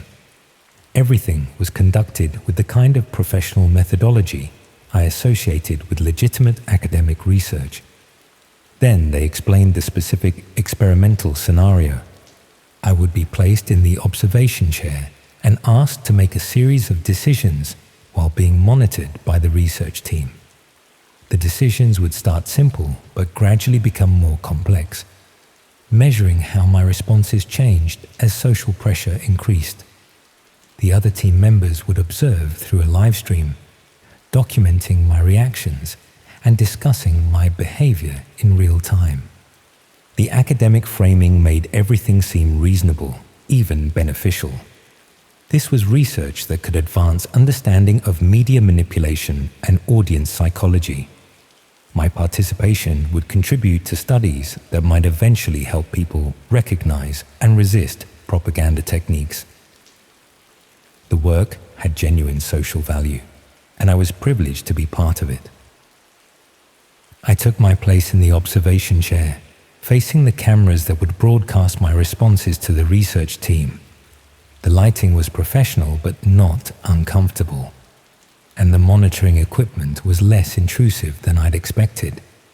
Dr. Mitchell explained that the session would last approximately 2 hours, during which I would be asked to respond to various scenarios while my psychological and physiological responses were measured. The first scenarios were straightforward, simple decision-making exercises designed to establish baseline measurements. I was asked to choose between different options while the research team observed my thought processes. The discussions I could hear through speakers in the room were exactly what I'd participated in during previous sessions. Academic analysis of body language, stress indicators, decision-making patterns. But gradually, the scenarios became more personal, Instead of abstract choices, I was asked to discuss my own life, my fears, my ambitions. The research team's observations became more focused on my individual psychology rather than general human behavior. Their academic discussions started including specific details about my background that I hadn't provided during the initial questionnaires. That's when I began to realize something was wrong. The information they were discussing, details about my university course, my financial situation, my family background, hadn't come from anything I told them during the session. They knew about my student debt, my poor relationship with my parents, my lack of close friendships at university, information that could only have come from extensive research into my personal life. Dr. Mitchell noticed my growing discomfort and explained that background research was standard procedure for this type of psychological study. They needed to understand participants' motivational frameworks to properly analyze their responses. The information had been gathered through standard academic channels, student records, social media analysis, public databases. Nothing invasive, just the kind of background research that any legitimate study would require. But the academic observers' discussions were becoming less clinical and more personal. They talked about my loneliness, my desperation for intellectual connection, my willingness to do almost anything to feel part of a community that valued my contributions. Their analysis was accurate but felt invasive, like they were dissecting my personality for entertainment rather than scientific understanding. The scenarios they presented became increasingly uncomfortable. Instead of simple decision-making exercises, I was asked to discuss my deepest insecurities, my most embarrassing experiences, my greatest fears. The research team's observations became correspondingly more intimate, analyzing not just my responses, but my motivations, my psychological vulnerabilities, my desperate need for validation. When I expressed discomfort with the direction the session was taking, Dr. Mitchell assured me that this was normal. Psychological research often required participants to confront uncomfortable truths about themselves. The temporary discomfort I was experiencing was necessary for the research to have genuine value. Backing out now would invalidate hours of preparation and waste the opportunity to contribute to important academic work. The pressure was subtle but persistent. They reminded me of how enthusiastic I'd been about participating, how much I'd valued being part of the research community, how disappointed they would be if I couldn't follow through on my commitment. The academic framing made my reluctance seem immature, unintellectual, as if I was prioritizing my personal comfort over scientific advancement. But the observers' discussions were becoming less about research and more about entertainment. They talked about my responses as if I was performing for their amusement, rather than contributing to academic study. Their analysis of my psychology became increasingly invasive, dissecting my personality with the kind of casual cruelty that had nothing to do with scientific methodology. That's when I realized that the academic observers weren't researchers or graduate students. They were paying customers, anonymous viewers who enjoyed watching real psychological manipulation presented as legitimate research. The sophisticated discussions, the academic credentials, the professional facility, all of it was elaborate theatre designed to make victims complicit in their own exploitation. I tried to leave, but Dr. Mitchell explained that the session wasn't complete. They'd invested significant resources in this research, and my participation was crucial for the data to have statistical validity. Leaving now would waste months of preparation and invalidate everything they'd learned. More importantly, I'd signed consent forms agreeing to participate in the full experimental protocol. The consent forms I'd signed so casually were more comprehensive than I'd realized. I'd agreed not just to participate in psychological research, but to continue until the academic objectives were met. I'd waived rights to withdraw consent during the session, acknowledging that temporary discomfort was necessary for legitimate research. I'd even agreed to confidentiality clauses that would prevent me from discussing the specific methodologies being used. The observers' discussions became openly predatory. They talked about how long I would resist, what it would take to break down my remaining psychological defenses, how much payment they were willing to make for specific responses. The academic pretense was dropped entirely, replaced by the casual cruelty of people who enjoyed watching others suffer. But I was still in the chair, facing cameras that broadcast my growing panic to anonymous viewers who were betting on my psychological breakdown. The professional lighting that had seemed so legitimate now felt harsh, clinical, designed to capture every detail of my distress for the entertainment of people I would never see. Dr. Mitchell continued to frame everything in academic terms, but her explanations became increasingly hollow. This was research into psychological resilience, she insisted. My responses were providing valuable data about stress management and social compliance. The temporary discomfort I was experiencing was necessary for the advancement of human understanding. The session continued for hours. Psychological pressure disguised as research methodology, invasive questioning presented as scientific inquiry, deliberate humiliation framed as academic observation. The anonymous viewers discussed my responses with the detached interest of people watching a particularly engaging television program, placing bets on how long I would maintain my composure. I don't remember exactly how I got away. The details are blurred by stress and the psychological manipulation I'd endured. I think there was some kind of technical problem with the streaming equipment, a brief moment when the observers were distracted, and I managed to leave the chair and find the exit. Or maybe Dr. Mitchell simply decided the session had provided enough entertainment for the paying viewers. I found myself on a Manchester street with no clear memory of how I'd gotten there. The business district looked normal, professional, exactly like somewhere legitimate research might be conducted. But I knew now that the building I'd just left was something else entirely. A facility designed to exploit people's desire for intellectual connection and academic validation. The journey back to Leeds was a blur. I sat on the train staring out the window, trying to process what had happened. The academic discussions I'd found so engaging, the research community I'd felt so privileged to join, the intellectual validation I'd craved so desperately. All of it had been designed to make me complicit in my own exploitation. That was 8 months ago. I've never reported what happened.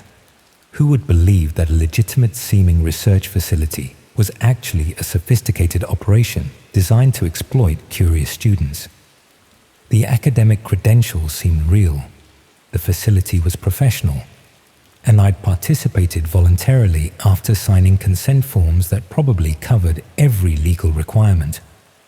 But I've learned to recognize the signs now. The casual invitations to observe research, the flattery about academic insight, the gradual escalation from observer to participant. The same patterns that led me into that room are being used to recruit other people, other students, who are bored and lonely and desperate for intellectual connection. I still get invitations occasionally, from different usernames on different platforms.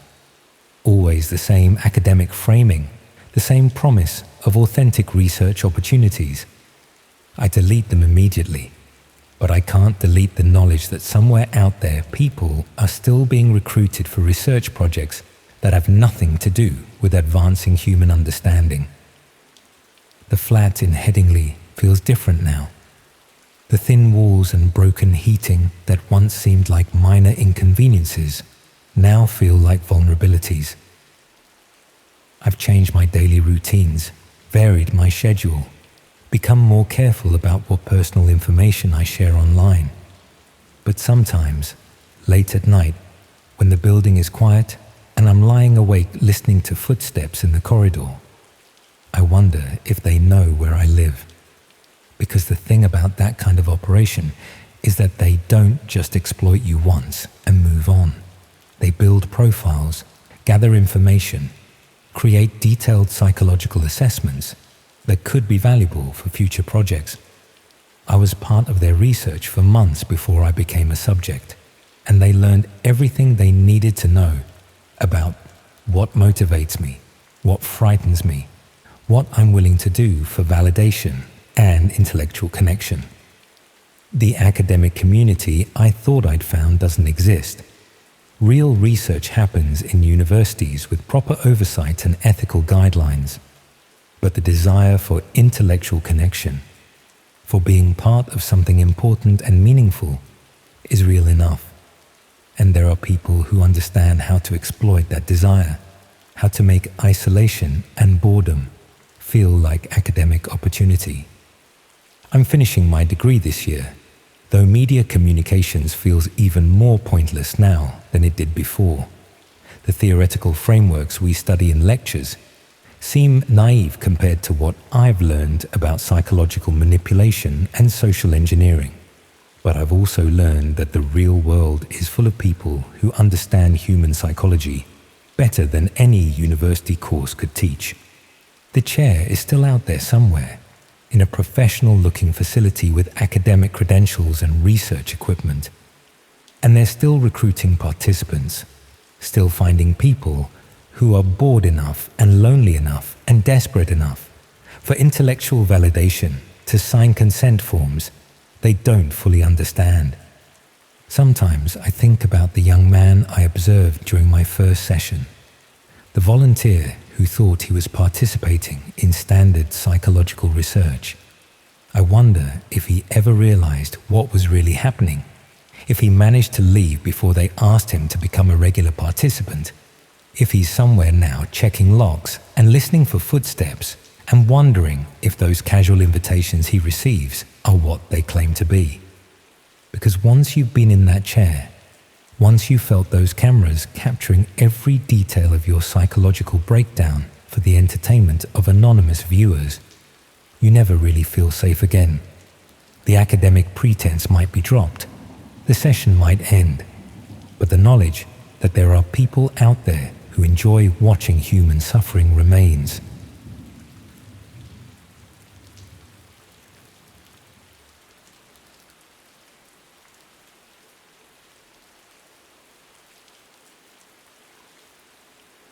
The thing about being watched is that you can often feel it before you see it. That prickle at the back of your neck, the sense that something's not quite right. I used to think that was just paranoia, the sort of thing people made up to make their boring lives feel more dramatic. Then my flatmate Jake brought home that encrypted flash drive, and I learned exactly how it feels when strangers turn your entire existence into entertainment. It was a Tuesday evening in March, raining as usual, and I was sprawled on our old sofa in our shared flat in Bethnal Green. Jake burst through the door, soaked and grinning like he'd just discovered fire. He pulled this tiny USB stick from his jacket pocket, waving it about like it was the crown jewels.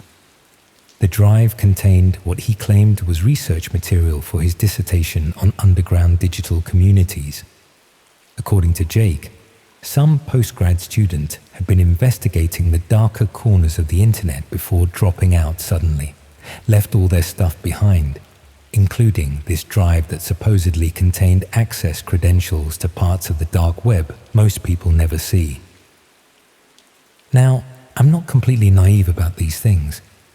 I work in graphic design, spend most of my day online, and I'd heard the stories about hidden marketplaces and illegal content floating around encrypted networks. But I'd never actually ventured beyond downloading the odd film or album through BitTorrent. The dark web seemed like something for proper criminals or paranoid journalists, not ordinary people from East London. Jake was persistent though. He'd already downloaded Tor and was fumbling about with something called Tails, trying to get the whole anonymous browsing setup working on his ancient laptop. The credentials on the drive included a list of .onion addresses and what appeared to be login details for various sites. Most of it looked like standard dark web fare. Drug marketplaces, fake document services, that sort of thing. But there was one address that kept catching my eye, mainly because it was accompanied by a warning written in red text. Access at own risk. Active participants only. The address led to something called a red room. Jake explained these were supposedly live streams where viewers could watch real violence unfold, sometimes even paying to influence what happened. He insisted they were mostly urban legends, elaborate hoaxes designed to separate gullible punters from their cryptocurrency. But the way he kept glancing at that particular address suggested he wasn't entirely convinced. We spent the next hour setting up the security protocols. Multiple VPN connections, encrypted browsers, the works. Jake treated it like we were preparing for some covert military operation, rather than satisfying morbid curiosity. Looking back, maybe his paranoia wasn't entirely misplaced. The first few sites we visited were disappointingly mundane. Drug markets that looked like budget versions of Amazon, forums full of people arguing about encryption methods, and what appeared to be a surprisingly active community dedicated to reviewing different brands of tinfoil hats. The whole thing felt less like exploring the criminal underworld and more like browsing a particularly rubbish version of eBay. But then we found the Red Room. The site looked professional in a way that immediately set it apart. Clean interface, proper navigation, even what appeared to be customer service chat boxes. It was called the Viewing Room, and accessing it required both the credentials from Jake's drive and a payment of roughly £50 worth of Bitcoin.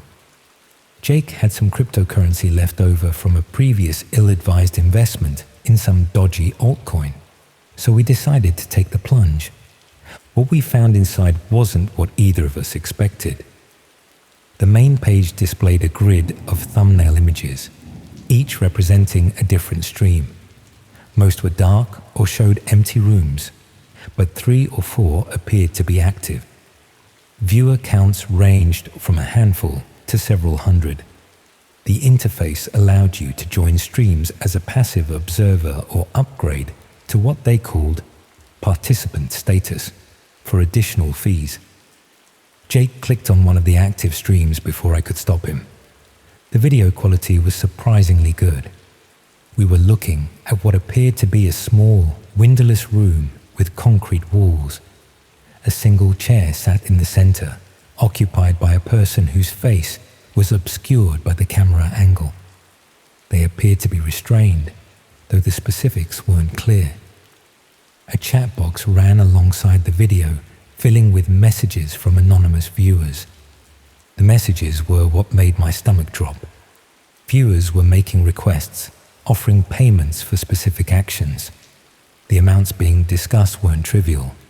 Hundreds of pounds for relatively minor things, thousands for more serious requests. And someone was apparently fulfilling these requests because the person in the chair would occasionally move or react in ways that corresponded to the chat messages. Jake and I sat there for maybe 10 minutes, not saying anything, just watching this unfold. The casual nature of it was what disturbed me most. Viewers chatted amongst themselves like they were watching a football match, debating techniques and comparing prices. Some seemed to be regulars, referencing previous streams and making recommendations to newcomers. That's when Jake noticed something that made both of us go cold. One of the usernames in the chat was posting comments that included specific details about our location. Not just London or even East London, but references to Bethnal Green, our street, even our building. The user seemed to know we were first-time viewers and was offering to arrange a private demonstration for educational purposes. We closed the laptop immediately. The next few days passed normally enough. I went to work, Jake attended his lectures, and we didn't discuss what we'd seen. But I found myself checking the locks on our flat more frequently, and I noticed Jake had started closing his bedroom curtains during the day. The email arrived on Friday. It came to my personal Gmail account, not an address I'd ever used for anything related to the dark web. The sender was listed as viewing room services at Proton Mail, and the subject line simply read, "Thank you for your interest." The message was brief and professional. It thanked me for visiting their site and invited me to participate in an upcoming special broadcast. They mentioned that they'd identified me as someone with graphic design skills who might appreciate the artistic elements of their productions. The email included a Bitcoin address and instructions for making a deposit to secure what they called a front row seat. What made my blood freeze was the final paragraph. It mentioned that they'd noticed I lived in a ground floor flat with easy access through the kitchen window, and suggested that if I wasn't interested in viewing their content, perhaps I'd be interested in starring in it. I showed Jake the email, and his face went white. He'd received something similar, though he's focused on his film studies background, and suggested he might want to document the experience from the inside. We decided to ignore the messages and hope they'd lose interest, delete the emails, wipe Jake's laptop, pretend the whole thing had never happened. But the messages kept coming. Not just emails now, but text to my mobile number. WhatsApp messages with photos of our building taken from across the street. Someone had even slipped a printed note under our front door, written in the same professional tone as the emails, but with increasingly specific details about our daily routines. They knew when I left for work each morning, what time Jake usually returned from university, which takeaways we ordered from and how often. Someone was watching us, documenting our lives with the same casual attention to detail I'd seen in that chat room. The breaking point came when Jake found a small camera mounted on the lamppost outside our building. It wasn't a council CCTV camera or anything official, just a small device pointed directly at our windows. Jake climbed up and removed it, but we both knew that if they'd put up one camera, there were probably others. That night, we heard footsteps in the hallway outside our flat. Slow, deliberate steps that paused directly outside our door. The steps would continue for a few minutes, then stop, then start again.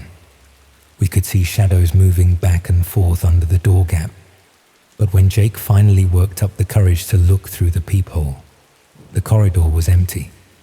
The next morning, there was another note. This one was different, handwritten rather than printed, with a local postmark from earlier that same day.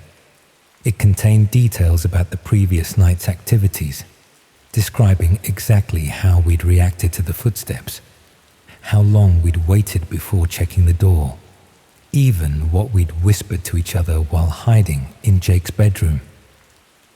Someone had been listening. We went to the police that afternoon, but the response was about what you'd expect. The officer was polite but skeptical, especially when we tried to explain about the dark web and red rooms. He took down our details and said they'd increase patrols in the area, but I could tell he thought we were either making it up or had brought it on ourselves by getting involved with dodgy websites. The surveillance continued for another week. More cameras appeared and disappeared.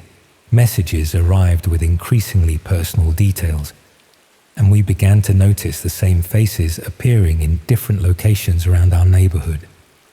People who seemed to turn up wherever we went, always maintaining just enough distance to avoid being obviously suspicious. Jake started talking about moving back in with his parents in Yorkshire. I was considering the same thing, though my parents lived in a tiny village in Somerset, where strangers would be noticed immediately. But before either of us could make concrete plans, the situation escalated. I came home from work on a Thursday evening to find our front door standing open. Not forced, just unlocked and ajar, as if someone had walked in and forgotten to close it properly behind them. Jake's laptop was missing from the kitchen table, along with the flash drive and all the notes we'd been collecting as evidence. But they'd left something behind. On my bed, there was a printed photograph of me sleeping. The angle suggested it had been taken from inside my bedroom, probably the night before. I was lying on my side, facing the camera, completely unaware that someone was standing in my room documenting my unconscious state. Attached to the photograph was a business card with the viewing room logo and a single line of text. "Ready for your audition." Jake and I packed our essential belongings that same evening and left London. We didn't tell anyone where we were going, paid for everything in cash, and avoided using our phones or cards for several days. I stayed with friends in Brighton for a couple of weeks before eventually finding a new flat in a different part of the city. Jake went back to Yorkshire and transferred to a different university. For a while, it seemed like we'd managed to disappear. No more messages, no more surveillance, no more unexpected visitors. I started to relax, began to think that maybe they'd moved on to easier targets. But last month, I received another email. This one came to a Gmail account I'd created specifically for flat hunting in Brighton, an account I'd never used for anything else, connected to a phone number I'd only given to potential landlords and estate agents. The message was brief and familiar. "Thank you for your interest. We've been looking forward to working with you again." Attached was a photograph of my current building, taken from street level, with my bedroom window circled in red. I'm writing this because I'm not sure what else to do. The police in Brighton were even less helpful than the ones in London, and I can't keep running forever. Someone out there has decided that I'm going to be part of their entertainment, whether I want to be or not. The thing that keeps me awake at night isn't just the surveillance or the threats. It's the memory of that chat room, full of ordinary people casually bidding on human suffering, like they were buying items at auction.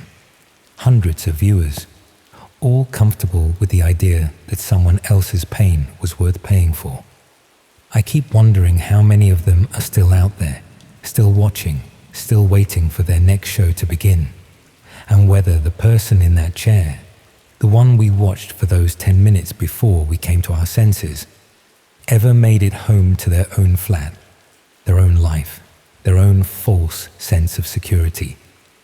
The camera outside my current building is smaller than the last one, better hidden, but I spotted it yesterday morning on my way to work. Same angle, same direct line of sight to my windows. I haven't told my new flatmates about any of this. What would be the point? They'd either think I was paranoid or they'd want to leave, and I can't afford to find another place right now. Besides, I'm starting to think it doesn't matter where I go. These people have resources, patience, and apparently unlimited time to devote to their hobby. Sometimes I wonder if this is how it starts for everyone who ends up in those rooms. Maybe nobody volunteers. Maybe they all thought they were just curious observers, right up until the moment they realized they'd become the entertainment. The new email arrived this morning. Same professional tone, same polite language, but with a countdown timer embedded in the message. 72 hours until what they're calling my premiere performance. I'm not going to run this time. There's nowhere left to go, and I'm tired of looking over my shoulder. But I wanted to write this down, get it recorded somewhere, just in case. Maybe someone will read it and think twice before clicking on that suspicious link or plugging in that mysterious USB drive. Or maybe they'll read it and think it sounds made up, like something from a bad horror film. That's probably what I would have thought before Jake brought home that flash drive and we decided to see what all the fuss was about. The timer on my phone says 68 hours remaining. I keep checking it compulsively, watching the numbers tick down like it's New Year's Eve.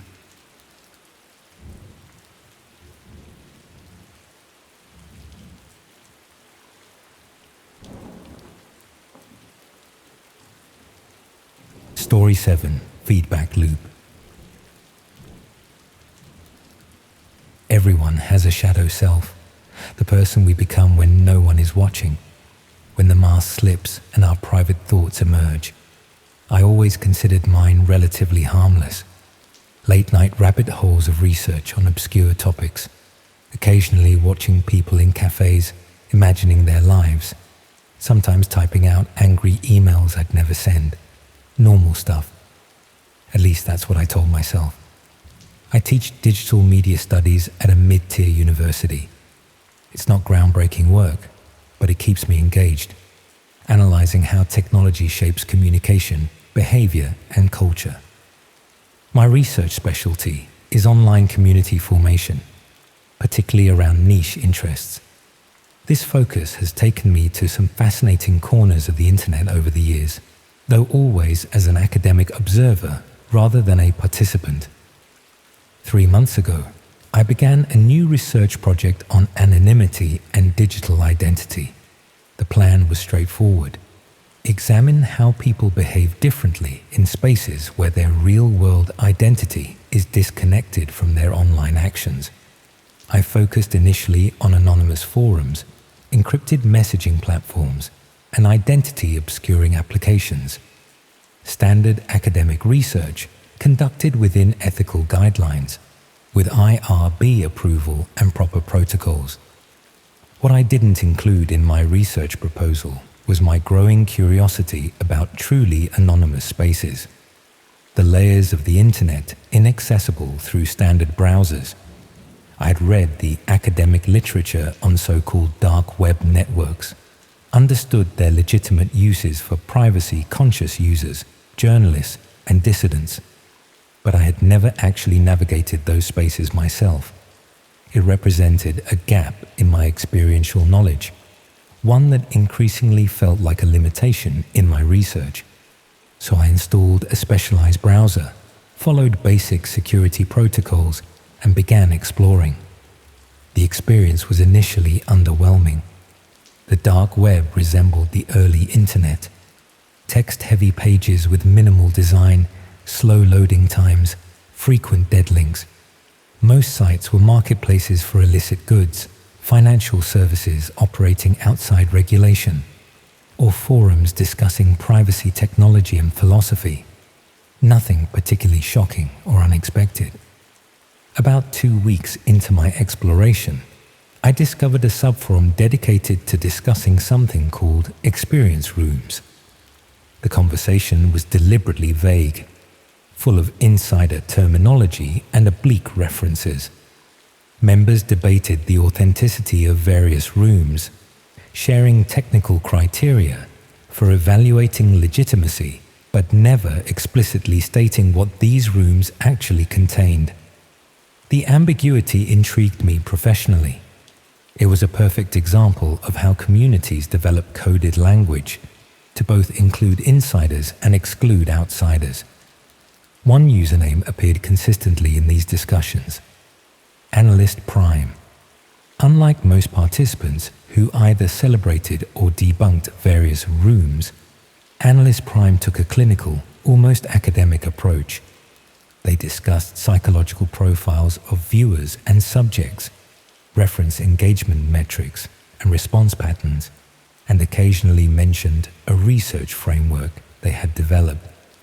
Their posts contained the kind of analytical language I might use in my own academic work, which perhaps explains why I found them credible when others seemed like sensationalists. After observing the forum for several days, I sent Analyst Prime a private message explaining my research interest in anonymous communities and asking for clarification about these experience rooms they discussed so analytically. I expected to be ignored or rebuffed. Instead, I received a prompt response. asking about my academic background and research methodologies. We exchanged several messages discussing psychology, digital ethnography, and observation bias. Analyst Prime eventually explained that Experience Rooms were live streaming platforms where viewers could observe people in various situations without the subject's knowledge. Most were fraudulent, pre-recorded content or paid actors pretending to be unwitting participants. But some, they claimed, were genuine. Analyst Prime described themselves as a behavioral researcher studying the psychology of both the observers and the observed in these environments. They offered to show me an authentic room for academic purposes. I should have declined. I should have ended the conversation, deleted the browser, and continued my research through legitimate channels. Instead, I told myself this was a unique research opportunity, a chance to understand a digital phenomenon firsthand, rather than through second-hand accounts. Analyst Prime sent me an address and access credentials for what they called an observation session, scheduled for 2 a.m. the following night. They explained that this particular stream would be appropriate for a first-time academic observer. No illegal activities, no explicit content, just authentic human behavior under observation conditions. They recommended I prepare by reading several psychological papers on voyeurism and surveillance effects, which they linked to normal web academic repositories. The legitimacy of these references lowered my guard further. At 1:55 a.m., sitting in my darkened home office, I accessed the address using the credentials provided. The site had a minimalist interface, black background, a video player in the center, a data panel to the right showing various metrics, and a small text field below for observer notes. No chat function, no visible usernames of other viewers. The video initially showed an empty room, white walls, hardwood floor, a single chair in the center. A timer in the corner indicated the stream would begin in 5 minutes. While waiting, I examined the data panel. It displayed numerous metrics. Current viewer count, 17. Average heart rate of viewers, 72 beats per minute. Average pupillary response, estimated engagement levels, and something labeled empathic resonance score. The sophistication of the analytics suggested serious technology behind what appeared visually to be a simple streaming setup. At precisely 2 a.m., a person entered the frame and sat in the chair. They were ordinary looking, dressed in casual clothes, their face visible but unremarkable. They seemed unaware of the camera, occasionally checking their phone or adjusting their position in the chair. Nothing dramatic or unusual happened. They simply sat, waited, occasionally showing signs of mild impatience or boredom. 10 minutes into this uneventful stream, I noticed changes in the metrics panel. Viewer heart rates had increased slightly. The empathic resonance score was rising. Most notably, my own heart was beating faster despite the mundane scene. A new metric appeared. Anticipation factor, 78%. I couldn't understand why watching someone simply sitting would generate anticipation, yet I felt it too, a growing tension without clear cause. After 20 minutes, the person in the chair checked their watch, stood up, and walked out of frame. The room remained empty for approximately 30 seconds. Then a different person entered and sat down. This new individual also seemed unaware of being recorded, also checked their phone periodically, also displayed mild impatience. The same scenario repeated with no significant variation. What changed dramatically were the metrics. Viewer heart rates increased further. Pupillary response showed significant dilation. The empathic resonance score dropped while anticipation factor rose to 91%. My own physiological response matched these trends.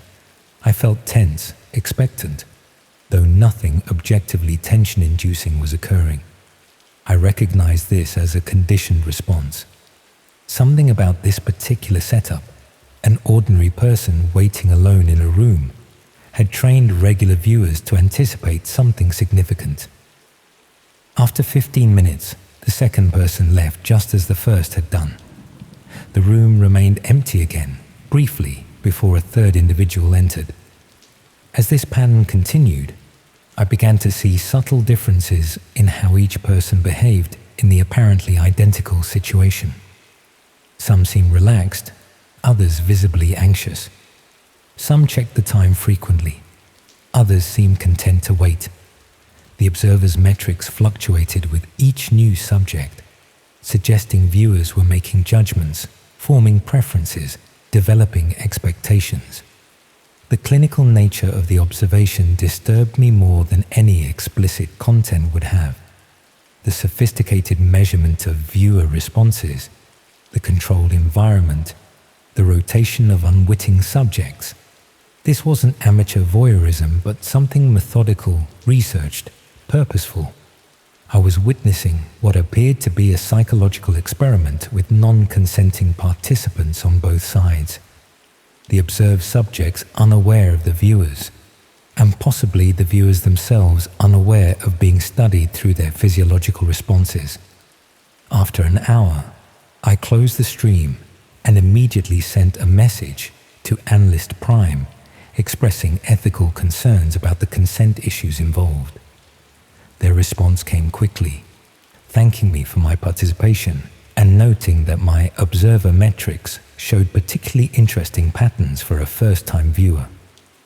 They explained that my heart rate, pupillary response, and attention patterns had been measured through my device's camera, a camera I had never authorized to be activated. I immediately covered my webcam with tape and ran security scans on my system. Finding nothing obvious, I still felt profoundly violated. Analyst Prime sent another message, assuring me that my data would be used anonymously and offering to share the resulting analysis for my own research. They seemed genuinely unable to understand why I might object to being monitored without consent, even while studying others being monitored without consent. The cognitive dissonance was remarkable. I didn't respond to their message. Instead, I uninstalled the specialized browser, documented my experience in an encrypted file, and tried to process what I had witnessed. The next morning, I received an email to my university account, an account I had never shared with Analyst Prime. The subject line read, "Observer Study Follow-Up." The message contained a link to what was described as your observer profile based on last night's session. Against better judgment, I clicked the link using a virtual machine on a secure connection. The page displayed a detailed analysis of my viewing patterns during the previous night's stream, which subjects held my attention longest, microsecond measurements of my reactions to specific movements or expressions, comparison of my response patterns to other first-time viewers. Most disturbing was a section labeled Observer Typology Classification that categorized me as a pattern recognition dominant viewer with above-average empathic suppression and researcher consistent cognitive framework. The accuracy of this analysis from just 1 hour of unknown surveillance was deeply unsettling. More troubling was the final section of the report, which predicted with specific probability percentages how likely I would be to discuss the experience with colleagues, 17%, report it to authorities, 12%, return for additional observation sessions, 64%, or attempt to investigate further independently, 89%. The last prediction proved immediately accurate. I began researching experience rooms through legitimate academic databases and cybersecurity resources. Most scholarly references dismissed them as urban legends or scams. Law enforcement bulletins mentioned them only as potential fraud schemes rather than actual surveillance operations. The few credible mentions described them as elaborate role-playing scenarios rather than non-consensual observation. A week later, I received another email, this time containing only a date, time, and link. No message, no explanation. Just another observation session invitation. I ignored it. 3 days after that, another invitation arrived. Then another. The frequency increased to daily, then twice daily. Each invitation came from a different email address, making blocking ineffective. 2 weeks into this escalating pattern, I received something different, a link labeled Subject Perspective. When I accessed it through a secure system, it showed a video feed from my own office, recorded the previous day. The camera angle suggested it came from my computer's webcam, which remained covered with opaque tape. Somehow, they were still watching. I replaced my computer entirely, changed my phone, installed advanced security systems in my home, swept for hidden cameras and microphones, found nothing. Yet the invitations continued, now arriving through text messages, professional networking platforms, even comments on my academic articles, always with a date, time, and link, never with further explanation. After a month of this, I received a different type of message, an observation report similar to my own, but focused on a colleague in my department. It analyzed their viewing patterns, psychological responses, and behavioral predictions in the same clinical format as mine. The message implied that my colleague had been invited to an observation session because of their association with me. The final line read, "Observer networks expand through proximity patterns. Your data suggested 6 high compatibility potential observers in your immediate circle."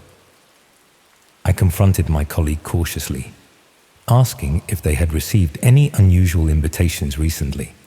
Their confused response confirmed they had no knowledge of what I was describing. I chose not to elaborate, not wanting to draw them further into whatever this was. But the implication was clear. My involvement had somehow marked those around me as potential participants. Yesterday, I received the most disturbing communication yet.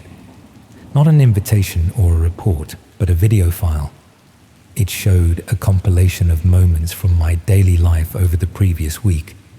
Me teaching class, buying groceries, meeting with students, working in my office. Each clip was brief, captured from different angles and distances. Some appeared to come from security cameras or colleagues' devices. Others had no plausible source I could identify. The compilation ended with footage of me sleeping in my bedroom the previous night, shot from an angle that suggested a camera in the smoke detector. The file's metadata included viewing statistics. 27 observers had watched this compilation of my life. Their average heart rate, pupillary response, engagement levels, and empathic resonance scores were listed in precise detail. My existence had become content for the very system I had tried to study. This morning, I discovered a new application on my phone that I never installed. Simply labeled Observer, its icon is a minimalist eye design. I can't delete it. When opened, it shows only a counter currently reading 31 and a timer counting down from 24 hours. I don't know what happens when it reaches 0. I've turned off the phone, but found the same application appearing on my new laptop minutes later. I'm writing this account now as documentation and warning. I don't know who or what Analyst Prime represents. I don't know the purpose of these observation networks or why they focus so intently on expanding through my social connections. What I do know is that the line between observer and observed has completely collapsed in my life. Every moment now exists as potential content, every reaction as data for analysis. The most terrifying realization isn't that I'm being watched, it's that I've begun watching myself through their framework, analyzing my own reactions, considering how they might appear to observers, modifying my behavior to affect the metrics I imagine are being recorded. My internal experience has been colonized by the observation paradigm. I've internalized the clinical gaze that was directed at me. The counter on the Observer app now reads 28. Whatever happens when it reaches 0, I doubt it represents the end of this experience. More likely, it marks a transition to a new phase, perhaps from passive subject to active participant in ways I can't yet imagine. The only certainty is that in a system designed to categorize everyone as either observer or observed, eventually everyone becomes both simultaneously. The feedback loop never ends. It only expands to include more unwitting participants, more data points, more patterns to analyze.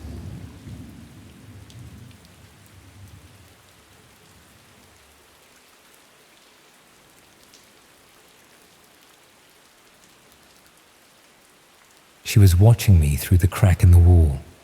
For weeks, I'd felt her eyes following me around my new flat. The woman no one would talk about. The previous tenant who'd vanished without a trace. Now I know why the rent was so cheap in one of London's most expensive neighborhoods. Now I understand the strange stains beneath the fresh paint. And now I realize I might be next. My name is Madeline Cox, and I'm going to tell you about the 18 months I spent living in flat 16B, Cold Harbour Lane, and how I uncovered the truth about Rebecca Walsh, the woman who disappeared before I arrived, the woman whose possessions kept turning up in my walls, and the building manager who knew far more than he was telling. It began with a suspiciously good deal on a Victorian conversion flat in Brixton. January 2019. I'd just landed a curator position at a small modern art gallery in central London. And after 3 months of sofa surfing with increasingly impatient university friends, I was desperate for my own space. The advert appeared in my feed late one night. 1-bedroom flat, recently renovated, private garden access, £900 per month including utilities. In London, this was unheard of. Similar properties in the area went for twice that. I should have questioned it. I should have walked away. But when you're 27, earning barely enough to live on, and sleeping on an increasingly lumpy sofa in someone else's flat, skepticism takes a back seat to opportunity. I arranged a viewing for the next day. Cold Harbour Lane cuts through Brixton like a scar, lined with Victorian terraces that have seen better days. Number 16 stood at the quieter end, a once grand townhouse now carved into 6 separate flats. The facade retained hints of former elegance, ornate cornicing, sash windows, a tiled path leading to a heavy front door. But something about it seemed off-kilter, as though the entire structure was gradually sinking on one side. Martin Ellis, the building manager, met me in the communal hallway. Mid-50s, perpetually damp-looking, with thinning hair combed over a shiny scalp, and a smile that never reached his watery eyes. The kind of man who stands slightly too close when speaking. He jangled his keys with nervous energy as he led me up creaking stairs to the first floor. "It's been completely redone," he explained, unlocking the door to 16B. New kitchen, new bathroom, fresh paint throughout. The flat was surprisingly spacious for London. A decent-sized living room with original fireplace, sealed up of course. A small but functional kitchen. A bathroom with actual full-size bath. And a bedroom overlooking a shared garden. The renovation work was evident everywhere. The place smelled of fresh paint and new carpet. Everything gleamed with that unlived-in quality of recent refurbishment. I should have asked why. I should have wondered about the previous tenant. Instead, I asked where to sign. The rent required a surprisingly small deposit. The paperwork was minimal. Martin seemed eager to have the place occupied quickly. All red flags I ignored in my desperation for affordable housing in Zone 2.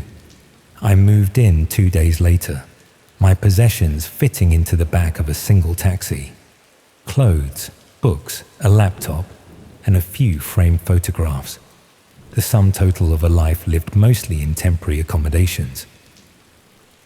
The first few weeks passed uneventfully. I unpacked my meager possessions, bought some second-hand furniture, settled into my new job at the gallery. My neighbours were largely invisible, the kind of Londoners who avoid eye contact in the hallway and close their doors quickly when they hear footsteps on the stairs.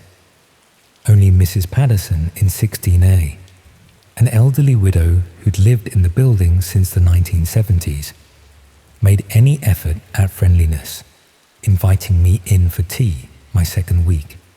Her flat was a time capsule.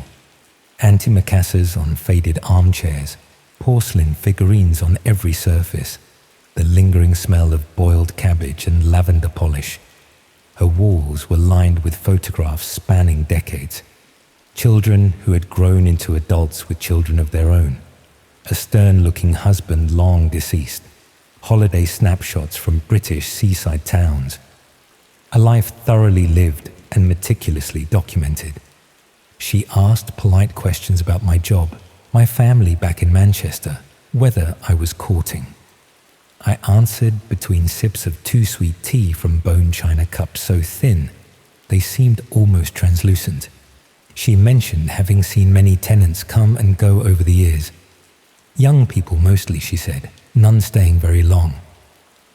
Then, as I was leaving, she gripped my wrist with surprising strength. They painted over it, I suppose. Her voice had dropped to a whisper. Painted over what? The wall in your bedroom, the stain that wouldn't come out.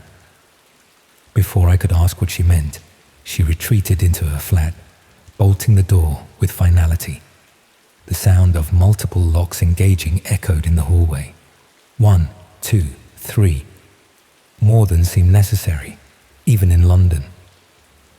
That night, I examined my bedroom walls with a rising sense of unease. The paint was even, matte white, unremarkable. But as I ran my fingers along the wall that separated my flat from the external fire escape, I noticed a slight difference in texture in one section, approximately 1 meter square, where the plaster felt newer than the surrounding area. I tried to dismiss Mrs. Patterson's comment as the ramblings of a lonely old woman, but that night I dreamed of seeping dark liquid, of paint bubbling and peeling back to reveal something underneath. I woke at 3:17 a.m., the precise time I would wake for the next 18 months, heart racing, convinced someone was in the room with me. By morning, I'd rationalized everything. Old buildings make noises. New paint has a different texture over patched areas. Elderly neighbors say cryptic things. None of it means anything sinister. Then I found the first item. I was hanging a framed print in the living room, tapping a nail into what I thought was a solid wall, when the plaster crumbled unexpectedly, creating a small hole. Frustrated, I fetched a torch to assess the damage. Peering into the dark cavity, something glinted back at me. Using a coat hanger, I managed to hook and extract a delicate silver bracelet, tarnished but clearly expensive. The clasp was broken, as though it had been torn from someone's wrist. I should have gone to the police then. Instead, I convinced myself it must have fallen into the wall cavity during renovation work. I cleaned it up, placed it in my jewelry box, and patched the hole. A week later, while attempting to unblock a persistently slow bathroom drain, I found a clump of long, dark hair wrapped around the trap. My own hair is blonde and short. The hair was at least 30 centimeters long, dark chestnut, and appeared to have been forcibly pulled out. Several strands still had follicles attached. That evening, I finally questioned Martin about the previous tenant. I caught him in the hallway, halfway through changing a light bulb. His reaction to my casual inquiry was immediate. A tightening around the eyes, a twitch in his left cheek. "Student," he said, eyes fixed on the bulb. "Exchange student. Went back to Spain, or maybe it was Italy." He screwed the bulb in with more force than necessary. "Why'd you ask?" I mentioned finding the bracelet. His hand slipped, shattering the bulb. A thin line of blood appeared on his palm. "Must have been left by the builders," he said, wiping his hand on his trousers, leaving a smear of crimson. "Chuck it out." That night, I finally did what I should have done before signing the lease. I searched online for information about 16B Cold Harbor Lane.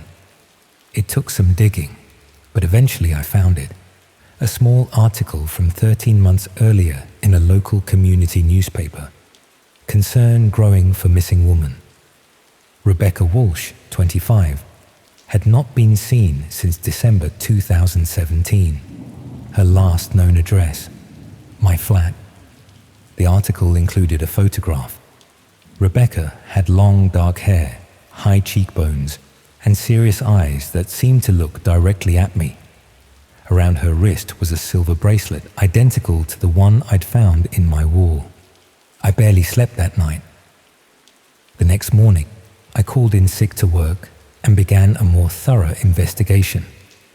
I discovered that Rebecca had been a PhD student, researching historical crime at King's College London. She'd lived alone, kept to herself, but was close to her sister in Bristol.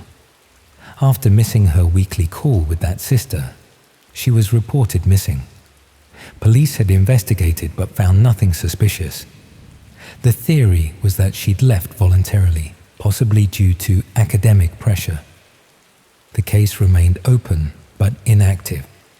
Further research revealed unsettling patterns. Local social media groups mentioned other disappearances from the Brixton area over the years. Nothing that appeared connected, nothing that had generated major headlines, but a steady trickle of young women who had simply vanished. Most had been explained away as people moving on with their lives, cutting ties, starting fresh elsewhere. Several had last been seen near Cold Harbor Lane. I found her sister, Claire Walsh, on social media and sent a message explaining who I was and what I'd found. She responded within hours, her profile picture showing the same high cheekbones and serious eyes as Rebecca, but with short blonde hair, a disconcerting mirror of our own physical differences. We met the following day at a cafe 3 streets away from Cold Harbor Lane. Claire was visibly exhausted, with the hollow-eyed look of someone who had been grieving for too long without resolution. When I handed her the bracelet, she held it like something infinitely precious and infinitely painful. "I gave her this for her 25th birthday," she said. She never took it off. Claire had never believed the voluntary disappearance theory. Rebecca was dedicated to her research, had just received additional funding, and had been excited about new evidence she'd discovered relating to historical murders in Brixton. The police had interviewed Martin, the other tenants, Rebecca's classmates and professors. No leads. After 6 months, the investigation had effectively stalled. Most disturbingly, Claire told me that Rebecca had mentioned feeling watched in the weeks before her disappearance. She'd complained about noises in the walls, about missing personal items that would reappear in strange places, about a persistent feeling that someone had been in her flat while she was out. She'd changed the locks twice, had considered breaking her lease and moving elsewhere, had begun documenting everything in a journal that disappeared along with her. I didn't tell Claire about the hair in the drain or the patched section of wall. I didn't share my growing conviction that Rebecca had never left Cold Harbor Lane. Some truths are too heavy to place on shoulders already bowed by grief. But that evening, I examined my flat with new eyes. The fresh paint, the new carpet, the replaced section of wall. The renovations weren't improvements. They were erasures. I began to notice other things. The floorboard near the bedroom window that sounded different when stepped on. The section of kitchen tile work that didn't quite match the rest. The slight discoloration on the ceiling above the shower, visible only in certain light. My flat was a palimpsest. Rebecca's existence scraped away, painted over, but still faintly visible if you knew where to look. And Martin's behavior grew increasingly erratic. I'd catch him watching me from the garden when I left for work.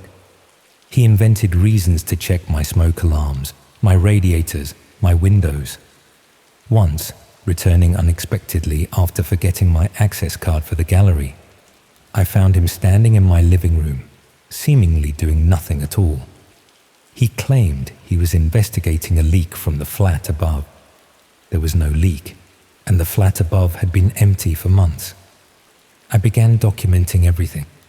I took photographs of every unusual feature in the flat.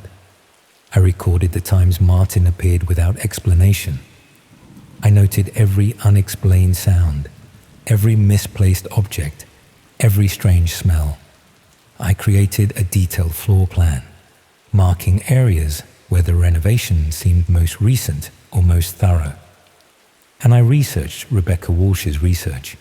Through academic databases, I found her published work on historical crimes in South London, particularly a series of unsolved murders in Brixton between 1889 and 1891. 4 young women, all tenants of the same boarding house, all found with their throats cut and peculiar items sealed inside their body cavities. Buttons, coins, locks of hair. The killer was never identified, but Rebecca had been pursuing a theory that the boarding house owner, one Martin Ellis Sr., had been responsible. The contemporary Martin Ellis was his great-grandson. That connection should have sent me to the police immediately. Instead, motivated by some misguided sense that I needed more evidence, I decided to investigate further. I contacted Rebecca's academic supervisor, who confirmed her research had taken an unexpected turn in her final weeks. She discovered documents suggesting the historical Martin Ellis hadn't died in 1892, as previously believed, but had changed his name and continued running boarding houses in various London neighbourhoods, each associated with disappearances that were never connected to him. She became quite obsessed, the supervisor told me. She was convinced there was a family pattern, that something had been passed down through generations. I told her she was straying into unprovable territory, that it would damage her academic credibility. The original boarding house, I discovered with growing horror, had stood at the exact location of 16 Cold Harbour Lane. Through public records and extensive genealogical research, I traced the Ellis family history. Martin Ellis Sr. had 5 children.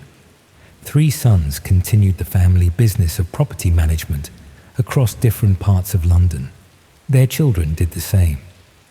The current Martin Ellis was the last male descendant of the original boarding house owner, inheriting properties that had remained in family hands for generations. I discovered something else too. Every property managed by an Ellis had experienced at least one unexplained disappearance per decade. Young women, usually living alone, often students or newly arrived in London. Each case investigated separately. Each eventually filed away as a voluntary departure or possible suicide. None ever connected to the Ellis family. None ever solved. Around this time, about 6 months into my tenancy, I began to feel watched not just by Martin, but by someone else. I'd wake at exactly 3:17 a.m. with the certainty that someone was standing in the darkest corner of my bedroom. Objects would move slightly between when I left for work and when I returned. The silver bracelet, which I'd kept after Claire couldn't bear to take it, repeatedly migrated from my jewelry box to my bedside table. I began to fear I was losing my grip on reality. Was I inventing connections because of Rebecca's research? Was I experiencing the same paranoia that might have driven her to leave suddenly? Or was something more sinister at work? The fear became physical. I lost weight, developed insomnia, jumped at every noise, started leaving lights on all night, wedged chairs against my door when sleeping. I was living in a constant state of heightened awareness that left me exhausted but unable to relax. I considered moving out, but my meager salary and London's impossible rental market meant I had nowhere else to go. Besides, a part of me felt responsible to Rebecca, to learn what had happened, to ensure she wasn't simply forgotten, written off as another young woman who couldn't handle the pressures of life. The turning point came 9 months into my tenancy. A thunderstorm had knocked out power to the building. As I fumbled with candles, one rolled under the bed. Reaching for it, my fingers found a loose floorboard. Prying it up revealed a small cavity containing a notebook, Rebecca's research journal. The final entry, dated December 14th, 2017, read, M. Watching constantly. Found keys missing again. Located murder weapon in basement storage area. Photographed and documented. Evidence conclusive of familial pattern. Going to police tomorrow morning. There was no entry for December 15th. Rebecca had disappeared on the night of December 14th.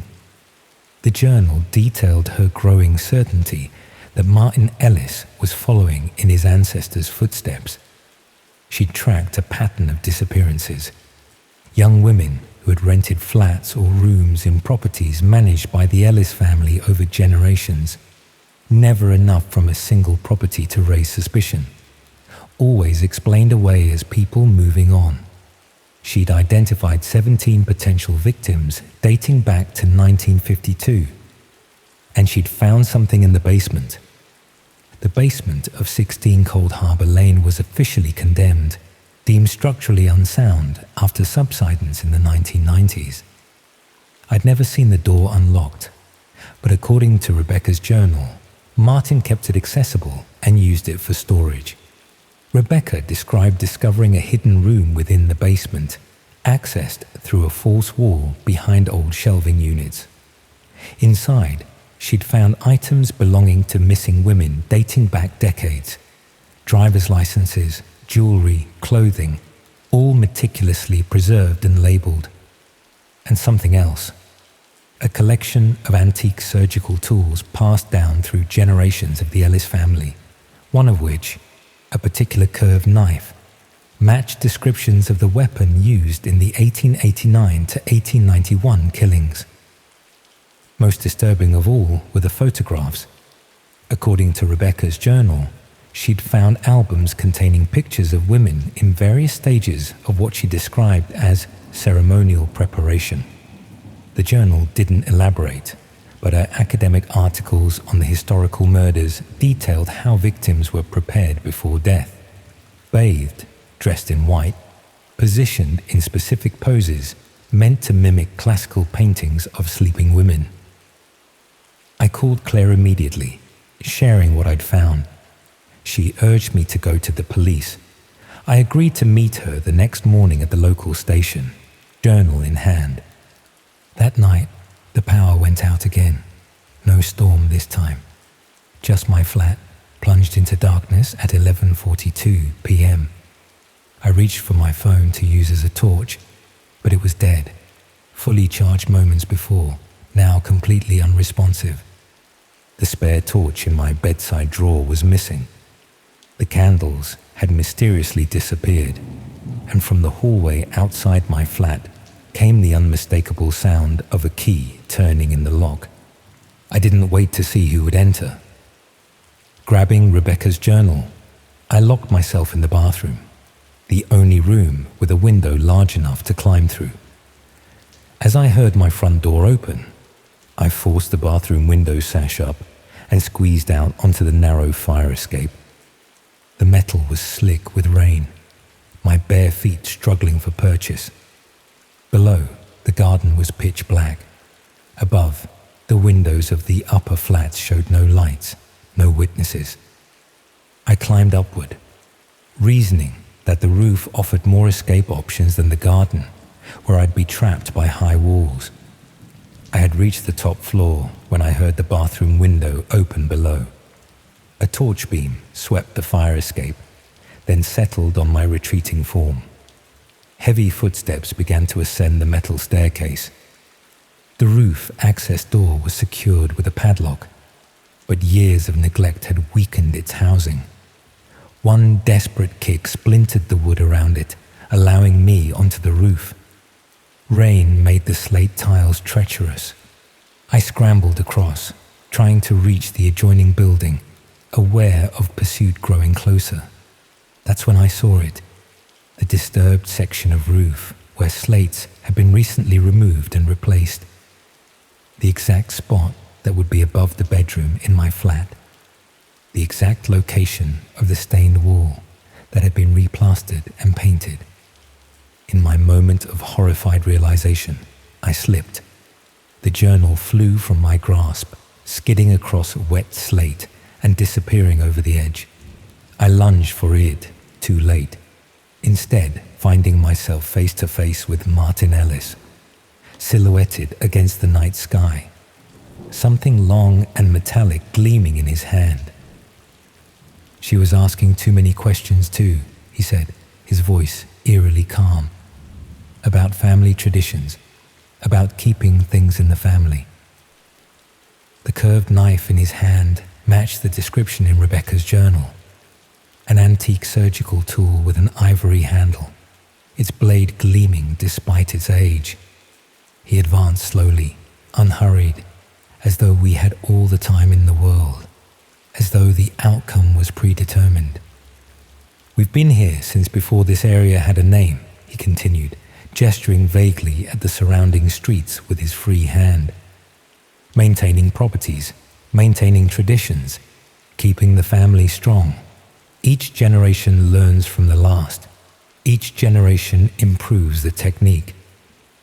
I braced for the impact of whatever weapon he held.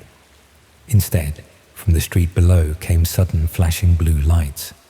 Someone had called the police. Later, I would learn it was Mrs. Patterson, watching from her window as she did every night, witnessing my desperate roof escape. Martin hesitated, calculating his options. That moment of indecision saved my life.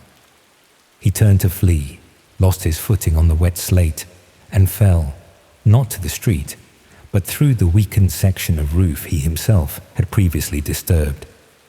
The crash echoed through the building, followed by silence. The police found Martin Ellis impaled on a Victorian cast-iron radiator in what had been my bedroom.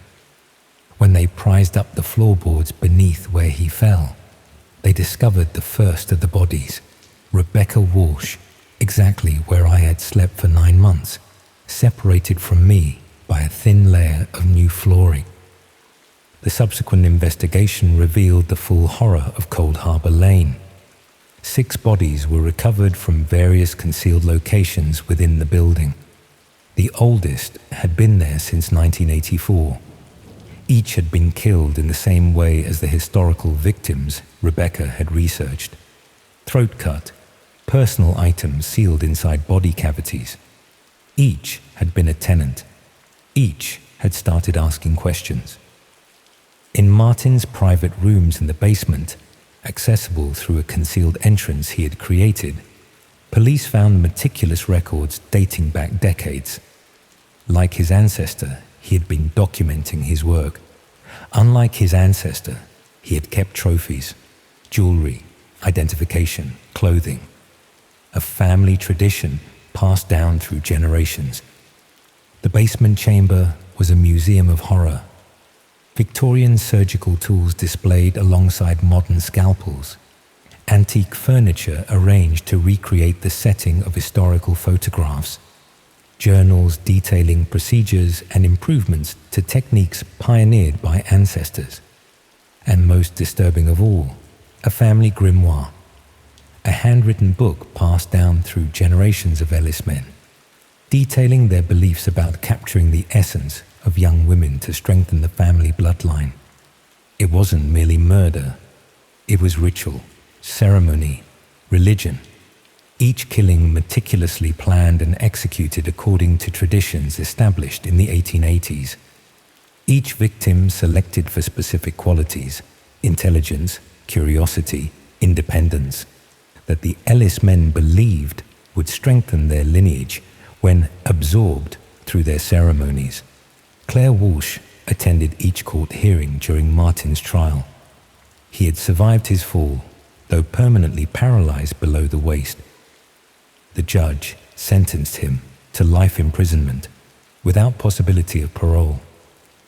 Throughout the proceedings, he maintained the same eerie calm I'd witnessed on the roof, speaking only once, to correct the prosecutor on the exact number of his victims. The official count was 23, not 17. Further investigation revealed connections to other properties around London, buildings managed by distant cousins of the Ellis family, each with their own history of disappearances. The full extent of the family's activities may never be known. Some relatives disappeared before they could be questioned. Some properties were mysteriously destroyed by fire before they could be searched. The ripples extended outward, suggesting a network larger and more organized than anyone had initially suspected. I never returned to Cold Harbour Lane. My possessions were collected by police, processed as potential evidence, eventually returned months later. I moved first to a hotel, then to a shared house in North London, finally back to Manchester. My curator position was held for me, but I couldn't stay in London. Every dark corner, every strange noise, every unexpected movement triggered overwhelming panic. The nightmares persisted, not of Martin Ellis or his knife, but of Rebecca Walsh beneath my bed, of sleeping directly above her decomposing body for months, of her trying to warn me through the thin barrier between us, of her watching me through cracks in the walls, attempting to communicate what she had discovered. The psychological impact was diagnosed as PTSD. I spent months in therapy, learning to manage the constant hypervigilance, the insomnia, the panic attacks. Slowly, gradually, I began to rebuild something resembling a normal life. I took a position at a small gallery in Manchester, rented a modern flat in a building less than 10 years old, researched the owners extensively before signing anything. Claire and I remain in contact, united by circumstance, by trauma, by the shared experience of having brushed against true evil. We exchange messages weekly. She's finished her sister's research, published the definitive account of the Ellis family crime spanning 5 generations. I haven't read it. Some knowledge is too heavy to carry. Number 16, Cold Harbour Lane, was demolished last year. The land remains vacant. Development plans repeatedly delayed by structural concerns. Locals avoid it. Estate agents can't sell it. The ground, they say, won't settle properly. The foundations keep shifting, as though something beneath the surface refuses to rest. Sometimes I dream of Rebecca Walsh, not as I imagine she was in her final moments, but as I felt her throughout my time in that flat, watchful, persistent, refusing to be erased. In my dreams, she's trying to tell me something, her mouth moving soundlessly behind the wall. I wake always at the same time, 3:17 a.m., the time the police determined she died. I don't believe in ghosts.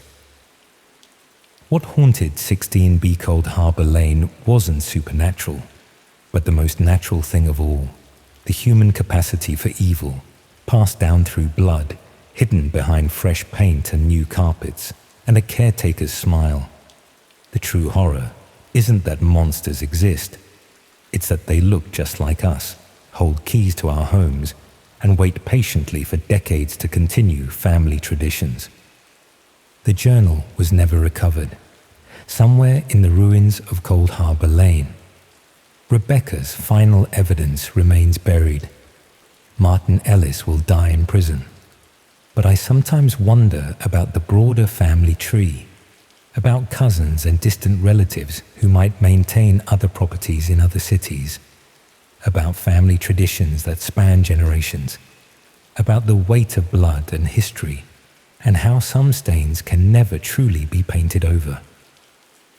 Sometimes, late at night, I find myself researching property ownership records, tracking surnames connected to the Ellis family, mapping disappearances across decades and locations, building my own version of Rebecca's research.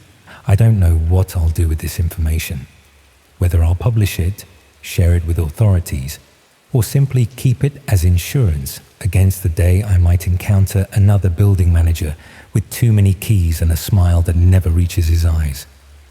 I've moved 3 times since leaving London, each time to newer buildings with professional management companies and electronic security.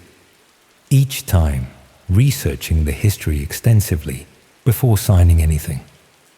My current flat is in a converted industrial building, all exposed brick and steel beams, no hidden spaces, no room for secrets. Yet still I wake at 3:17 a.m., convinced someone is watching me through the walls.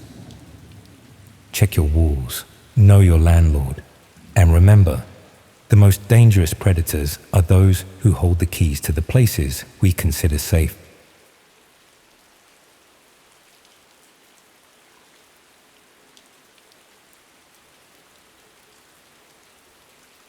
Let me tell you about my friend John Paul and why he'll never feel safe on land again. He wasn't the sort of person you'd expect to end up living on a yacht. He'd been a history teacher at a comprehensive in Glasgow for the better part of 20 years. The kind of steady, reliable guy who marked papers on Sunday evenings and took the same 2 weeks off every summer. Then everything changed when he won a raffle. It wasn't a huge win, mind you, but enough to transform his life. After all of the arrangements were sorted, he found himself the proud owner of a beautiful 45-foot motor yacht. She was a proper luxury vessel with polished wood fittings, a spacious salon, comfortable sleeping quarters, and all the modern amenities including satellite internet. He discovered he could teach online from anywhere with a stable connection, and the freedom of waking up to different horizons each morning was intoxicating. He'd been living aboard for about 18 months when I first visited him. The yacht was moored in a quiet bay off the Dorset coast, far enough from shore that the lights of the nearest village were just pinpricks in the darkness. He seemed genuinely happy for the first time since I'd known him, tanned from the sun and relaxed in a way that years of classroom management had never allowed.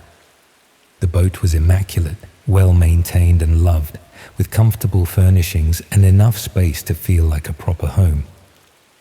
Though when I mentioned how peaceful it must be, he glanced toward the shore with an expression I couldn't quite read. We spent the evening catching up over a few drinks, and as the conversation wound down, he mentioned something that stayed with me. He'd been exploring parts of the internet he'd never bothered with before, partly out of boredom during the long evenings at Anchor, partly from curiosity about what existed beyond the usual websites everyone used. He wasn't particularly technical, but he'd taught himself just enough networking to be dangerous. The hidden networks beneath the surface web fascinated him. The anonymity appealed to him, the sense of being able to observe without being observed. But over the past few weeks, he'd stumbled across something that unsettled him.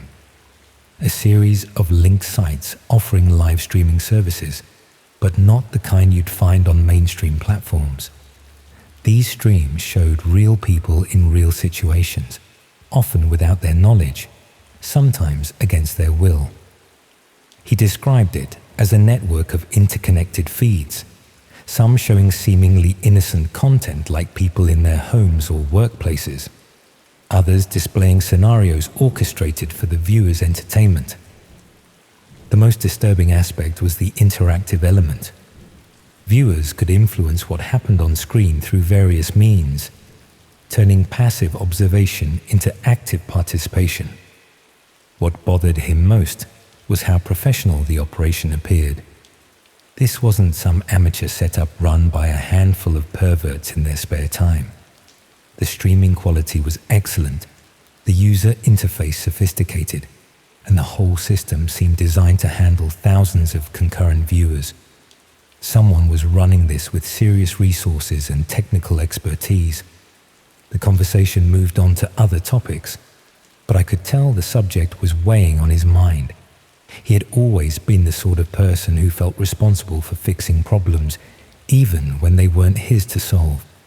I suspected he was wrestling with whether to report what he'd found, though to whom and with what evidence, I couldn't say.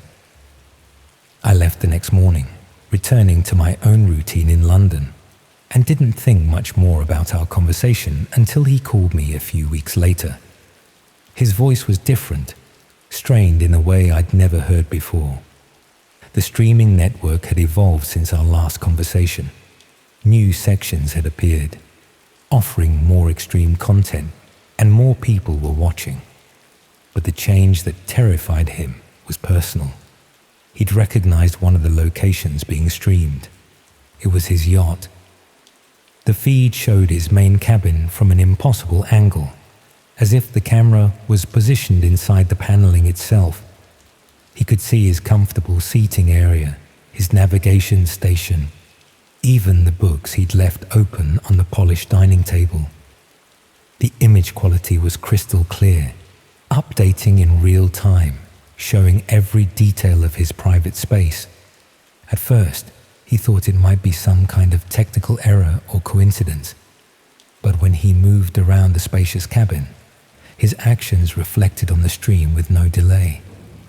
Someone had somehow placed surveillance equipment inside his beautiful yacht without his knowledge. Thousands of strangers were watching his every move.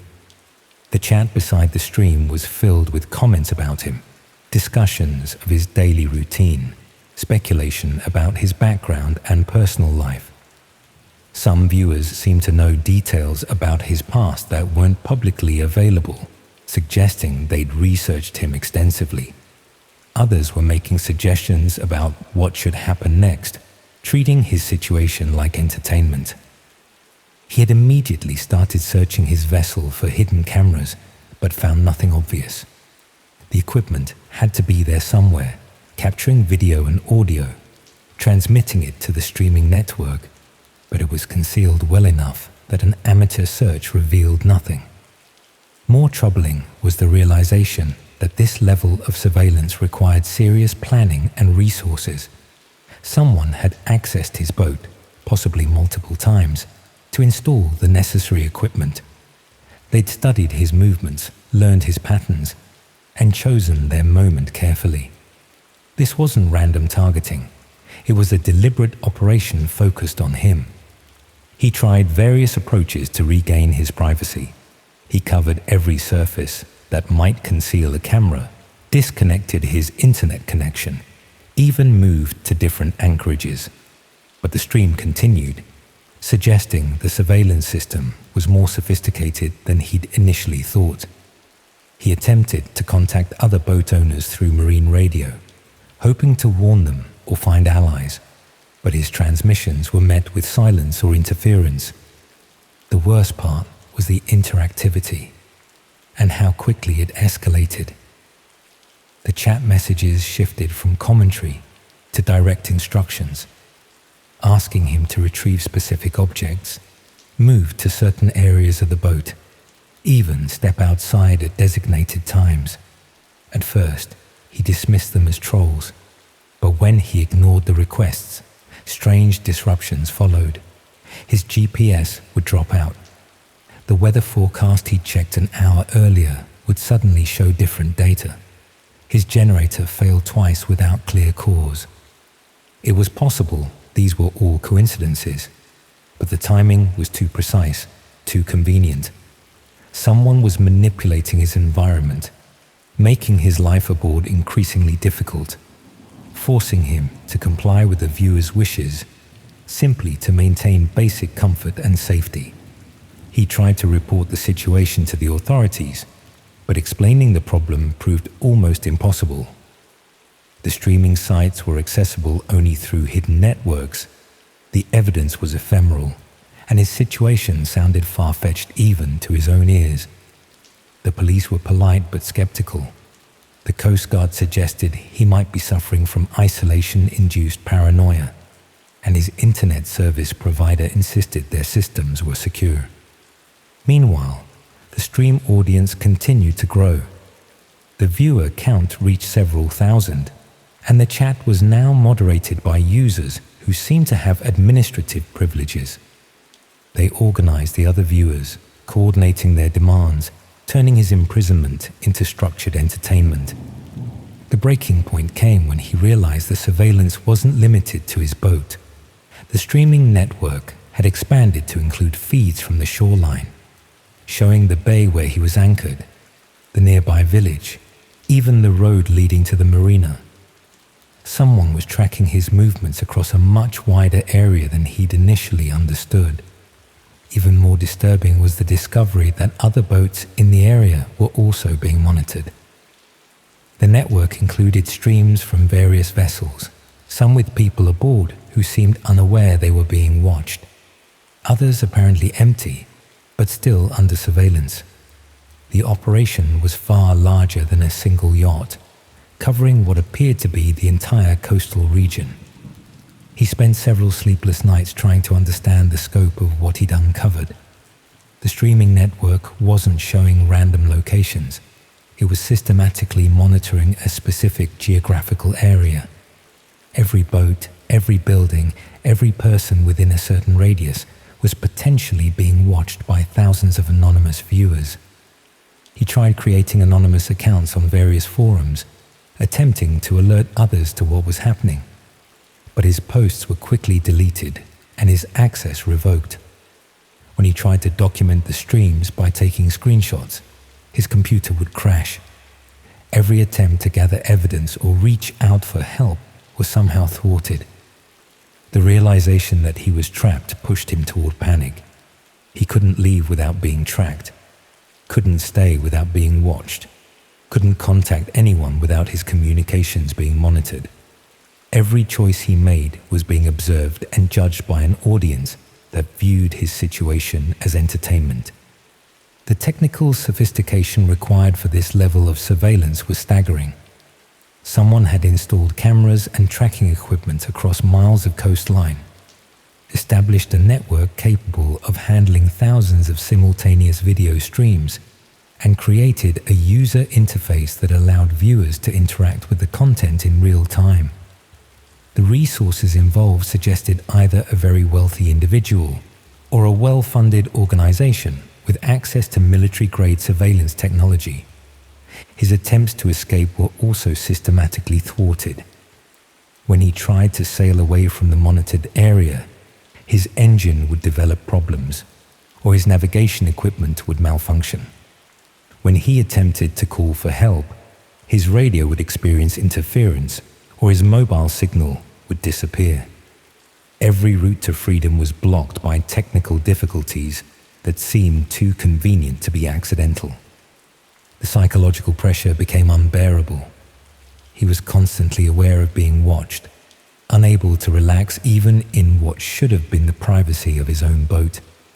He'd taken to sleeping in different locations each night, covering himself with blankets to avoid the cameras, but he knew these were futile gestures. The surveillance system was too comprehensive, too well designed to be defeated by such simple measures. The chat messages grew increasingly invasive, with viewers discussing intimate details of his life, making predictions about his behavior, treating him like a character in a reality television show. Some messages were sympathetic, expressing concern for his well-being. but others were cruel, suggesting ways to increase his distress for their amusement. He began to suspect that his situation was part of a larger experiment or entertainment program. The systematic nature of the surveillance, the careful manipulation of his environment, the organized response from the viewing audience all suggested a level of planning that went beyond simple voyeurism. The most terrifying aspect was the growing realization that escape might not be possible. The surveillance network covered such a wide area that leaving meant venturing into unknown territory, where the monitoring might be even more comprehensive. The technical capabilities demonstrated so far suggested resources and expertise that made traditional law enforcement seem inadequate to address the situation. Days passed. The isolation was absolute. He was surrounded by water, trapped in a situation that sounded so bizarre that even his closest friends would struggle to believe it. The anonymous viewers became his only connection to other people, but they saw him as entertainment rather than a human being in distress. During one of his more desperate attempts to trace the source of the stream, he stumbled across what looked like an internal admin panel, likely exposed through a forgotten link or outdated login. It wasn't polished or secure, but it revealed more than he was meant to see. There was a basic map showing streaming points all along the British coastline, with hundreds of active feeds, not just from boats, but from ports, coastal roads, even remote cottages. It became clear the system was organized. Different regions were broken up into sections, each apparently managed by separate user groups who shared data between them. The layout, the consistency, the scale of it all. This wasn't just some underground voyeur ring. The coordination and resources involved made it feel like something far more serious. He started to wonder if what he'd uncovered wasn't just a criminal enterprise, but part of a larger commercial or even state-run operation. The viewer numbers were staggering, reaching into the hundreds of thousands during peak times, with users paying substantial fees for access to different levels of content. The interactive elements allowed viewers to influence events in real time, creating a form of reality entertainment that generated enormous revenues for the operators. He said he found evidence suggesting that the operation had been running for several years, expanding gradually as the technology improved and the audience grew. The early streams had been crude and limited, but the current system was capable of providing high-definition video and audio from multiple angles, with sophisticated image processing that could track individuals even in crowded environments. The realization that he was just one of thousands of unwilling participants was both terrifying and oddly comforting. He wasn't being specifically targeted. He was simply unlucky enough to have discovered his own surveillance, while most others remained ignorant of theirs. But this knowledge also made his situation more hopeless. If the operation was as large and well-funded as the evidence suggested, then individual escape was unlikely. Our phone conversations became less frequent as his situation deteriorated. His voice grew weaker each time we spoke, the strain of constant vigilance taking its toll. He'd been eating poorly, sleeping in brief snatches, jumping at every sound that might indicate someone approaching his boat. The final call came a few weeks ago. He told me that something had changed about the streaming feeds. The cameras were still active, still transmitting his every move to the anonymous audience, but the interactive elements had been disabled. The viewers could watch, but no longer influence what happened to him. He interpreted this as a warning. His discovery of the administrative sections, his knowledge of the operation's scope, had marked him as a security risk. The psychological effect was devastating. Being watched for entertainment was horrible, but being watched as a potential threat was worse. He knew that any action he took, any attempt to contact authorities or escape his situation, would be immediately detected and countered. One morning, something changed. He woke to find his internet connection severed, his satellite communication system disabled, and his radio producing only static. For the first time in months, he was truly alone. The silence was both terrifying and liberating. Without the constant awareness of being watched, he felt a freedom he'd almost forgotten existed. But he also knew that this isolation was probably temporary, a prelude to something more permanent. The radio on his yacht crackled to life several days later. His hands shook as he reached for the handset, having heard nothing but static for so long that he'd almost forgotten what human voices sounded like. The transmission was clear and official, identifying itself as Falmouth Coast Guard. They were responding to reports of a vessel in distress, requesting his current position and status. His heart raced as he realized this might be his chance, his opportunity to finally escape the surveillance network that held him prisoner for so long. But as he prepared to respond, he noticed something that made his blood freeze. The radio display showed an incoming frequency that wasn't used by the Coast Guard, and the voice, while professional, had an undertone he recognized from his months of captivity. His finger hovered over the transmit button as he considered his options. He could share his exact position and hope for genuine rescue, or he could remain silent and maintain his current status as a managed prisoner. Either choice might be wrong, but only one offered the possibility of freedom. The voice repeated its request, growing more insistent, demanding his immediate response. He closed his eyes, made his decision, and pressed the button to share his coordinates.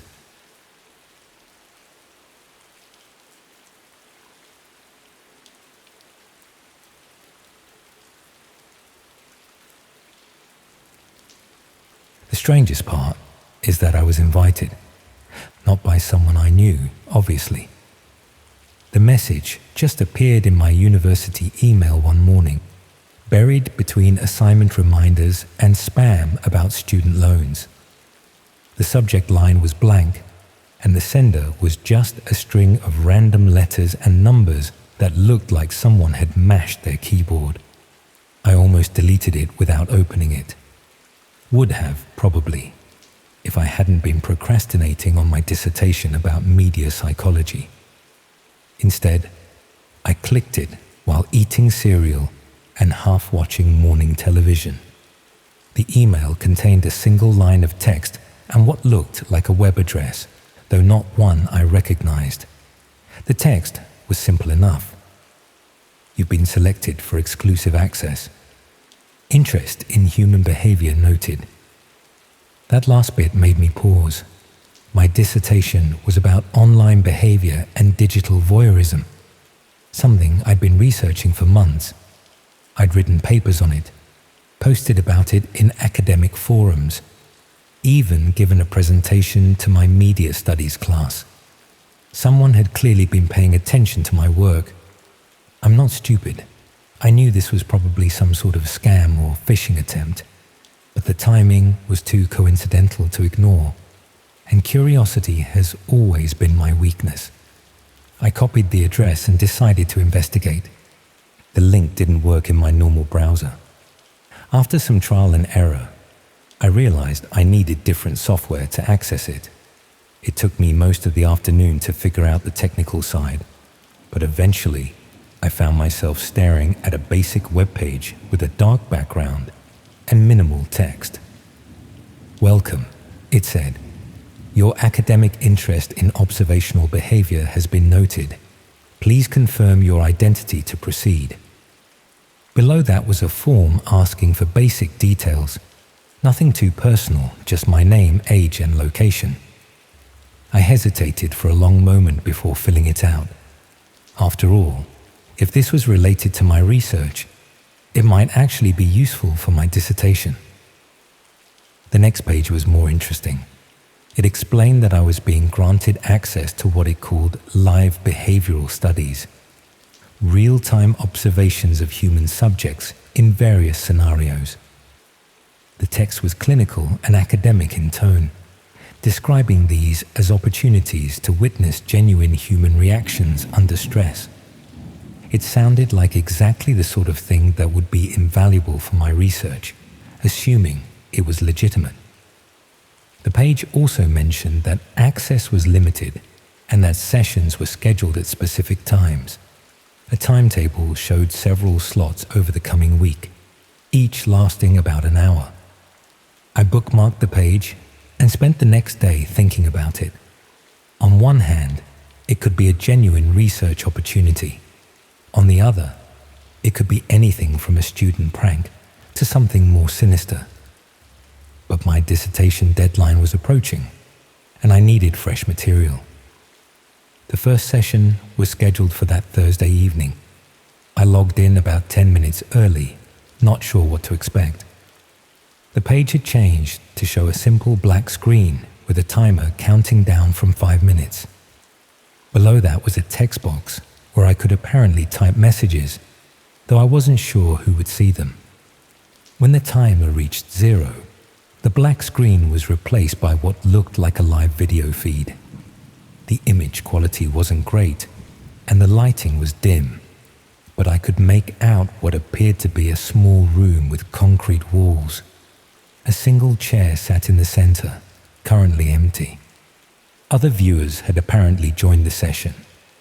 Messages began appearing in the text box, short comments and observations that suggested people were treating this as some sort of academic exercise.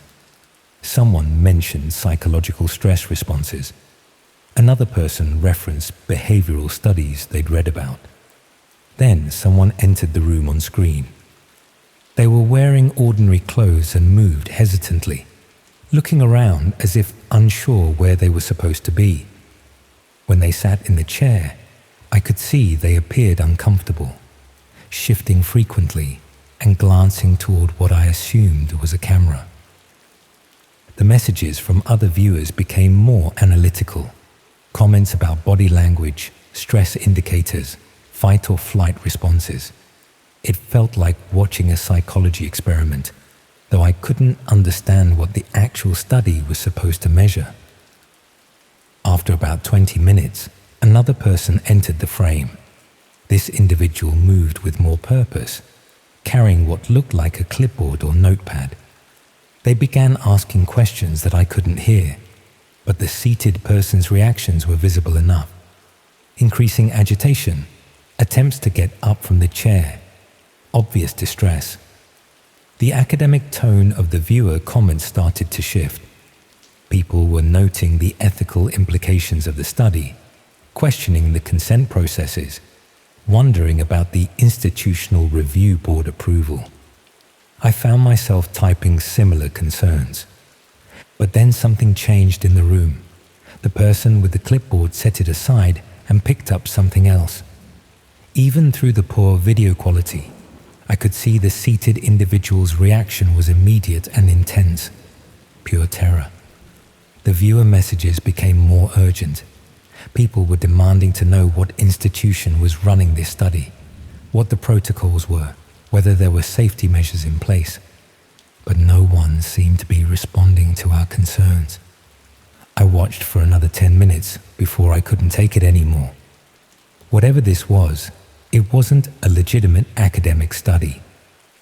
I closed the browser and tried to convince myself that what I'd seen had been some sort of performance art or elaborate role-play scenario.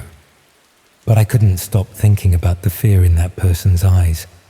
I didn't log in again for several days.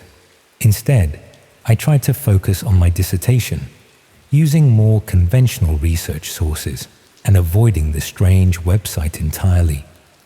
But the images from that session kept creeping back into my thoughts, and I found myself wondering what had happened after I'd logged off.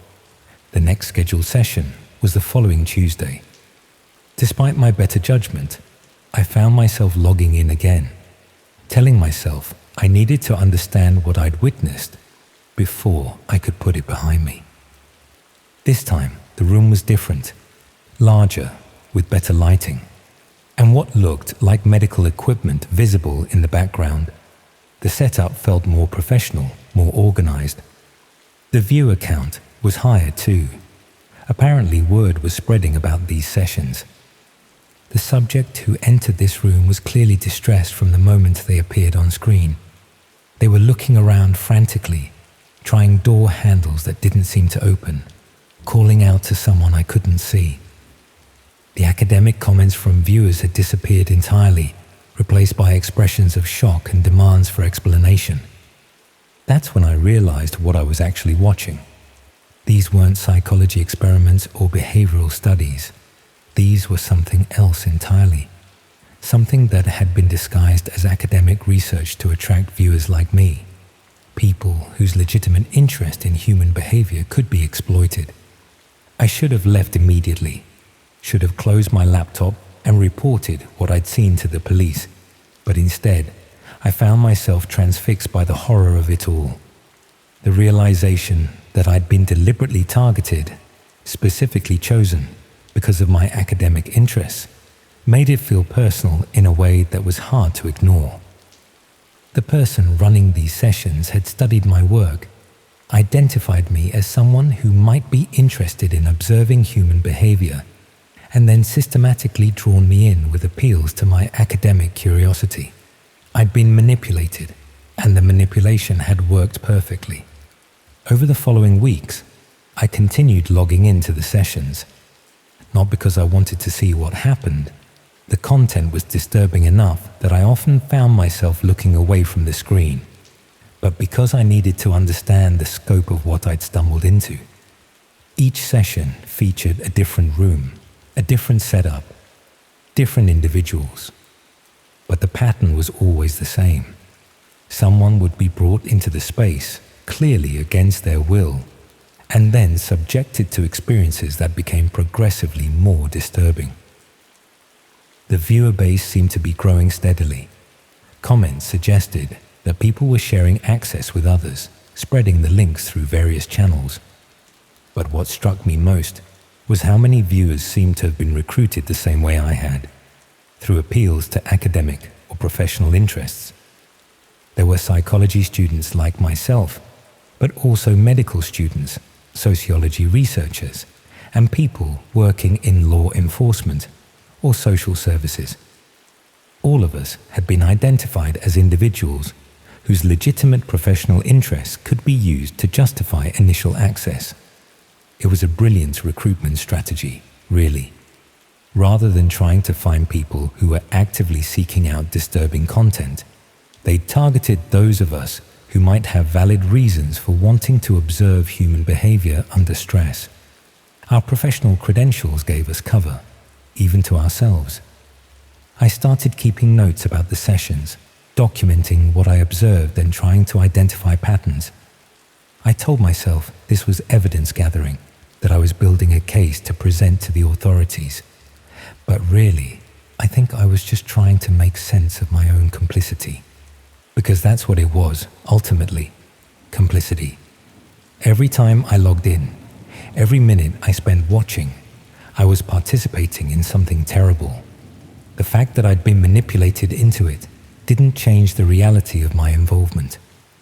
The sessions began to feel routine after a while. I'd recognize certain rooms that appeared repeatedly, suggesting these weren't one-off events, but part of some ongoing operation. The timing seemed coordinated too. Sessions in different rooms would start at staggered intervals, allowing viewers to move between them. But what disturbed me most was how normal it all started to feel. The initial shock wore off, replaced by a kind of numb fascination. I'd find myself critiquing the camera angles or noting technical details rather than focusing on what was actually happening to the people on screen. That normalization was perhaps the most frightening aspect of the whole experience. How quickly something horrific could become just another part of my routine. How easily I could compartmentalize it, separating my normal life from these evening sessions where I'd watch unspeakable things unfold. About 6 weeks after that first session, something changed. I logged in as usual, but instead of the familiar room selection screen, I was greeted by a different message. "Thank you for your participation in our observational study," it read. "Your engagement has been noted and appreciated. You have been selected for advanced access privileges." Below that was a new set of options I hadn't seen before. Different types of sessions, different levels of access, different ways to participate. The language was still clinical and academic, but the implications were clear enough. I was being offered the chance to move from passive observer to active participant. The message explained that my consistent attendance and demonstrated interest qualified me for what they called collaborative sessions, events where viewers could provide input and direction rather than simply observing. The language made it sound like a natural progression, the next step in an ongoing research project. But I knew better by then.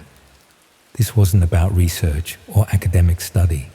This was about gradually drawing people deeper into something terrible, using their initial curiosity as a hook to secure their continued involvement. The truly disturbing part was how tempting the offer was. After weeks of watching passively, the idea of having some control over what happened was oddly appealing. Not because I wanted to cause harm, but because the powerlessness of being just an observer had become its own form of torture. I stared at that message for nearly an hour before closing the browser without responding, but I kept thinking about it over the following days. The progression they were offering felt inevitable, like a path I'd been on since that first invitation email. That's when I finally understood the full scope of what I'd encountered. This wasn't just about providing content for people who were already predisposed to watch it. It was about creating those people, gradually converting ordinary individuals into active participants through careful manipulation and escalation. They'd identified me as someone with legitimate academic interests, drawn me in with appeals to those interests, normalized my participation through repeated exposure, and then offered me a path to deeper involvement. Each step had felt logical and justifiable at the time. How many others had received similar invitations? How many had progressed further down this path than I had? And how many people who ended up in those rooms had started as viewers, gradually drawn into participation through the same process I'd experienced? I deleted all the bookmarks and access software from my computer that night, tried to put the whole experience behind me and focus on finishing my dissertation through conventional research methods. But the questions wouldn't leave me alone. 3 months later, I received another email. Different sender, different format, but the same basic message. I'd been selected for access to exclusive content based on my demonstrated interest in human behavior. This time, they were offering access to what they called historical archives, recordings of previous sessions that I could review at my own pace. I deleted the email immediately, but the fact that it had found me again, despite my efforts to distance myself from the whole thing, was deeply unsettling. Somehow, my participation in those sessions had marked me permanently. I was now part of their recruitment database, someone to be contacted periodically with new opportunities for involvement. That was nearly a year ago now. I've received 4 more emails since then, each offering different types of access, different levels of participation. The language has evolved slightly each time, becoming more sophisticated in its appeals to my academic interests. I've deleted them all without opening the links, but I'll admit that the temptation is still there. The curiosity that got me involved in the first place hasn't disappeared, and part of me wonders what I might have missed by stepping away. That's the most frightening realization of all. Not that such things exist, or that people participate in them, but how easily I could have become one of those participants. How the right combination of manipulation and escalation could turn someone like me, someone who considers themselves ethical and rational, into an active collaborator in something terrible. The dissertation I eventually submitted focused on digital manipulation and the psychology of online recruitment. I got a first-class mark and several offers for postgraduate study, but I declined them all. The idea of pursuing further research into human behavior no longer appeals to me the way it once did, because I know now how that interest can be used against you, how academic curiosity can become a vulnerability, exploited by people who understand exactly how to identify and target individuals like me. The emails still come occasionally, usually around the time of academic deadlines or conference seasons, when students and researchers might be most desperate for new material. The timing is never coincidental. I wonder sometimes about the other people who were in those viewer sessions with me, whether they received similar follow-up invitations, whether any of them accepted the offers for increased participation, whether some of the people I saw in later sessions had started as viewers themselves. The thought keeps me awake some nights. The possibility that I witnessed people who had started exactly where I did, drawn in by the same appeals to academic interest, gradually manipulated into deeper involvement until they found themselves on the other side of the camera. I tell myself I made the right choice by walking away, but part of me will always wonder what would have happened if I'd stayed, if I'd accepted those offers for advanced access, whether I would have had the strength to resist the gradual escalation, or whether I would have become something I never thought I could be. That uncertainty is perhaps the most disturbing legacy of the whole experience. The knowledge that the line between observer and participant, between victim and perpetrator, might be thinner than any of us would like to believe. The latest email arrived just yesterday. Same pattern, different wording. They're still out there, still recruiting, still finding new ways to identify and exploit people's legitimate interest for terrible purposes. I deleted it like all the others, but for just a moment, I hesitated before clicking delete, and that hesitation terrifies me more than anything I saw in those sessions.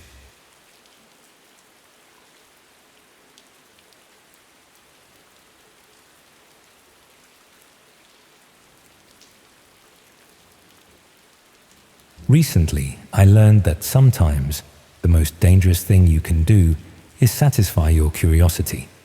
That clicking the wrong link at the wrong time can change everything about how you see the world, and more importantly, how the world sees you. I'm a librarian at the University of Manchester, spending my days cataloguing books and helping students find obscure references for their dissertations. My relationship with computers extends about as far as checking emails and the occasional Netflix binge. But after my divorce last year, I found myself with far too much time on my hands and a flat in Chorlton that felt uncomfortably quiet most evenings. It started innocently enough. A colleague mentioned something called the dark web during our lunch break, describing it as this hidden internet where you could find anything. She was talking about buying prescription medications without a prescription. Nothing sinister, just trying to get around the ridiculous waiting times at her GP. The way she described it made it sound like some sort of digital black market, accessible but mysterious. I suppose I was bored more than anything else. After spending another evening watching repeats of Location, and finishing a bottle of Malbec on my own, I decided to have a look. How difficult could it be? The Tor browser was surprisingly easy to download. Within about 20 minutes, I was browsing what looked like a much seedier version of the regular internet. Most of it was exactly what you'd expect. Drug marketplaces, fake IDs, stolen credit card details. the sort of thing that made me feel like I was doing something mildly rebellious without actually breaking any laws, just by looking. I spent a few evenings casually browsing, more fascinated by the structure of it all than interested in buying anything illegal. There were forums discussing everything from cryptocurrency to conspiracy theories. It felt like being an anthropologist studying some underground culture, safely removed from any real danger. Then I found the entertainment section. Most of it was what you'd expect: pirated films, illegal streaming sites, that sort of thing. But there were other categories too: live streams, private shows, interactive content. The prices were listed in Bitcoin, which meant nothing to me, but the descriptions were becoming increasingly disturbing. I should have stopped there. I know that now. But there's something about forbidden knowledge that makes it irresistible, isn't there? Like being told not to look down when you're standing at the edge of a cliff. The red room listings were buried several clicks deep in a section that required additional verification to access. The name itself should have been warning enough, but I'd convinced myself I was just exploring, just satisfying intellectual curiosity. The descriptions were vague, but clearly implied live-streamed violence. Real people, real harm, real-time interaction from viewers who could influence what happened. I told myself I'd never actually watch one. I was just researching, trying to understand how such things could exist. But the more I read about them, the more fascinated I became. Not by the violence itself, but by the infrastructure. How did they operate? Who were the people involved? How did payment systems work? How did they avoid law enforcement? The forum discussions were the most disturbing part. Users would discuss previous shows, like they were reviewing films on IMDb. They had favorite performers, they made requests, they shared technical tips for better streaming quality. They spoke about human suffering with the casual enthusiasm of hobbyists discussing model railways. I started checking the forums more regularly, not daily, but every few days. I told myself I was conducting research, maybe even gathering information that could be useful to authorities. Really, I think I was just drawn to the darkness of it all, the same way people slow down to stare at car accidents. After about a month of this casual browsing, I noticed something that made my blood run cold. One of the regular forum users had a location tag that said Manchester, UK time zones in their posts, references to local news events. This wasn't some anonymous figure operating from Eastern Europe or Southeast Asia. This was someone nearby, someone who might shop at the same Tesco as me, someone who might have been sitting next to me on the bus. I started paying more attention to their posts. They were a frequent contributor, offering technical advice about streaming setups, discussing upcoming shows, sharing what they called reviews of past events.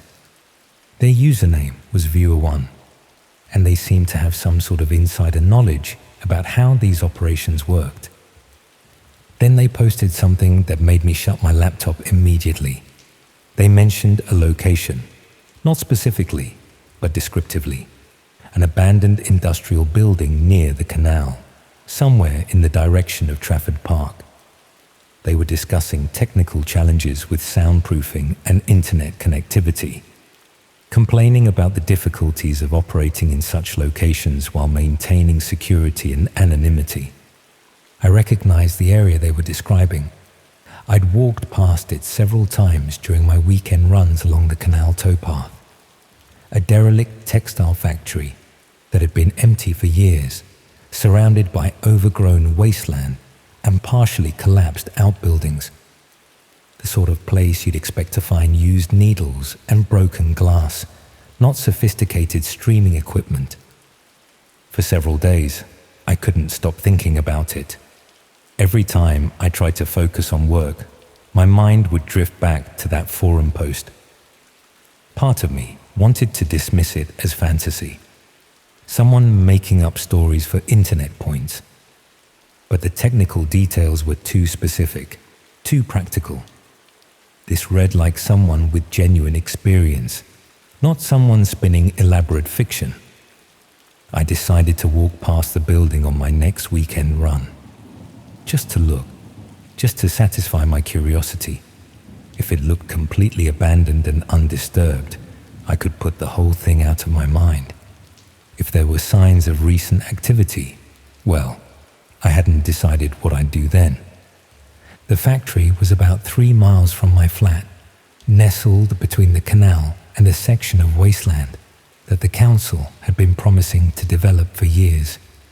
I'd run past it dozens of times before without paying much attention. It was just part of the landscape, another piece of Manchester's industrial heritage slowly rotting away. But this time, I looked more carefully. The main building was 5 stories of red brick and broken windows, exactly the sort of structure that would normally be completely inaccessible to anyone without climbing equipment. But around the back, partially hidden by overgrown shrubs, was a section where the ground floor windows had been carefully boarded up, rather than just smashed. The boards were weathered, but looked more recent than the general decay of the building. More concerning were the subtle signs of recent human activity. A section of grass that had been flattened by foot traffic, cigarette butts that weren't yet soggy from multiple rainfalls, a section of chain link fence that had been cut and carefully repositioned to look intact from a distance. I stood there for probably 20 minutes, pretending to stretch after my run, while actually studying the building. No obvious security cameras, but that didn't mean much. No sounds from inside, but the walls were thick brick that would muffle most noise. No vehicles parked nearby, but there were several access routes that would allow discreet arrival and departure. I should have called the police. I should have reported my suspicions and let trained investigators handle whatever was happening. Instead, I went home and checked the forums again. Viewer 1 had posted an update. They were planning another show for the following weekend, Saturday night, sometime after midnight. They mentioned improved audio quality, better camera angles, and special interactive features for premium subscribers. The casual tone of the post, discussing human suffering like a product launch, made me feel physically sick. I spent the entire week in a state of anxious distraction. My colleagues at the library noticed I was distant and distracted. I caught myself staring out the window during meetings, my mind replaying forum posts and imagining what might be happening in that abandoned building. Friday night, I barely slept. I kept checking the forums, watching for updates, looking for any indication that I'd misunderstood something. But Viewer 1 continued posting technical updates and responding to questions from other users. Everything suggested that something was definitely planned for the following evening. Saturday evening, I tried to distract myself with normal activities. I cooked dinner, watched television, started reading a book, but by 11 o'clock, I couldn't concentrate on anything except what might be happening just a few miles away. I put on dark clothing and walked to the canal. I told myself I was just going to observe from a distance, maybe document anything suspicious and report it to authorities on Monday morning. I wasn't planning to intervene directly or put myself in danger. The towpath was completely deserted, which wasn't unusual for a Saturday night in October. The streetlights were spaced far apart, creating long stretches of shadow between pools of orange light. By the time I reached the factory, it was nearly midnight. The building looked exactly the same as it had during my daytime visit, but now there were subtle signs of activity. A faint glow from one of the upper floor windows, barely visible behind what looked like blackout material. The sound of a generator running somewhere inside, so quiet it was almost masked by ambient city noise. I found a position behind some overgrown shrubs, where I could watch the building without being easily spotted. The generator sound continued, joined occasionally by other mechanical noises I couldn't identify. Once, I thought I heard voices, but I might have been imagining it. Around 1 o'clock, a van arrived. It parked behind the building, in an area not visible from the main road. 2 figures got out and entered through what must have been a rear entrance. They moved with the purposeful efficiency of people following a familiar routine. 30 minutes later, another vehicle arrived, then another.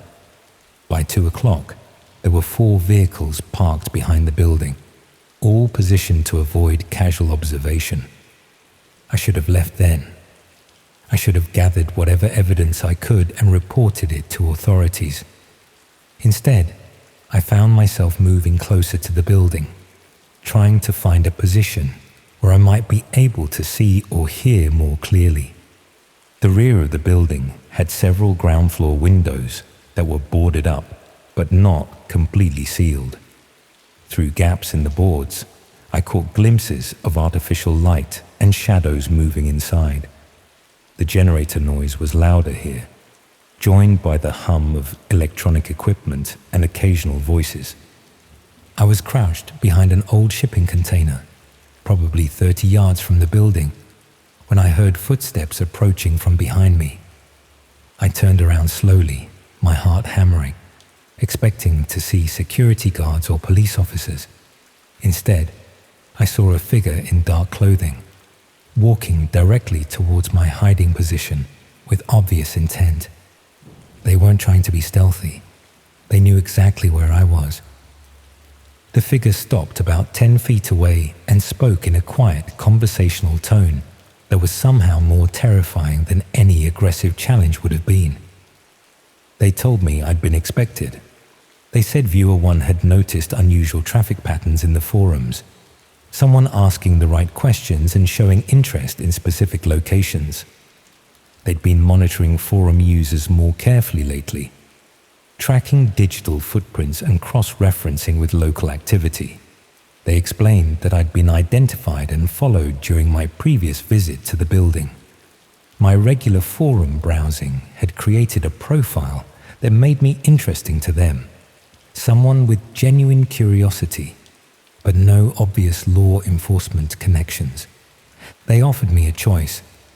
I could walk away immediately, delete my forum accounts, and never return to this area or these websites. Or I could satisfy my curiosity completely, see exactly what I'd been researching, and become part of their community. They made it sound like a reasonable business proposition. They weren't threatening me with violence, just explaining my options with the calm professionalism of someone making a sales pitch. But the implication was clear. Walking away would require their trust that I'd remain silent about what I'd discovered. Staying would require my participation in activities I'd only observed from a distance. I stood there in the darkness, 30 yards from a building where I suspected horrible things were happening, being offered a choice between complicity and silence. Neither option felt like escape. I told them I needed to think about it. They said I had until the next Saturday to decide. They gave me a secure messaging app and an encrypted contact. They said Viewer 1 was particularly interested in meeting me, someone who'd shown such dedicated research interest in their work. I walked home in a state of shock that I'm still not sure I've recovered from. The casual professionalism of the encounter was almost more disturbing than any direct threat would have been. They spoke about human suffering like a business operation, about my potential involvement like a job interview. It's been 3 weeks since that conversation. I haven't returned to the forums. I haven't used the contact information they gave me. I've avoided running anywhere near that area of the canal. But I haven't called the police either, because part of me knows they were right about one thing. I had been researching their activities with genuine fascination, not just horror. I had been drawn to the forbidden knowledge, the glimpse into darkness that most people never see.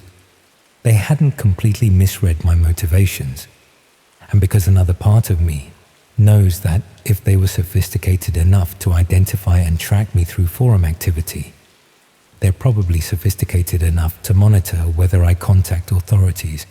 The choice they offered me probably wasn't as simple as they made it sound. I still check my usual websites. I still go to work at the library. I still run along different sections of canal, avoiding the area near Trafford Park. I try to maintain normal routines and convince myself that the whole experience was some sort of elaborate hoax or misunderstanding. But sometimes, late at night, I find myself thinking about Viewer One's invitation, about what exactly I might learn if I satisfied my curiosity completely, about whether the line between observer and participant is as clear as I'd always assumed. The secure messaging app is still installed on my phone. The encrypted contact information is still saved in my notes. Every Saturday evening, I find myself wondering what choice I'm actually going to make.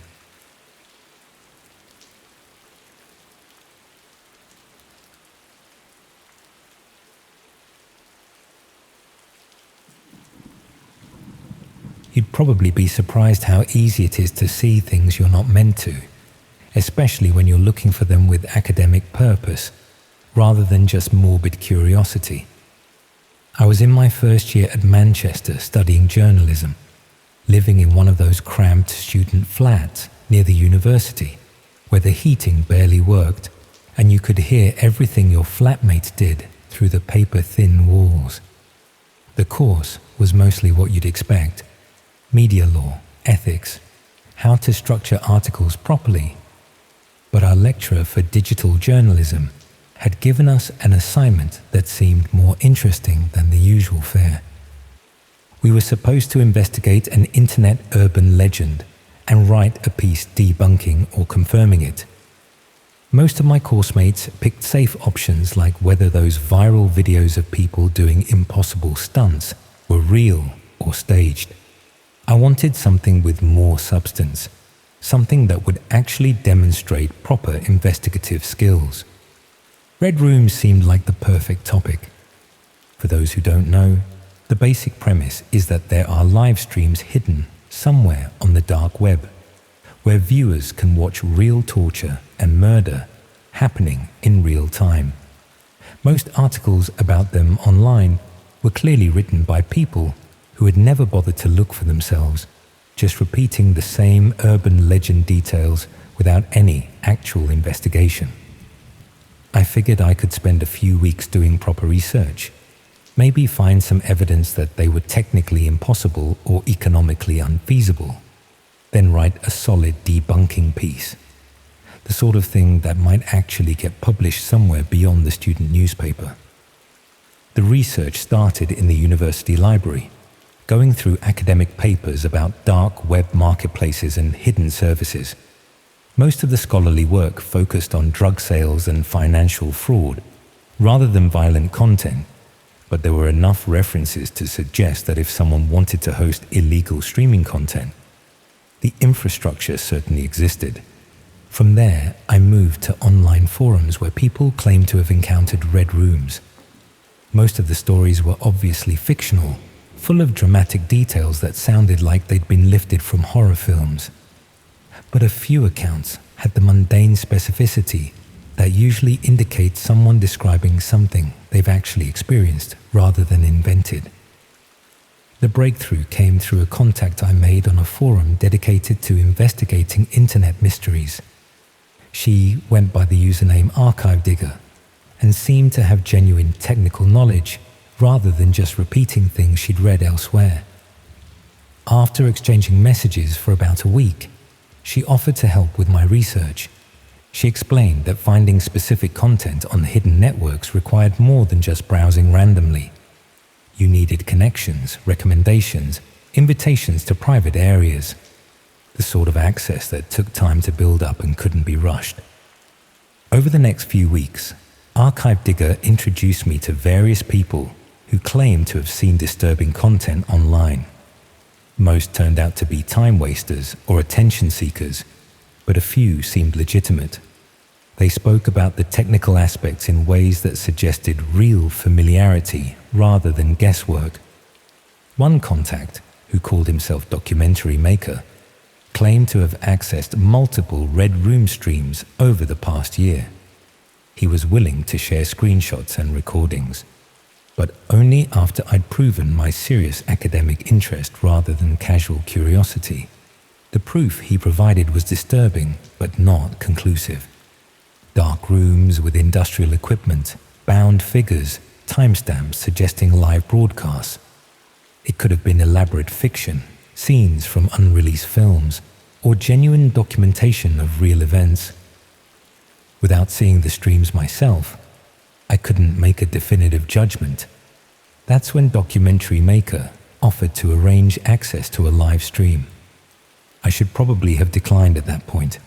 My assignment was to investigate whether Red Rooms existed, not necessarily to witness one firsthand. But journalism requires getting as close to the source as possible, and this seemed like the only way to provide definitive evidence one way or another. The access instructions were complex, but not particularly technical. Specific software, rotating passwords, designated times to connect. The whole process felt designed to filter out casual browsers while allowing serious viewers to find what they were looking for. When I finally connected to the stream, the interface was disappointingly ordinary. A video player embedded in a basic web page, chat area below, viewer counter on the side showing about 400 people online. Nothing sophisticated or mysterious about the presentation. The video showed what appeared to be a basement or warehouse space. Concrete walls, fluorescent lighting, industrial atmosphere. In the center was a metal table, and strapped to that table was a woman who appeared to be in her 20s or 30s. She was conscious but not moving much. Occasional struggles against the restraints, periodic attempts to look around the room, but mostly just lying still with the resigned expression of someone who understood their situation but had stopped fighting against it. The chat was active with comments in multiple languages, people discussing what they wanted to see happen, making suggestions, placing what appeared to be bets on various outcomes. The international nature of the audience was clear from the variety of languages being used. I watched for about 30 minutes before anything significant happened. The woman would occasionally test her restraints or try to speak, though no audio was coming through the stream. The chat maintained a running commentary, treating her like entertainment rather than a person. Then someone entered the frame. They were dressed casually, jeans, plain shirt, nothing distinctive or theatrical. No mask or costume, though the camera positioning meant I never got a clear view of their face. Just an ordinary person moving around the space with practiced efficiency. What followed was methodical preparation. The figure arranged tools on a nearby surface, adjusted camera angles, checked equipment that wasn't visible in the main feed. They seemed to be following a routine that suggested this wasn't their first time doing whatever they were about to do. The chat became more excited as the preparations continued. Comments appeared more frequently, with people making requests and suggestions. The viewer count had climbed to over 500. I realized I needed to stop watching before things went further. This was clearly going to become genuine violence, and witnessing it would cross ethical lines that no university assignment could justify. I was about to close the browser when something in the video made me pause. The camera had panned slightly, showing more of the room's background. On the wall behind the table was a section of wallpaper, an outdated floral pattern in faded blues and greens. It was the sort of decorative choice you might find in an older house that hadn't been renovated in decades. I recognized that wallpaper. Not from anywhere recent, but from childhood memories. My grandmother's house in Stockport, where we'd visit every few months when I was growing up. The same pattern had been in her spare bedroom. The room where I'd sleep when we stayed overnight. Gran had died 3 years ago, and the house had been sold to cover care home costs. I'd helped clear it out, remembered stripping that wallpaper from the spare room because the new owners wanted everything neutralized before they moved in.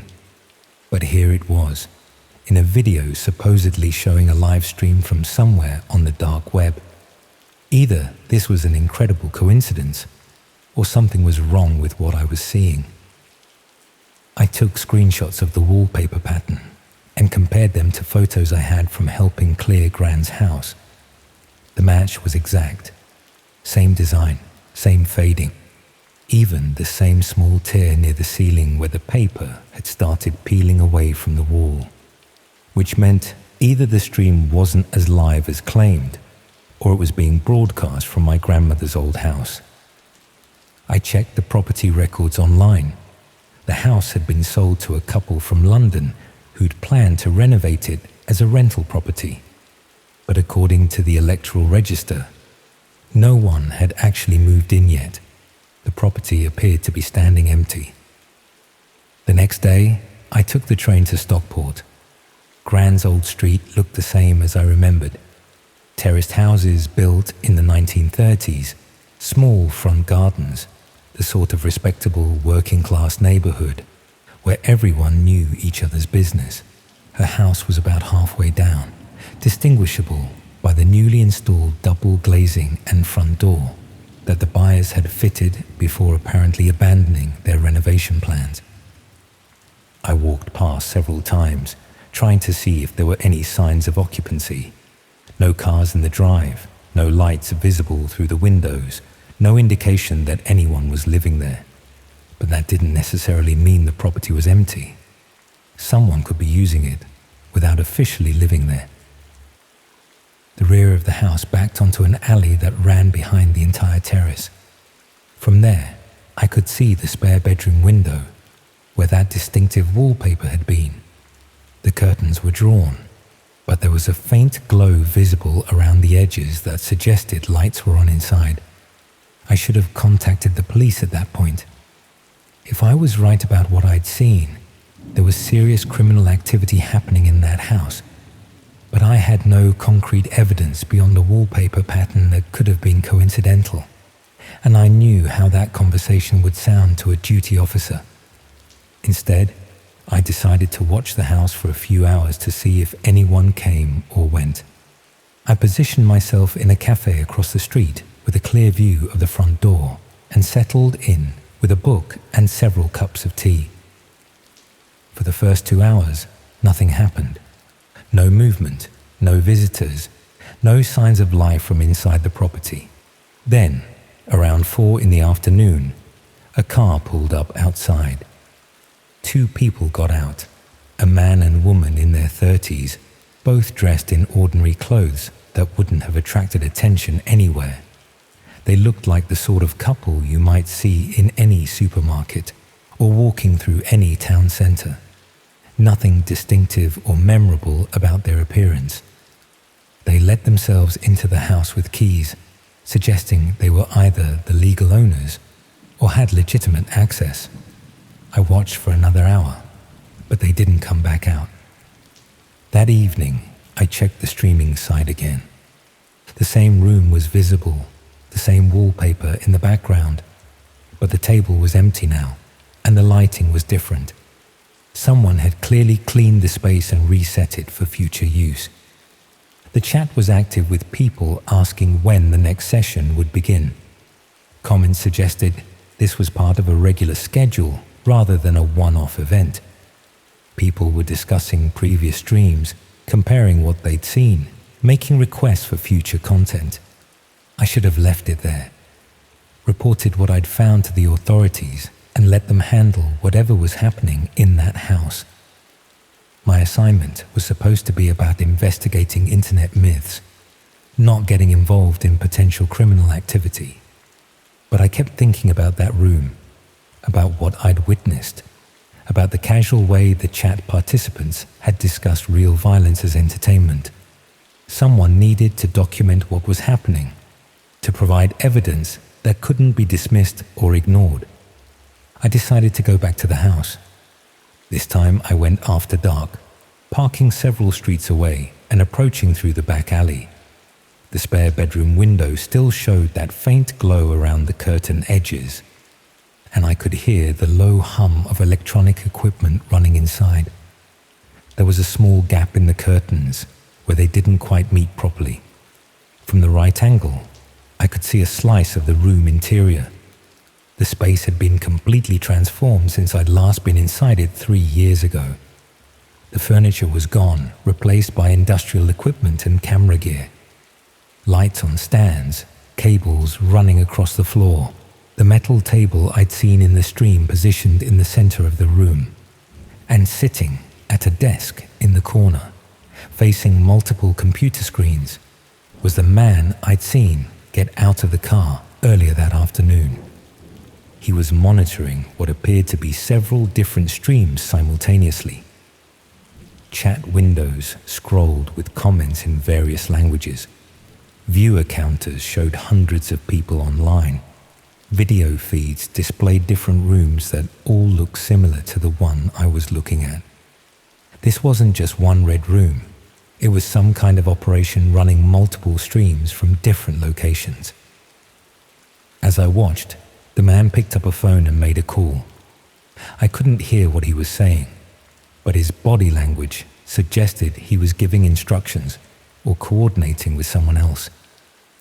After ending the call, he stood up and left the room. I should have left then.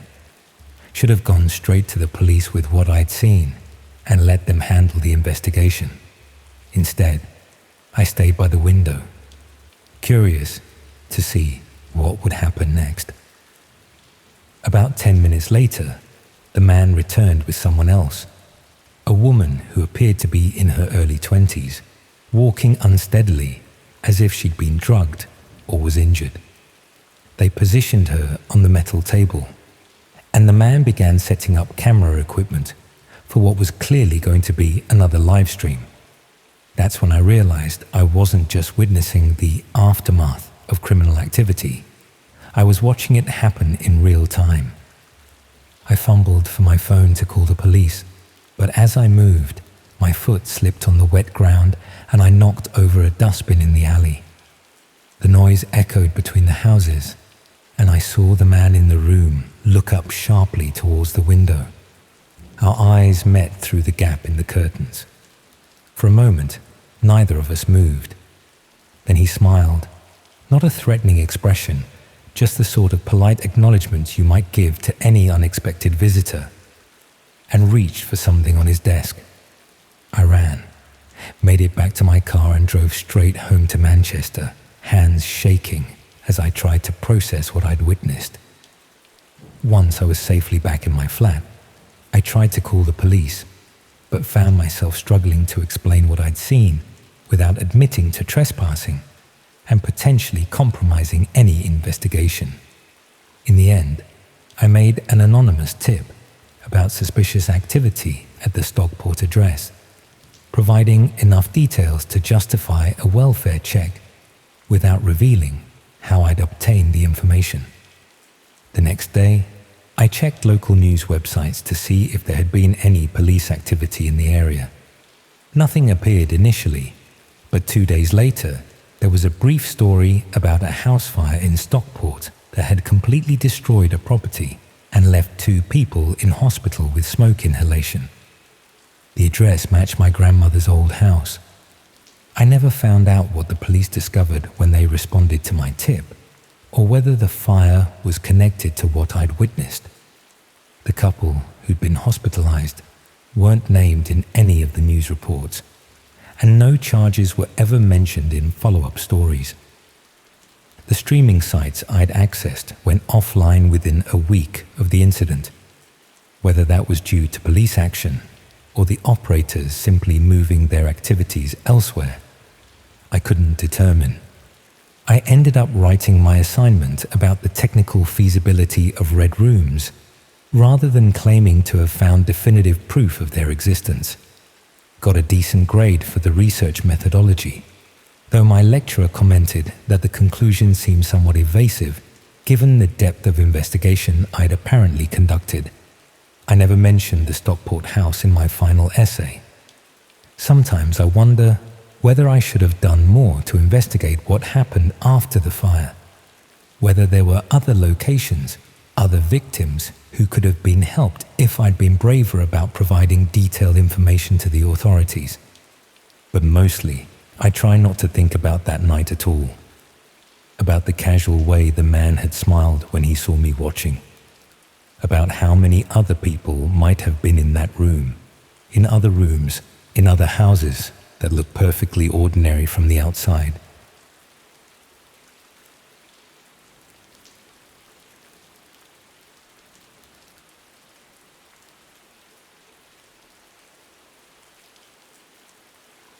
People always say, "Don't look too hard," like that actually stops anyone from diving deeper into things they shouldn't be investigating in the first place.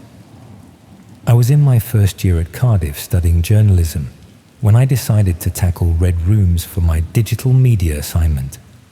The brief was to investigate an internet urban legend and either debunk it or find evidence it might be real.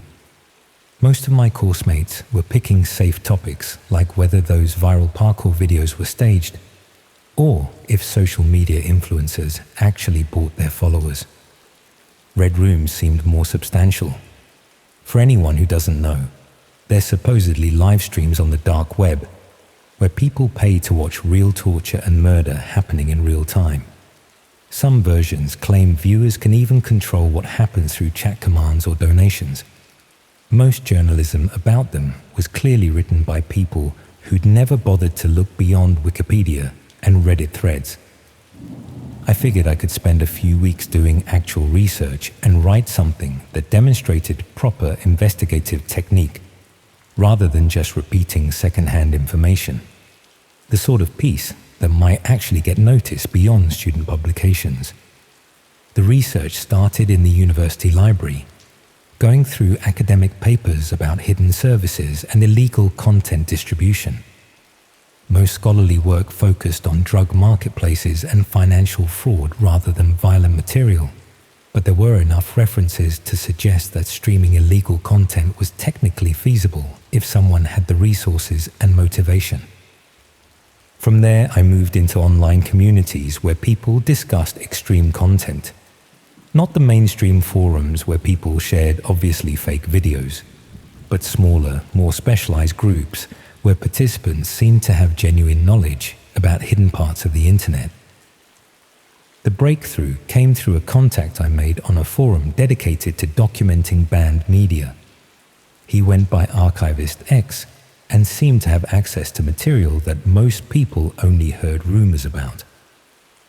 After exchanging messages for about 2 weeks, he mentioned that he'd encountered what appeared to be genuine Red Room streams. He was cautious about sharing details initially, which actually made his claims seem more credible. Scammers and attention seekers usually overshare immediately, while people who've actually seen disturbing content tend to be more reluctant to discuss it casually. Over several conversations, Archivist X described accessing streams that showed real violence in what appeared to be purpose-built rooms. The production quality was professional rather than amateur, suggesting organized operations rather than random individuals filming content on their phones. He offered to share screenshots and recordings, but only after I demonstrated serious academic interest rather than morbid curiosity. The verification process involved discussing other extreme content in enough detail to prove I wasn't a journalist, fishing for quotes, or law enforcement gathering evidence. The material he eventually shared was disturbing but not conclusive. Dark rooms with industrial equipment, restrained figures, timestamps suggesting live broadcasts. It could have been elaborate fiction created by someone with considerable technical skills, or genuine documentation of real events. What made me think it might be authentic was the mundane details that would be easy to overlook if you were creating hoaxes. Background sounds that suggested specific geographic locations, equipment brands visible in some shots, timestamps that corresponded to real dates when cross-referenced with news reports. Archivist X explained that accessing live streams required considerably more commitment than just viewing recordings. The hidden services changed locations frequently, required personal recommendations, and operated on irregular schedules that weren't advertised publicly. But if I was serious about documenting whether red rooms were real, he could arrange for me to observe a live stream scheduled for the following week. I should have declined at that point. My assignment was about investigating urban legends, not witnessing potential crimes in progress. But proper journalism requires getting as close to primary sources as possible, and this seemed like the only way to provide definitive evidence either way. The access process was complex but manageable. Specific software downloads, rotating passwords, designated connection times. The whole system felt designed to filter out casual browsers while providing access to people with legitimate research purposes. When I finally connected to the stream, the interface was disappointingly ordinary. A video player embedded in a basic web page, chat window below, viewer counter showing about 300 people online. Nothing sophisticated or mysterious about the presentation. The video showed what appeared to be a basement or converted garage space. Concrete walls, harsh fluorescent lighting, minimal furniture except for a metal chair positioned in the center of the frame. The atmosphere was industrial rather than domestic. Strapped to the chair was a woman who appeared to be in her 20s, conscious but not moving much. She would occasionally test her restraints or look around the room, but mostly just sat with the resigned expression of someone who understood their situation but had stopped fighting against it. The chat was active with comments in multiple languages, people discussing what they wanted to see happen, making suggestions, treating the whole situation like interactive entertainment. The international nature of the audience was clear from the variety of languages being used. I watched for about an hour before anything significant occurred. The woman would periodically struggle against the restraints or attempt to speak, though no audio was available through the stream. The chat maintained running commentary, with participants displaying varying levels of enthusiasm for what was clearly going to be genuine violence. Then someone entered the frame. They were dressed in ordinary work clothes, jeans, plain shirt, steel-toed boots. Nothing theatrical about their appearance, no mask or costume. Just someone who looked like they could be starting any manual labor job, except for what they were obviously planning to do. The figure moved around the space with practiced efficiency, arranging tools on a nearby surface, adjusting camera angles, checking equipment that wasn't visible in the main video feed. They worked with the methodical approach of someone following a familiar routine. The chat became more excited as preparations continued. People were making specific requests, sharing experiences from previous streams, discussing technical aspects of what they were watching. The viewer count had climbed to over 400. About 10 minutes into the preparations, the camera angle shifted slightly and I got a clearer view of the room's background. On the wall behind the chair was a calendar, one of those promotional ones that businesses give out to customers. The calendar was from a plumbing supply company in Cardiff. I recognized the company name because their shop was about 20 minutes from the university, in an industrial area where students sometimes went to buy cheap furniture from warehouse clearance sales. I'd been there myself a few months earlier looking for a desk lamp. The calendar was current year but showed several months ago, suggesting the room was being used regularly rather than set up specifically for this stream. Someone had been operating from this location for at least several months. I took screenshots of the calendar and cross-referenced the company details online. The business was legitimate, established about 15 years ago, with good customer reviews and no obvious connection to anything illegal. Just an ordinary local company whose promotional material had ended up in a room where people were broadcasting real violence. Over the next few days, I found myself obsessively researching the Cardiff connection, looking at maps of industrial areas, checking property records for commercial spaces, trying to identify locations that might match what I'd seen in the stream. The calendar detail bothered me more than the violence itself. Seeing something genuinely local in that context made the whole thing feel immediate and real rather than distant and abstract. This wasn't happening in some foreign country or anonymous urban wasteland. It was happening in my city, possibly within walking distance of where I lived. I considered contacting the police, but I knew how that conversation would sound. Student claims to have found evidence of murder streams based on spotting a local calendar in an online video that may or may not have been genuine. Without more concrete evidence, I'd just be wasting their time and potentially compromising any future investigation. Instead, I decided to research the plumbing company more thoroughly. Their website showed they supplied both residential and commercial customers, with a particular focus on industrial installations, the sort of business that would have contacts throughout Cardiff's commercial districts. Their customer testimonials included several warehouse and factory owners, which gave me a list of potential locations where someone might have obtained one of their promotional calendars. Most were legitimate businesses, but a few properties appeared to be vacant or underutilized based on recent planning applications and business listings. One address particularly caught my attention: a former automotive repair garage that had closed down 8 months earlier, located in an industrial estate about half an hour from the city centre. The property was owned by a company that seemed to exist only on paper, with no obvious business activities or employee records. I drove out there on a Saturday afternoon to see what the location looked like. The industrial estate was mostly active businesses, engineering firms, logistics companies, small manufacturing operations. But the former garage was clearly abandoned, with boards over the windows and weeds growing through cracks in the car park.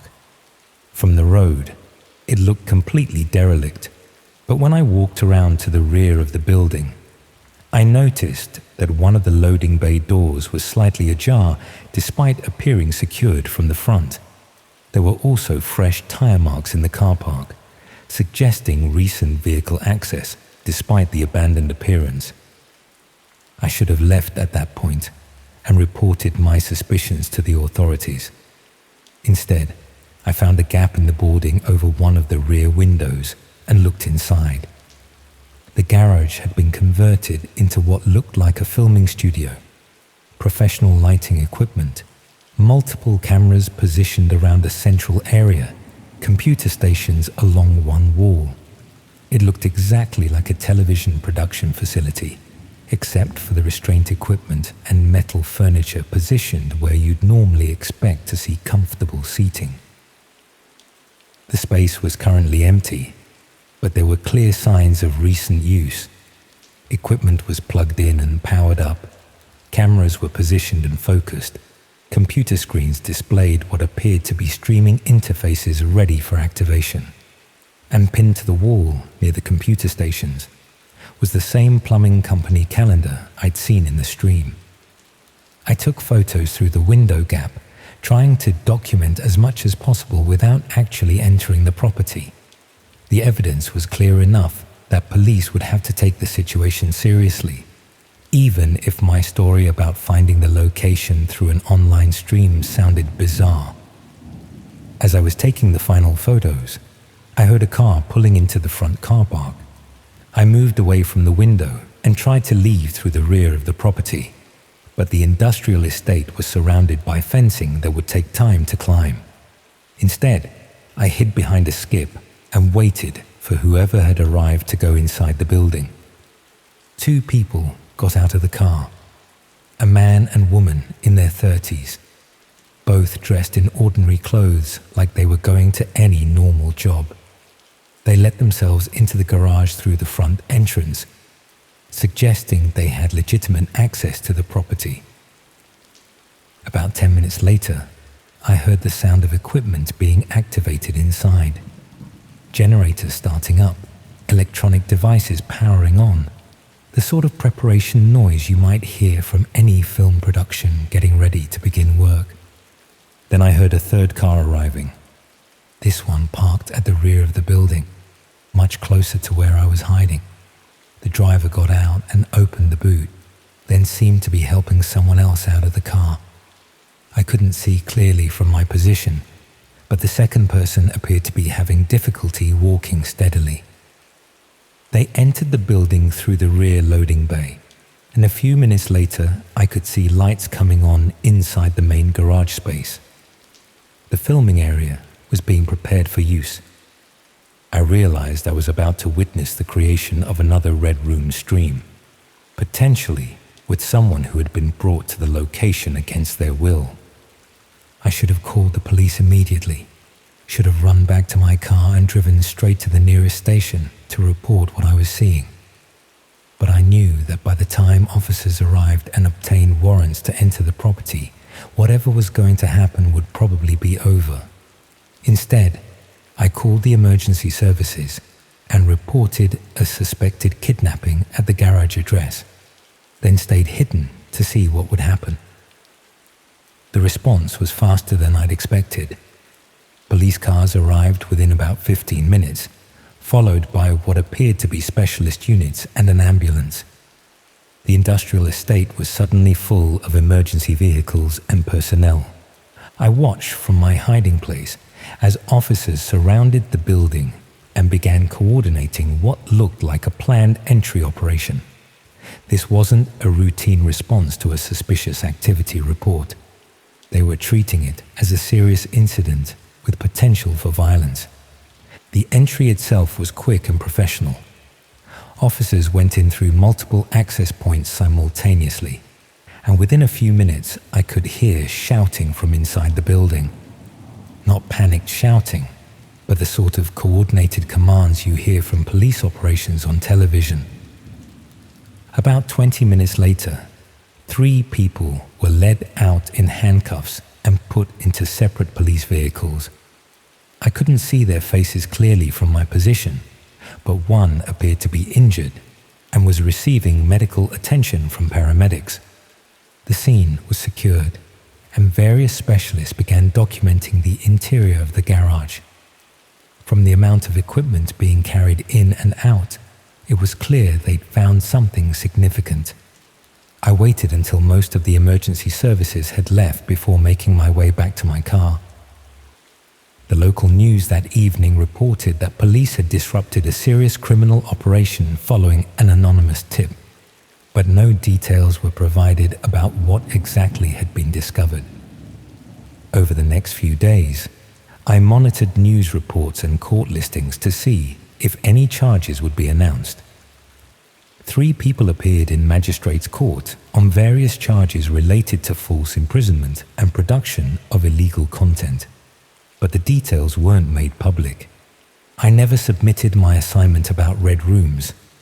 The research had moved far beyond academic investigation into active involvement in a police operation, and I couldn't write about it without potentially compromising legal proceedings. Instead, I switched to a different topic and tried to pretend the whole experience had never happened. But I kept thinking about how close I'd come to witnessing something genuinely horrific, and how many other similar operations might be running in ordinary-looking buildings in cities across the country. The most disturbing part wasn't the violence itself, but how normal everything had appeared on the surface. An abandoned garage in an industrial estate, used by people who looked like they could be anyone's neighbors or colleagues, creating content for an audience of hundreds of people who treated real suffering as entertainment. I still drive past that industrial estate sometimes when I'm heading out of Cardiff.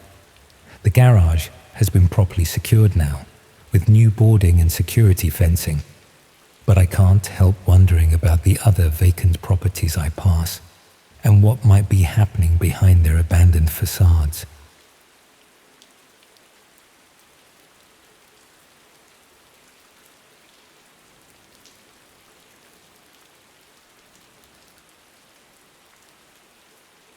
There's a reason most people never go past the first few search results when they're looking for something disturbing online. Sometimes what you find in the deeper corners of the internet finds you back. I was 17 and in my final year at sixth form when I got invited to the group chat that changed everything. Not that I thought of it that way at the time, of course. Back then, it just seemed like another place where people shared content that was too extreme for mainstream platforms, the sort of thing that gets removed from social media within hours of being posted. The invitation came from someone I'd met on a forum dedicated to banned films and censored documentaries. He went by the username Deep Diver and seemed to know about obscure content that most people had never heard of. After a few weeks of exchanging messages about hard-to-find footage, he asked if I wanted to join a more private discussion group.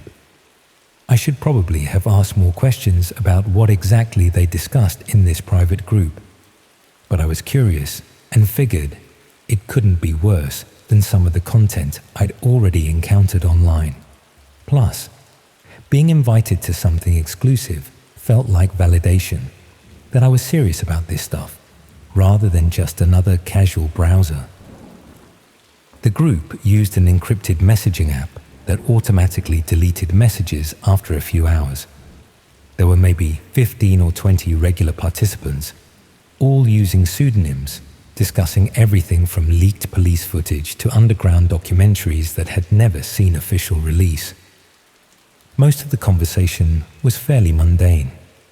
People sharing links, discussing whether particular videos were authentic, debating the ethics of viewing certain types of content. The sort of academic discussion you might expect from film students, except focusing on material that would never appear on any university syllabus. But occasionally, someone would mention red rooms. For those who don't know, red rooms are supposedly live streams hidden on the dark web, where viewers can watch real torture and murder happening in real time. Most people dismiss them as urban legend, technically impossible to maintain and too risky for anyone to actually operate. The group participants seemed split on whether they actually existed.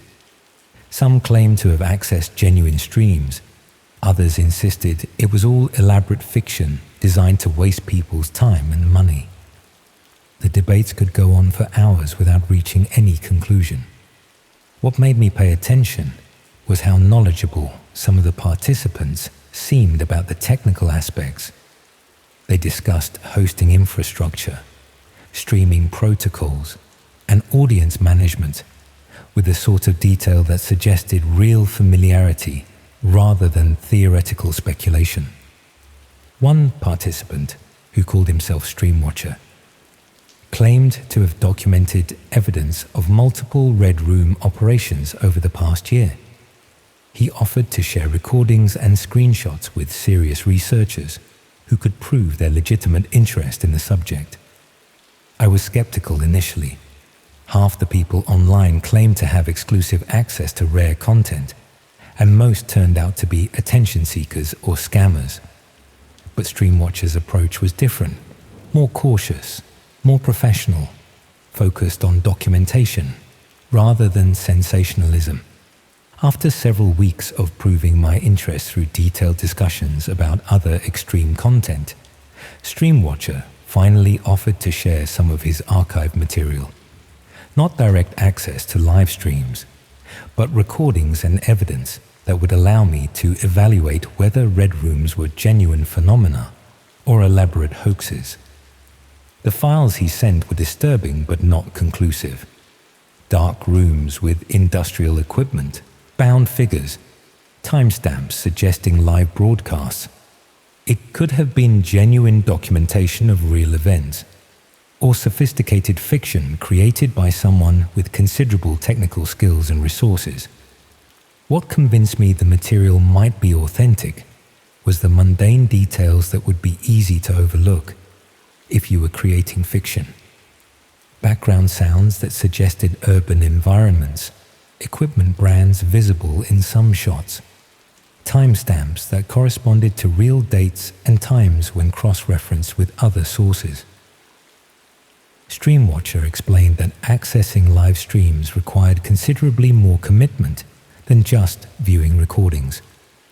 The hidden services hosting Red Rooms changed locations frequently, required personal recommendations to access, and operated on schedules that weren't publicly advertised.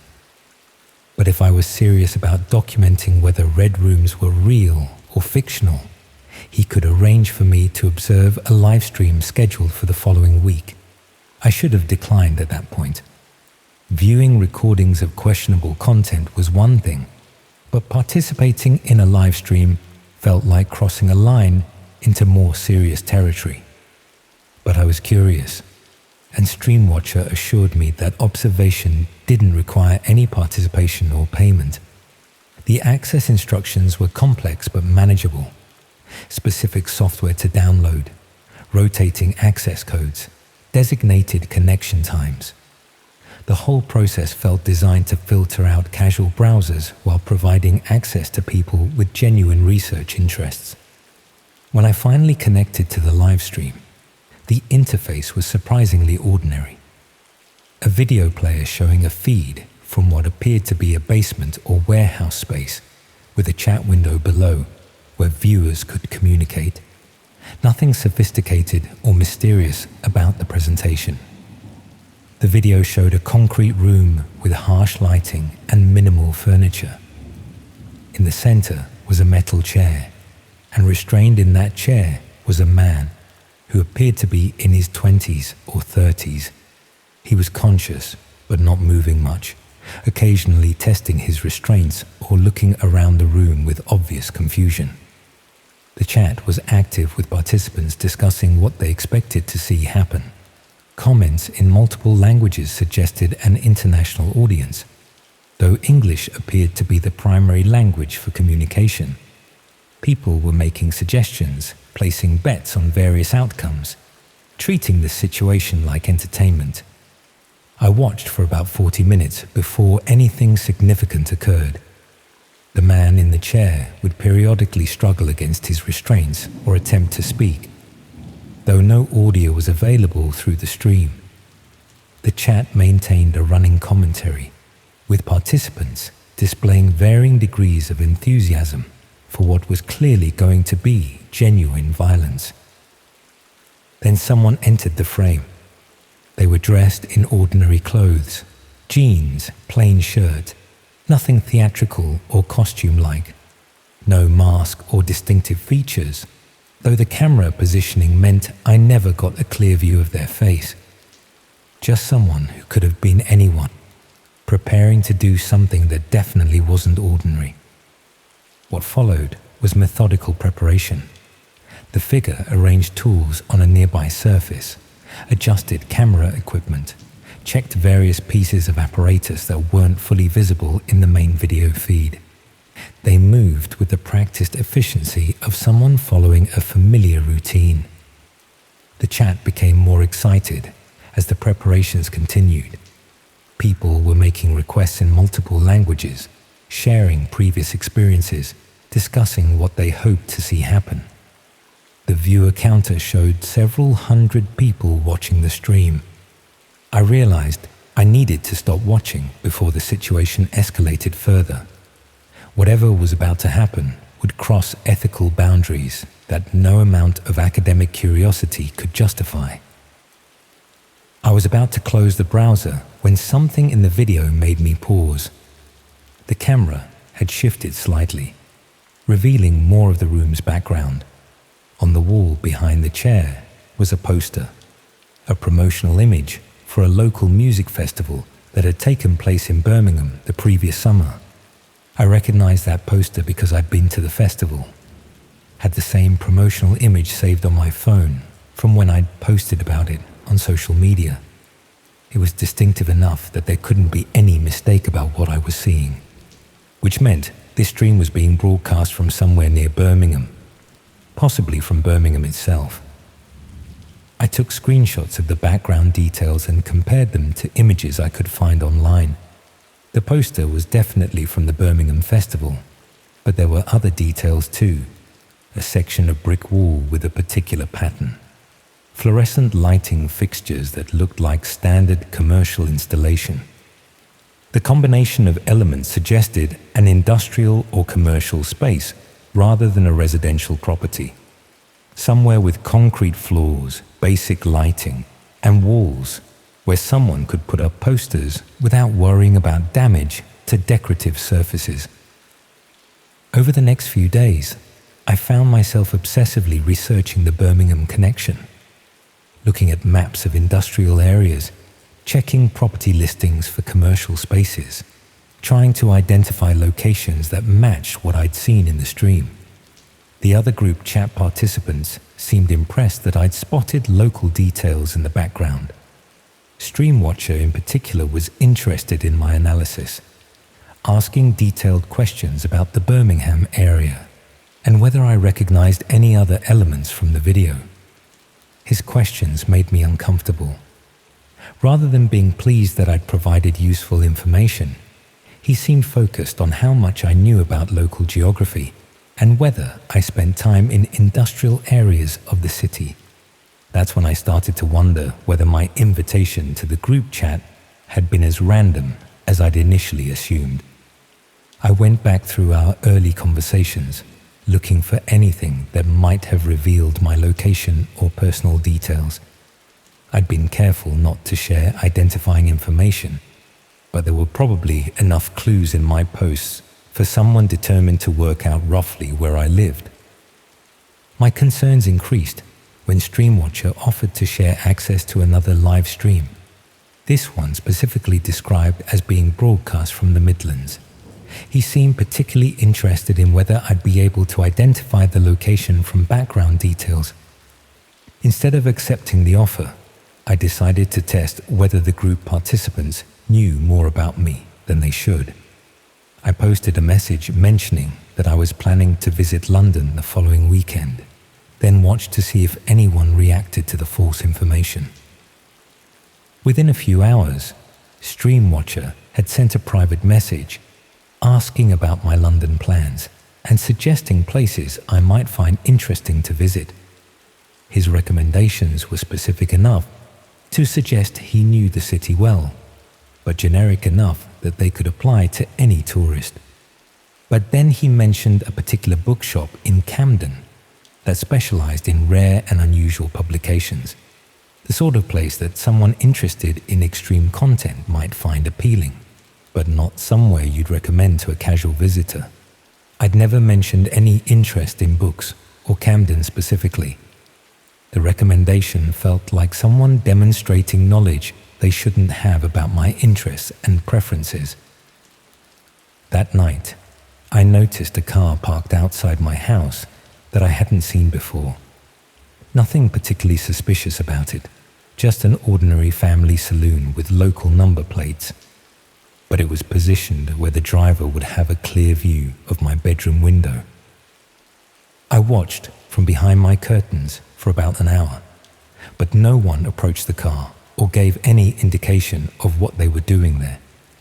Eventually, I convinced myself I was being paranoid and went to bed. The car was gone the next morning, but I found myself checking for it every time I looked outside. Over the next week, I started noticing other small things that individually meant nothing, but collectively suggested someone was paying closer attention to my routine than felt comfortable. Post delivered slightly later than usual, as if someone had intercepted and then replaced it. items in my room that seemed to have been moved minutely from where I'd left them.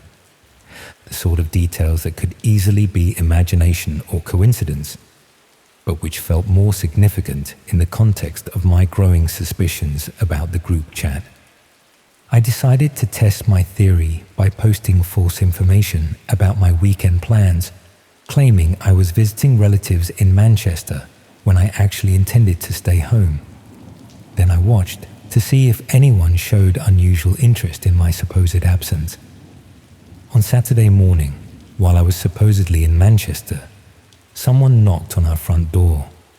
I watched from my bedroom window as a man in ordinary clothes had a brief conversation with my mother, showing her what appeared to be some kind of identification.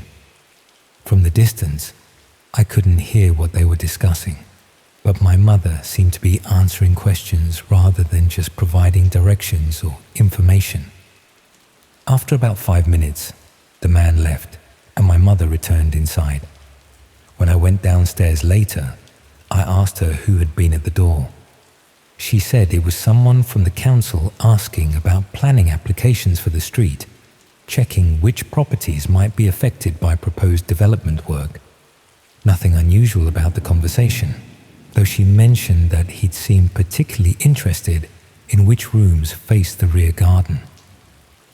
That evening, I received a private message from Streamwatcher asking how my Manchester trip had gone and whether I'd found anything interesting to do there.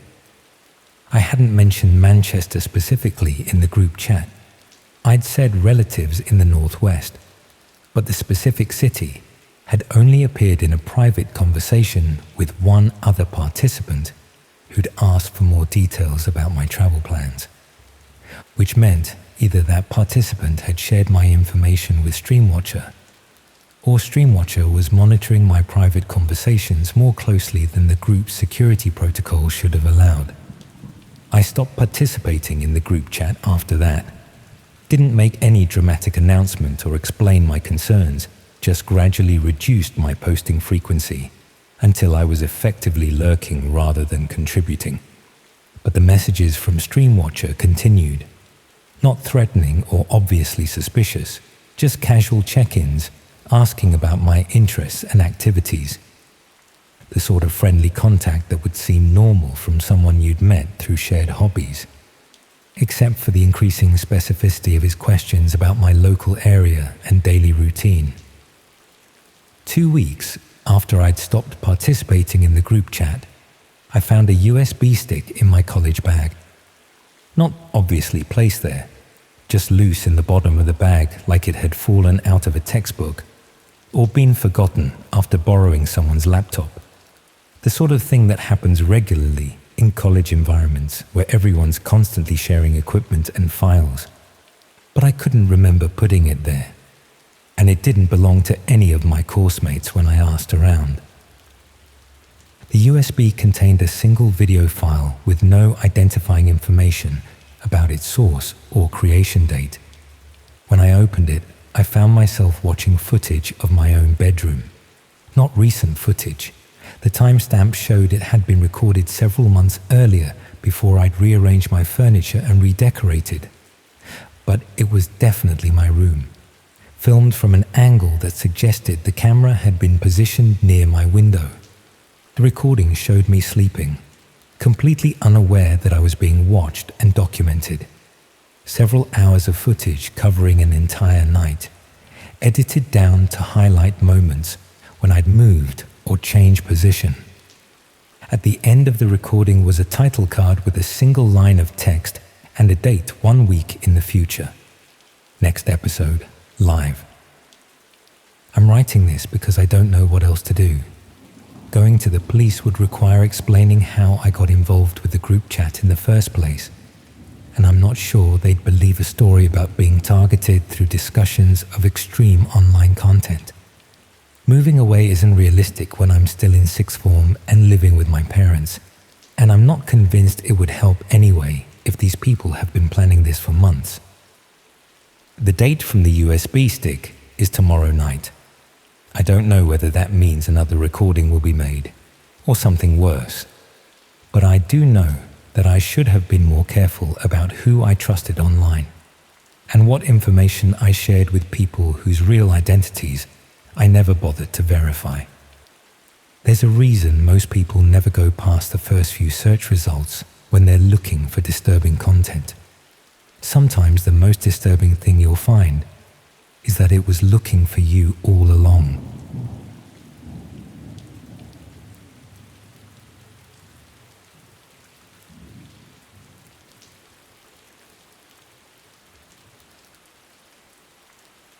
It takes a lot to get under my skin. Always has, even as a kid. Horror films, creepy stories around campfires, haunted houses at fun fairs. None of it ever really affected me. My friends used to think I was putting on a brave face. But the truth is, I just didn't find that stuff disturbing. I worked as a paramedic for 3 years in Manchester before switching to IT. So I've seen my share of real-life horror. Fictional scares just don't compare. But what happened last spring? Well, that's different. That's why I'm finally writing this down after months of sleepless nights. It started with a perfectly ordinary problem. My laptop, a hand-me-down from my older brother when he upgraded, was running slower than usual. Nothing dramatic, just the typical issues with an aging machine. Programs taking ages to load, videos stuttering, that maddening spinning wheel that never seems to stop. I'm relatively tech-savvy, enough to handle basic troubleshooting, but this was beyond the usual turning it off and on again fix. My brother had used it for graphic design work, so it was cluttered with programs and files I didn't need, but had been too lazy to clean up properly. I remember sitting at my kitchen table that evening, the overhead light casting harsh shadows and highlighting the coffee stains on the wooden surface. My flatmate was out for the night, some birthday drinks with colleagues, so the flat had that particular emptiness that makes ordinary sounds seem louder. The hum of the refrigerator, the occasional car passing outside, the clicking of my laptop's overworked fan trying desperately to cool down the processor. I decided to look for some free system optimization tools online. Nothing fancy, just something to clean up unnecessary files and maybe speed things up a bit. I should mention that I was on a fairly tight budget at the time. I'd just been made redundant from my tech support job. The company outsourced our entire department with barely 2 weeks' notice and was picking up freelance work while job hunting. Every penny counted, which is why I was trying to squeeze more life out of this laptop rather than replacing it. After some searching, I found a forum where people were discussing various optimization tools. One user had posted a link to what they described as a comprehensive toolkit that included several different programs bundled together: system cleaner, registry repair, driver updater, the works. It sounded exactly what I needed, and several other users had commented positively about it.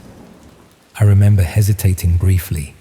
Free software bundles can be dodgy, but my frugal side won out. I clicked the link and started the download. While I waited, I made myself a cup of tea, absent-mindedly stirring in too much sugar as I scrolled through job listings on my phone. The wind had picked up outside, making the windows rattle slightly in their frames. Our flat was in an old Victorian conversion, full of character and drafts in equal measure. I pulled my hoodie sleeves over my hands, a habit from childhood that I'd never quite shaken. The download finished just as I was taking my first sip of tea, too hot, burning the tip of my tongue in that way that you know will annoy you for days. The installation process was straightforward enough. I clicked through the usual prompts, half reading the terms and conditions like most people do. In hindsight, I should have been more careful, more thorough. Maybe I would have noticed something. But then again, maybe not. some dangers aren't clearly signposted. Once installed, the software opened to a simple dashboard showing various tools and options. I ran a system scan, which identified a surprising amount of junk files and registry issues. As it worked, I noticed my desktop now had several new shortcuts, typical for these kinds of bundles, which often install additional programs whether you want them or not. Most were labeled clearly Registry Cleaner, Driver Update, System Monitor. But there was one that caught my eye because it seemed out of place. Just a simple icon labeled DNet Access. I hovered over it, trying to remember if I'd seen it during the installation process. The cursor seemed to lag slightly, which I attributed to the system scan running in the background. Curious, I double-clicked it. A small plain window opened with a loading bar and no other information. I waited, assuming it was some network diagnostic tool. After a few moments, the window changed to what looked like a login screen, but not for any service I recognized. The interface was minimalist, almost crude. Black background with simple white text, no graphics or branding. It requested a username and password, with a note below stating, "Guest access available." There was something oddly dated about the design, reminiscent of early internet pages before sleek interfaces became standard. I didn't have login credentials, obviously, so I clicked the guest access option. The screen changed again, this time showing what appeared to be a directory listing. Just file and folder names, no icons or preview options. The names were mostly strings of numbers and letters that meant nothing to me. I scrolled through, wondering what kind of program this was and why it had been bundled with system optimization tools. I noticed my tea had gone cold.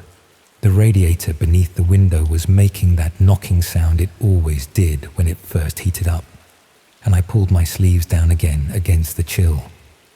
Outside, the streetlights had come on, casting an orange glow through the thin curtains.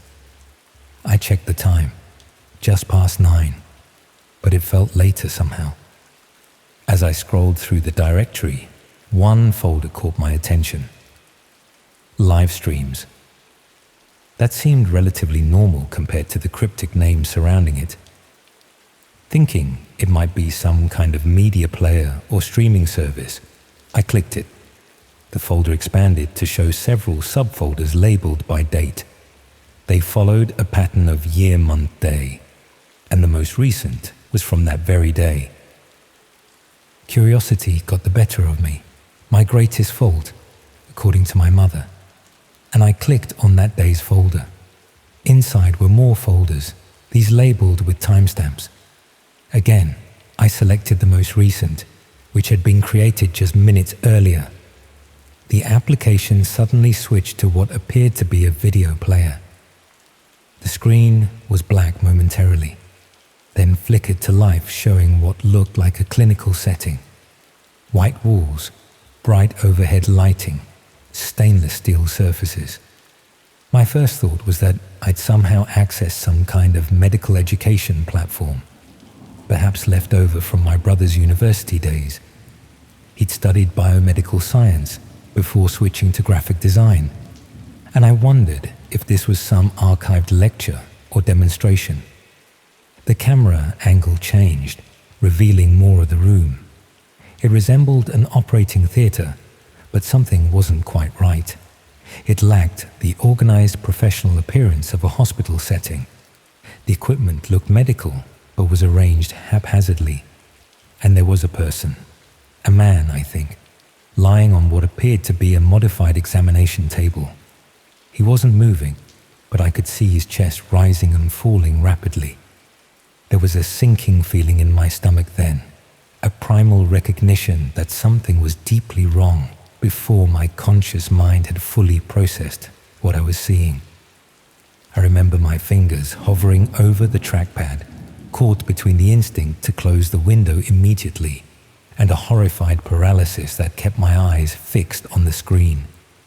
A figure moved into frame, wearing what looked like surgical scrubs and a mask. But again, not quite right. The mask wasn't medical standard, more like something you'd buy at a costume shop. They were pulling on latex gloves with deliberate, almost theatrical slowness. A chat window I hadn't noticed before was active on the right side of the screen, with messages scrolling by too quickly to read properly. My brain was desperately trying to rationalize what I was seeing. Maybe this was some kind of extreme performance art. Maybe a very realistic horror film being streamed. Maybe a simulation for medical or psychology students. Then the masked figure turned toward the camera and made a gesture that seemed like a greeting or acknowledgement. They moved to a small table beside them and picked up what appeared to be a scalpel.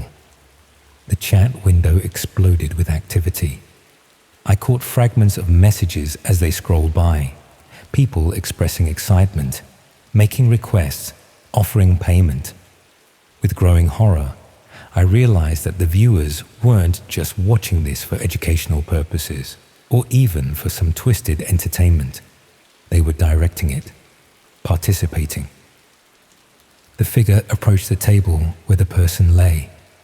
I could now see that the person was restrained, wrists, ankles, forehead bound with what looked like leather straps. They were conscious, eyes darting frantically, chest heaving with rapid breaths. There was no audio, but I could see their mouth moving behind some kind of gag. I felt physically ill. My hands were shaking so badly I could barely manage to move the cursor. I closed the window, then frantically looked for a way to uninstall the entire software bundle. My mind was racing, trying to process what I'd seen, while simultaneously trying to convince myself it wasn't real. But deep down, I knew. This wasn't acted. This wasn't simulated. The terror in that person's eyes was genuine. I was witnessing something happening in real time, something unspeakable. I managed to uninstall the software, my hands still trembling, sweat beading on my forehead despite the chill in the room. I ran a virus scan immediately afterward, then another with different software. I deleted the original installation file and emptied my recycle bin. I cleared my browser history and cache, though I hadn't used the browser to access whatever that was. I couldn't sleep that night. Every time I closed my eyes, I saw that clinical room, that masked figure, those terrified eyes. I kept telling myself to report it, but to who? And what exactly would I say? That I'd accidentally stumbled upon what appeared to be a live stream of torture, or worse, through some random software I'd downloaded. How would I explain that without sounding complicit somehow? And even if I did report it, what information could I actually provide that would help identify the location or the people involved? The next morning, I convinced myself that I needed more information before going to the authorities. I needed to understand what I'd found and gather some kind of evidence. It was a rationalization. I know that now. Part of me was morbidly curious, wanting confirmation that what I'd seen was real before, potentially making a fool of myself by reporting it. I created a virtual machine on my laptop, an isolated environment that wouldn't affect my main system, and reinstalled the software bundle. The DNet access shortcut appeared again. This time, I was more methodical, more careful. I took screenshots of everything, documented the directory structure, noted the timestamps. I didn't click on any livestream links, focusing instead on trying to gather information about what this service was and who was behind it. I discovered that DNet apparently stood for Dissection Network. There were archived files going back years, all organized by date and type of procedure. Reading the descriptions made me physically sick. I had to rush to the bathroom twice to vomit. This wasn't just some dark corner of the internet. It was an organized service catering to people, with the most disturbing desires imaginable, allowing them not just to watch, but to direct acts of unimaginable cruelty. In a folder labeled Members, I found what appeared to be user profiles, usernames, countries, payment information. There were thousands of them from all over the world. I was documenting everything, planning to take it all to the police, when I noticed something that made my blood run cold. My IP address was listed in a file of recent access logs. Next to it was my approximate location based on that IP, the time I'd accessed the stream the previous night, and a status marked tracked. I shut down the virtual machine immediately and physically disconnected my internet router. My heart was pounding so hard I could feel it in my throat. They knew I had accessed their service. They knew roughly where I was located, and they were tracking me. What followed were the most paranoid weeks of my life. I wiped my laptop completely, then sold it to a second-hand shop 2 towns over. I bought a new one with cash and never connected it to my home network. I stayed with a friend for a few days, making excuses about problems with my flat's heating. I considered going to the police multiple times but was paralyzed by fear, not just of the people behind that site, but also of not being believed or somehow being treated as a suspect myself. Eventually, I did make an anonymous report through an online portal, providing as much detail as I could remember without incriminating myself. I have no idea if anything came of it. I never heard anything on the news about a ring being busted or arrests being made. Sometimes I wonder if my report was even taken seriously, or if it just disappeared into a digital void. It's been 8 months now. I've moved twice since then. I use different coffee shops for internet access, never the same one too often. I've changed my phone number, my email addresses, even the name I use on social media. Probably excessive, but the fear lingers. Sometimes I wake up in the middle of the night, convinced I can hear someone trying the lock on my door. Sometimes I notice a car parked outside my flat for too long and find myself taking pictures of the license plate just in case. Most days, I manage to convince myself that I'm safe, that they wouldn't bother with someone who stumbled across their site accidentally and only viewed it briefly. I tell myself they have bigger concerns than tracking down every random person who finds them. But then I remember that file with my IP address and that word, tracked, and the fear comes flooding back. I'm writing this not as some creepypasta story or urban legend, but as a warning. The dark web isn't just some mysterious bogeyman that people exaggerate about.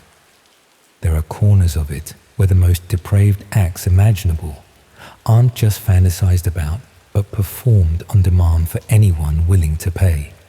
And sometimes, the entrance to those corners isn't hidden behind sophisticated encryption or secret passwords. Sometimes it's just a shortcut on your desktop that you click without thinking. I've just heard a notification sound from my new laptop. An email has arrived. I haven't given this email address to anyone. The subject line is just a string of numbers. I'm afraid to open it, but more afraid not to. If you're reading this, it means I decided to share my experience. Or perhaps someone else found this document and decided it should be shared. Either way, be careful what you download.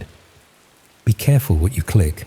Some things you can't unsee, and some paths, once you've started down them, you can never fully leave behind. Wait, someone's knocking at my door. It's almost midnight. Nobody I know would visit at this hour without calling first. They're knocking again, harder now.